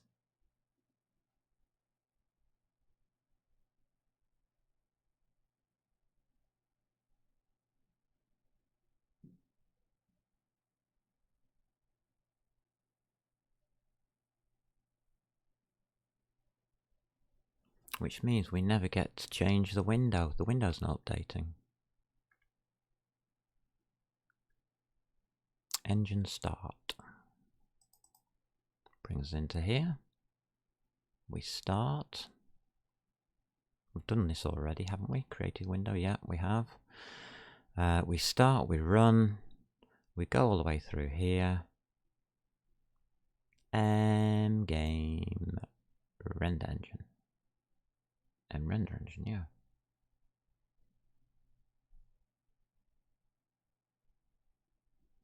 Got it. Know what's happening. Mesh. Mesh, mesh, mesh, mesh, mesh. You have really been messing me about today. It is the GL clear colour. That.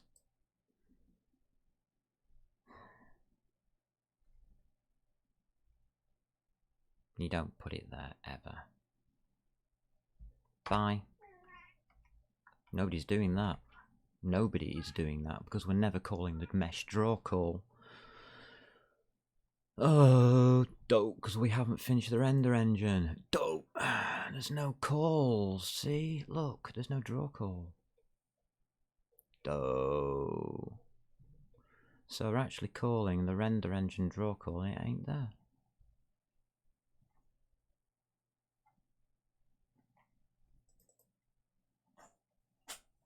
Render engine. Core engine is game render with the render engine. And there's no call because we haven't written it. Fantastic. I've worked it out. I've worked it out, everybody.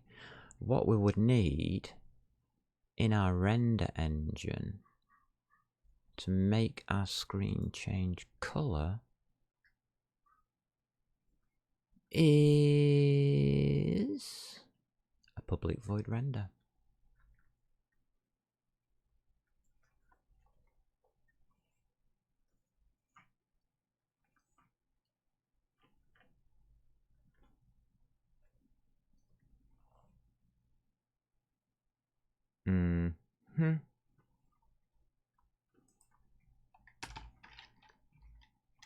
I'm not going to put too much in this.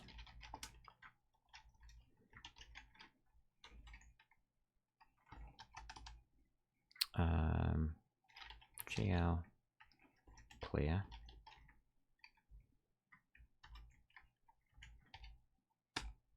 Oops. So I'll set the command up, and it will be GL color buffer bit odd with GL depth buffer bit. Those two. Alright. So I've got a GL clear color.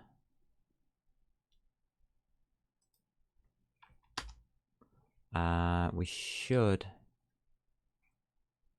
GL enable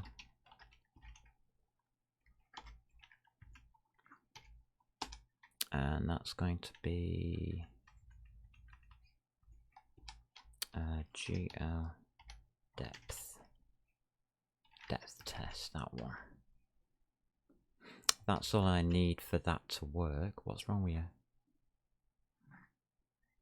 Oh, sorry, my bad. It's just one line. It's not the logical OR. It's a bit operation. a masking operation for ore. So that'll work. I've now got the render, so method. So if we go back now to our core base engine, base game, follow it through. No, it's in the core engine. And we follow it through. We call game.render render engine, which calls this.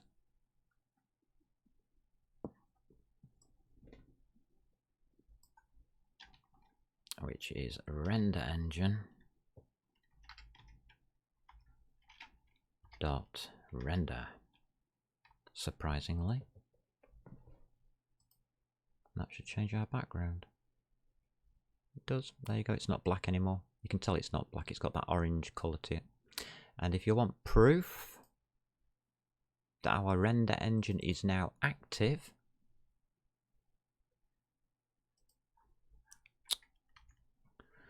la la la la la la la la, I do love life. Our render engine is now alive. Red. It's alive, Jim, but not as we know it. Does the escape key still work? Yes, it does. Right, enough messing about with that. We do now have a rendering system starting up. God, it's easy, isn't it? Right, let's enable some GL rubbish. What do I want to do?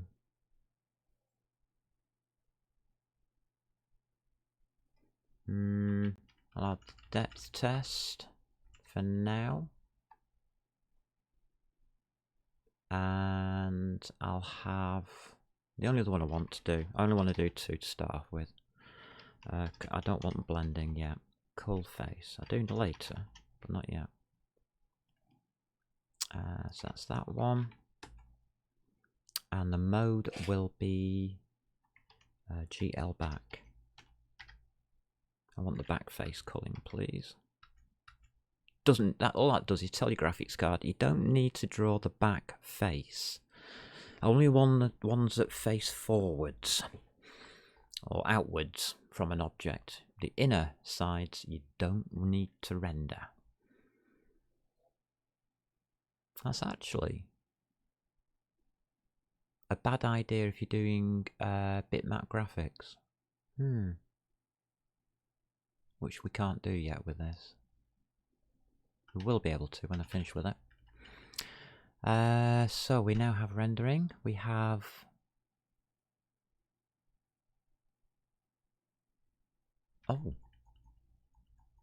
yes. Our shaders are 1.2. Whoops. Whoops.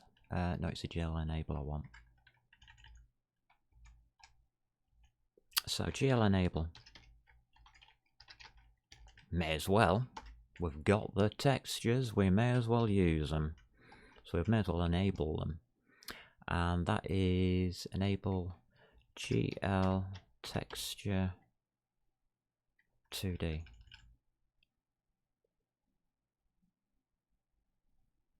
Is it just GL texture? No, I'll have 2D. I'll have that one.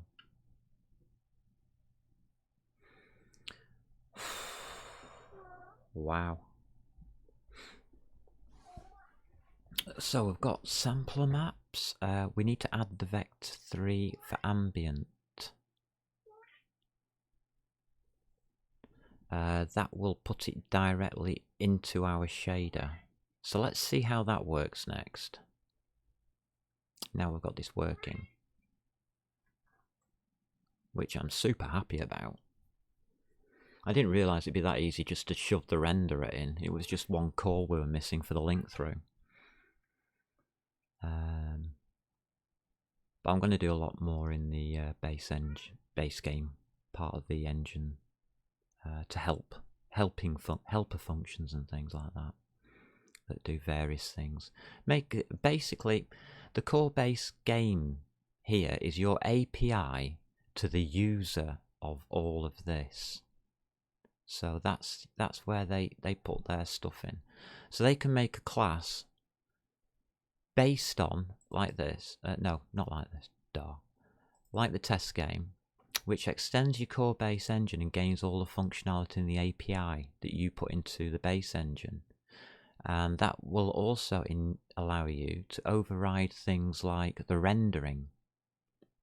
So you can change the rendering if you wish to. So you can put the override in here.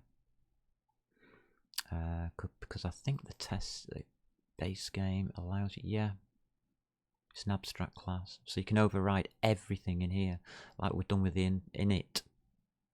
I haven't put anything in there because I haven't decided on it yet. I mean, I could put the OpenGL calls in there, but I don't want them in there. I want them in the render engine, where I can find them.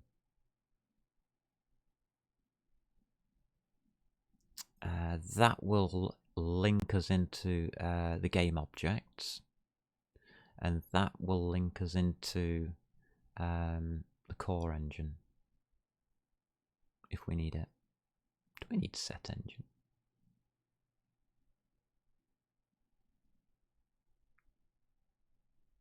We might just do that ourselves and leave them to whatever. Yeah, I think I'm going to fill this out a bit better soon. It's getting to the stage now where I can start adding things like the render engine into the base game, like I've just done there. And that will then link it all through, and everything just links up. So it's about linking things. The mesh is working, I've checked that. Directly, I did a direct mesh. So I don't know how we're going to do it. I think we might do an object next time.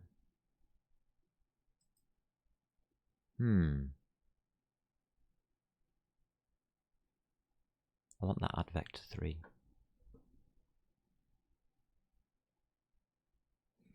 Where will I find it?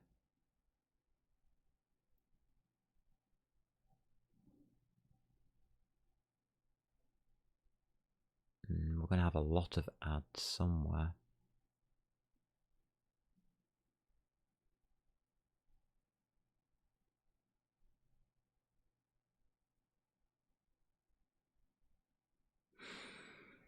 Oh, is it a resource?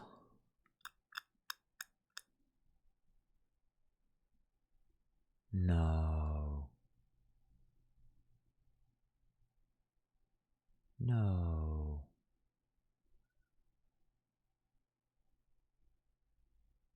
That would be unfair.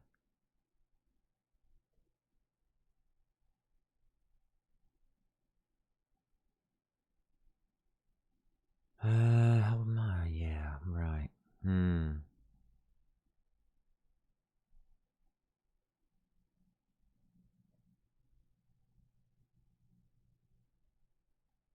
Right, that's got to take in a game object eventually.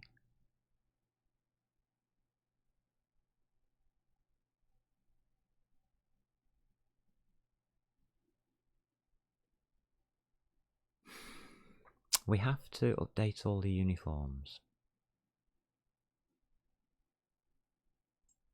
That's one thing we're going to have to do.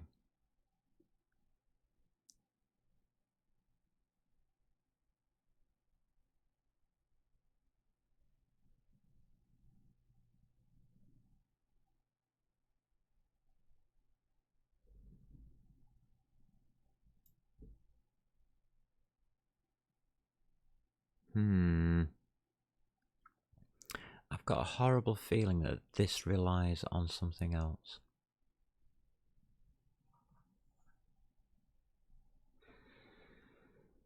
Something we haven't spoken about, and that's resources.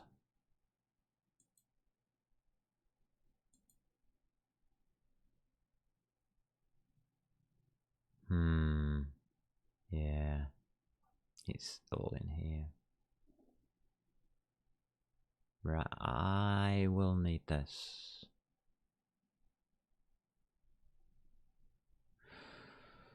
Damn. No, I'm going to ignore it. For now. We've got our render engine up and running. That's what counts.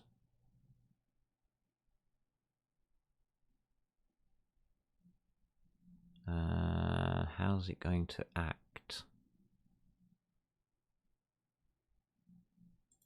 I think this is ideas time.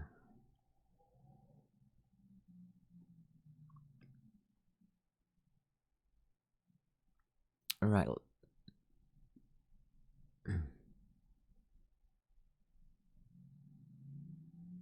Right, let's... We've got nearly what we want.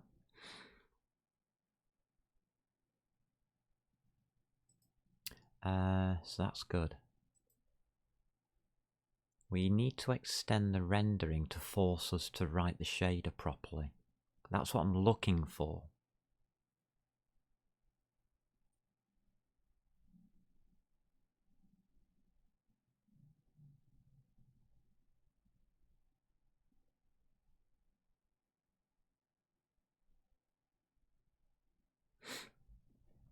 So when we render, we clear the colour and render all.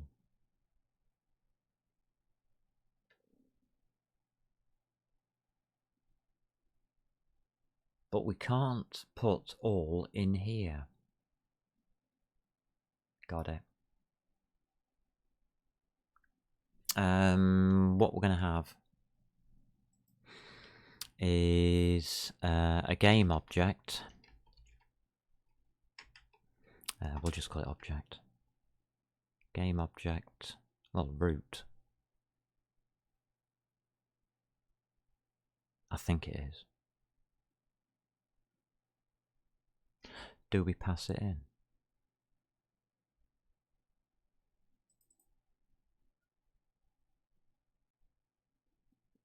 Root. I think that's root.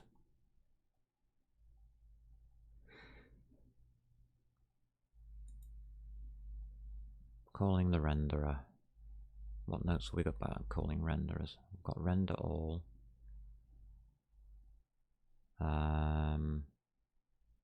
Update render.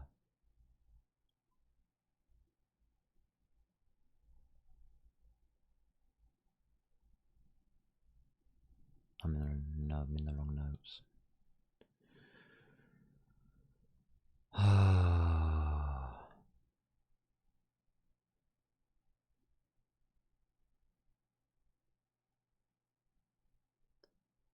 Where's the base game notes?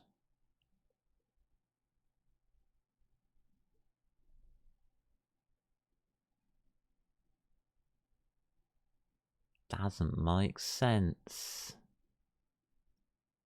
There we go. I think I found it. Of course.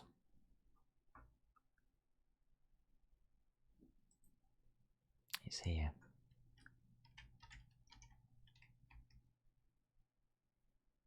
I thought it was root.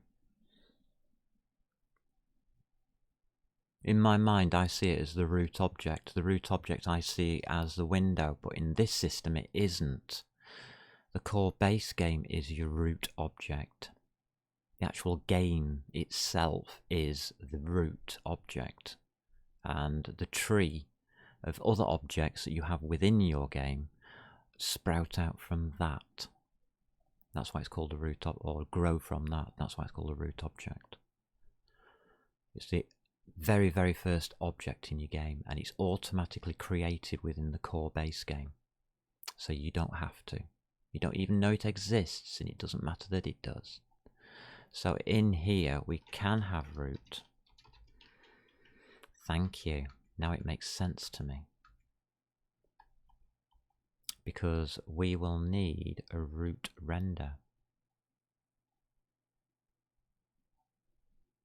No, we won't. We'll need a root render all. I bet, yes.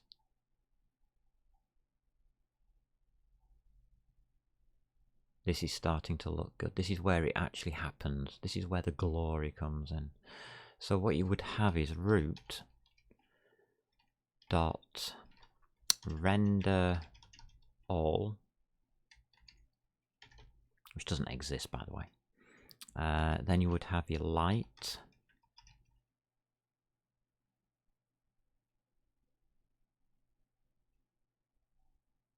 No, you have your render all. This is the first pass. So it's m_forward ambient light, comma. Yes, this is working. We're going to get this shader working. Well, it's just this, isn't it? For the actual renderer. So that'll do that. And then what we need to do is add to game object a render all method.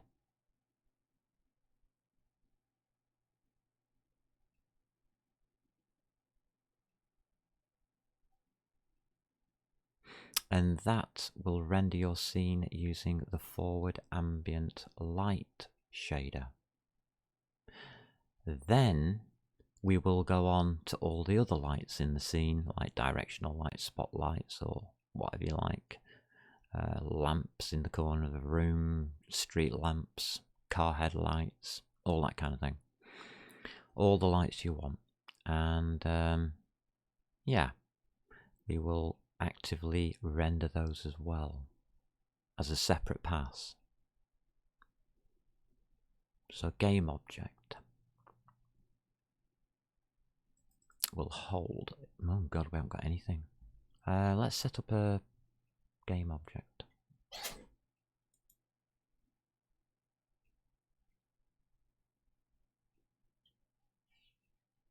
Okay. Right. This is going to be a tree, as you've just realised. We are going to need a tree of objects. The render engine will use this to access all the meshes and textures and God knows what. All the components, all the placement of objects, the transforms, everything. It'll also access probably parts of the core engine through here, but I think the core engine will be separate. I'm hoping the core engine and the render engine will separate in here using the game objects, which is the core of the whole render engine. To be quite honest with you, well, the core engine really is. The game objects like the helper. It's like an object. What I would call the model warehouse is the game object. What's wrong, Muppet? What time are we on? Oh, we're right on time. You okay, love? This is the one that was really ill last night. Hey? You perked up a little bit anyway. I must admit, you seem more active today. Poor little Muppet passed out last night, didn't you? I didn't think you were going to make it through. I was up half the night trying to cool him down. Temperature was slightly high, shall we say.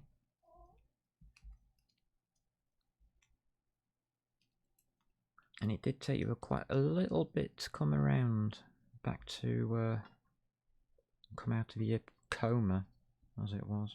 It was just like a floppy rag doll, weren't you, love? Couldn't wake you up. We couldn't do anything with you.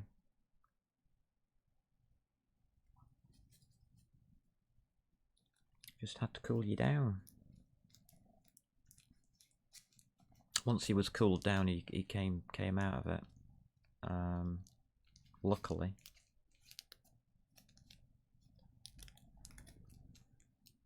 Didn't curve his appetite though, did it? Hey love, you spent the rest of the night eating everybody else's food, including mine. Well, you actually tried to eat mine, but mine was grapes. Yes, I had grapes for my tea last night. Lots of grapes. I felt like a Roman emperor.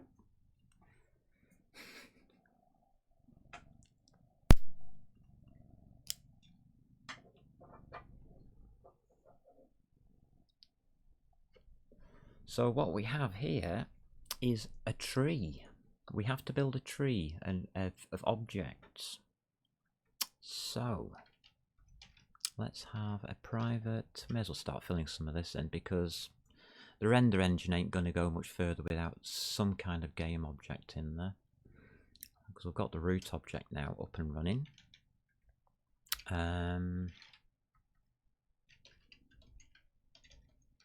Let's have an array list. And it'll be of itself, because that's what it's keeping track of. Game objects.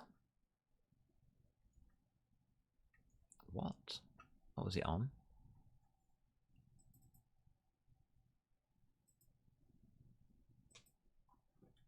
Yeah, that's right.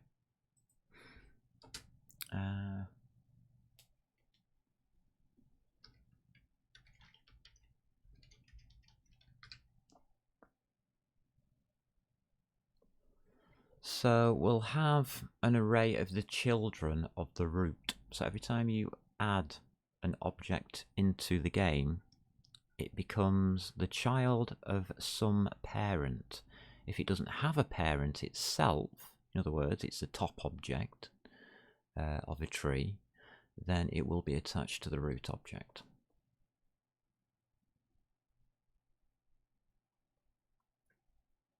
It's a simple idea.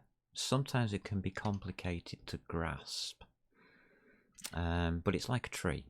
It grows from the bottom, grows from the root up into a tree of objects within your scene, and the interaction of objects is down the tree and up the tree.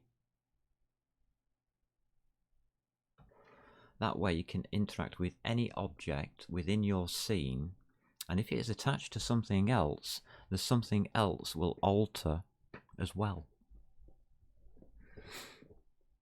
And you can attach cameras to different things as well, as a game object. So you can have like TV screens within your game world, which I need for my network thing.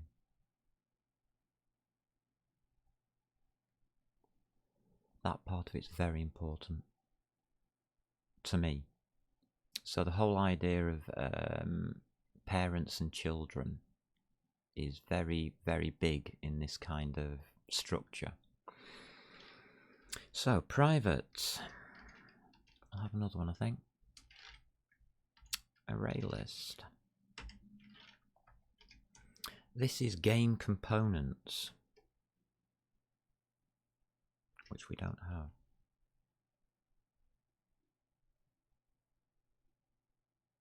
Alright, we'll have to make one.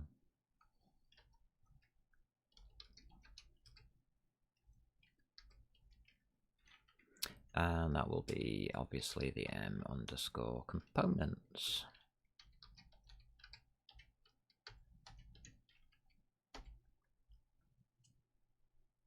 I thought no, I hadn't put it in. The abstract class.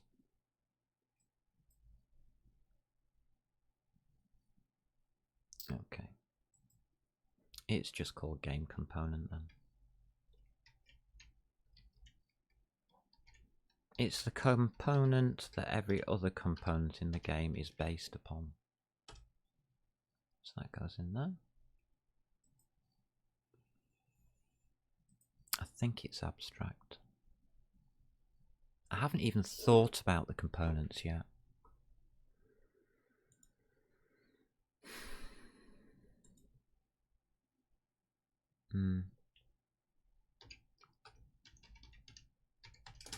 That's going to be an abstract class. I'll leave it as that for now.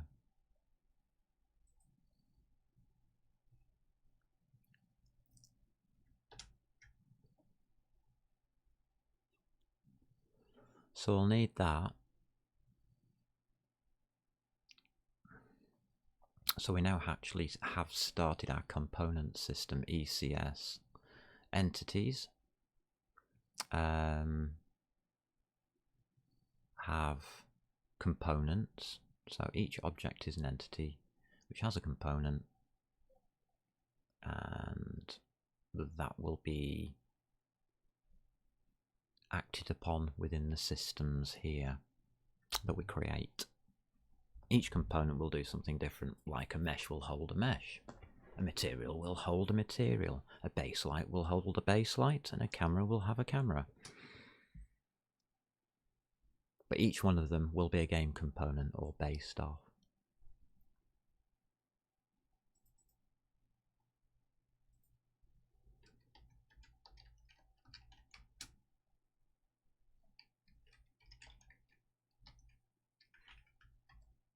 There we go.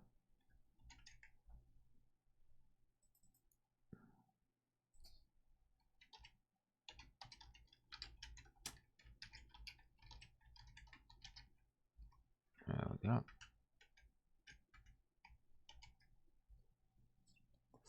Right, that's those two corrected. Should have put that game component in first, really. But I needed a camera and stuff to try things out.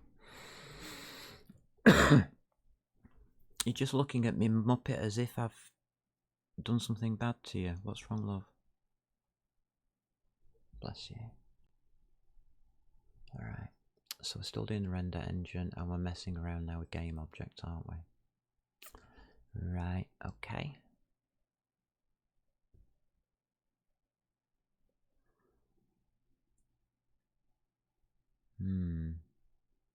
So those will need doing the game components last, by the way.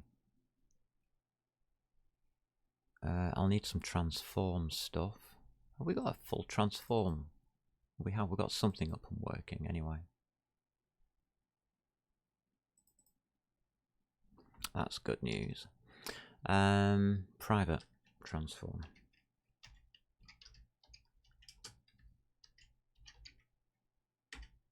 And that will be, we'll just call it M transform.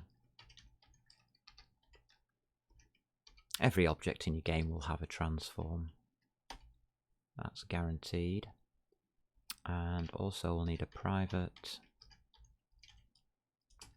core engine.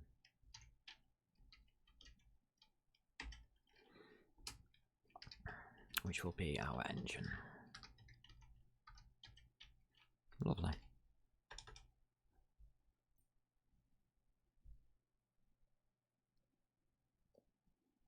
Right, so it's going to be a public game object.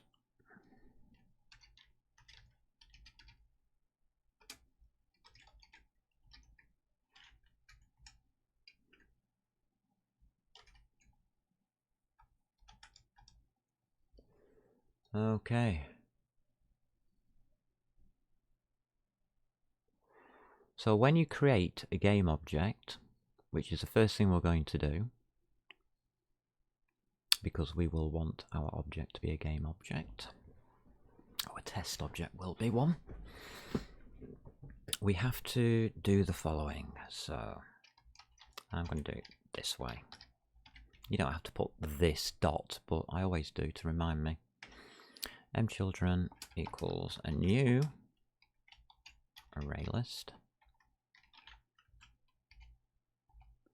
Component this components equals a new array, and this, what's the next one? Transform.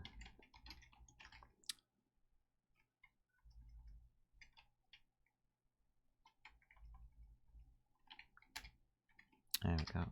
Transform equals a new transform. Simple stuff, nothing going on here, nothing to write home about. This engine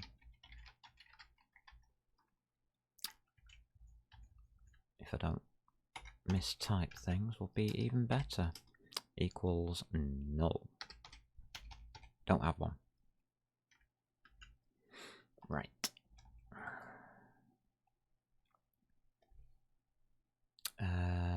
have public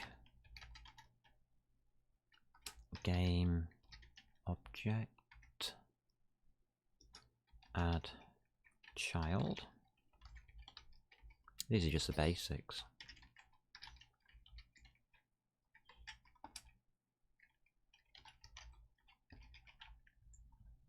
As a method.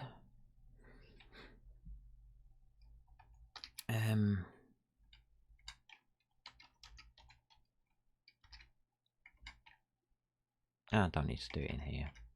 Underscore children. I can't be bothered with that. Just only do it in the constructor to remind me that it's a constructor. Children dot add child.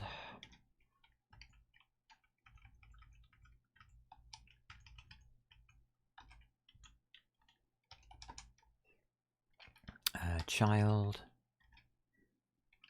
dot, we won't have set engine.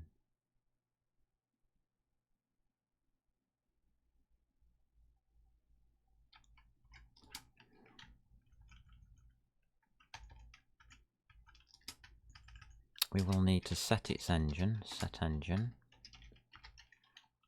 in case we want different scenes. You can have multiple scenes and just swap between them instantly using this. I think we might have the transform class. No, we haven't.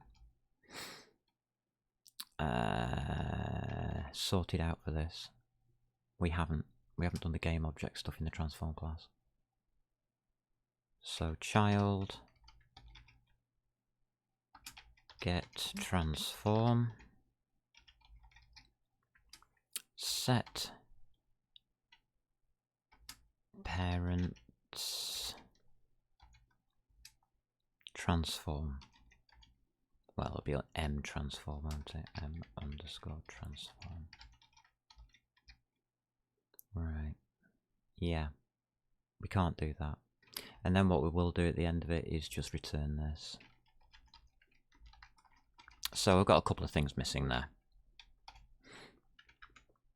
But we can add a child.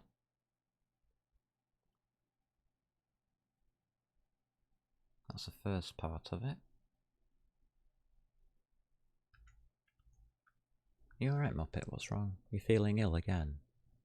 You are looking a bit dopey again. You're not feeling good, are you? Oh God. Yeah, his temperature's up again.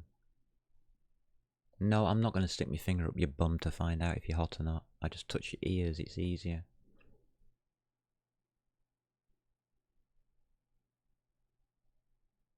You're really not looking good.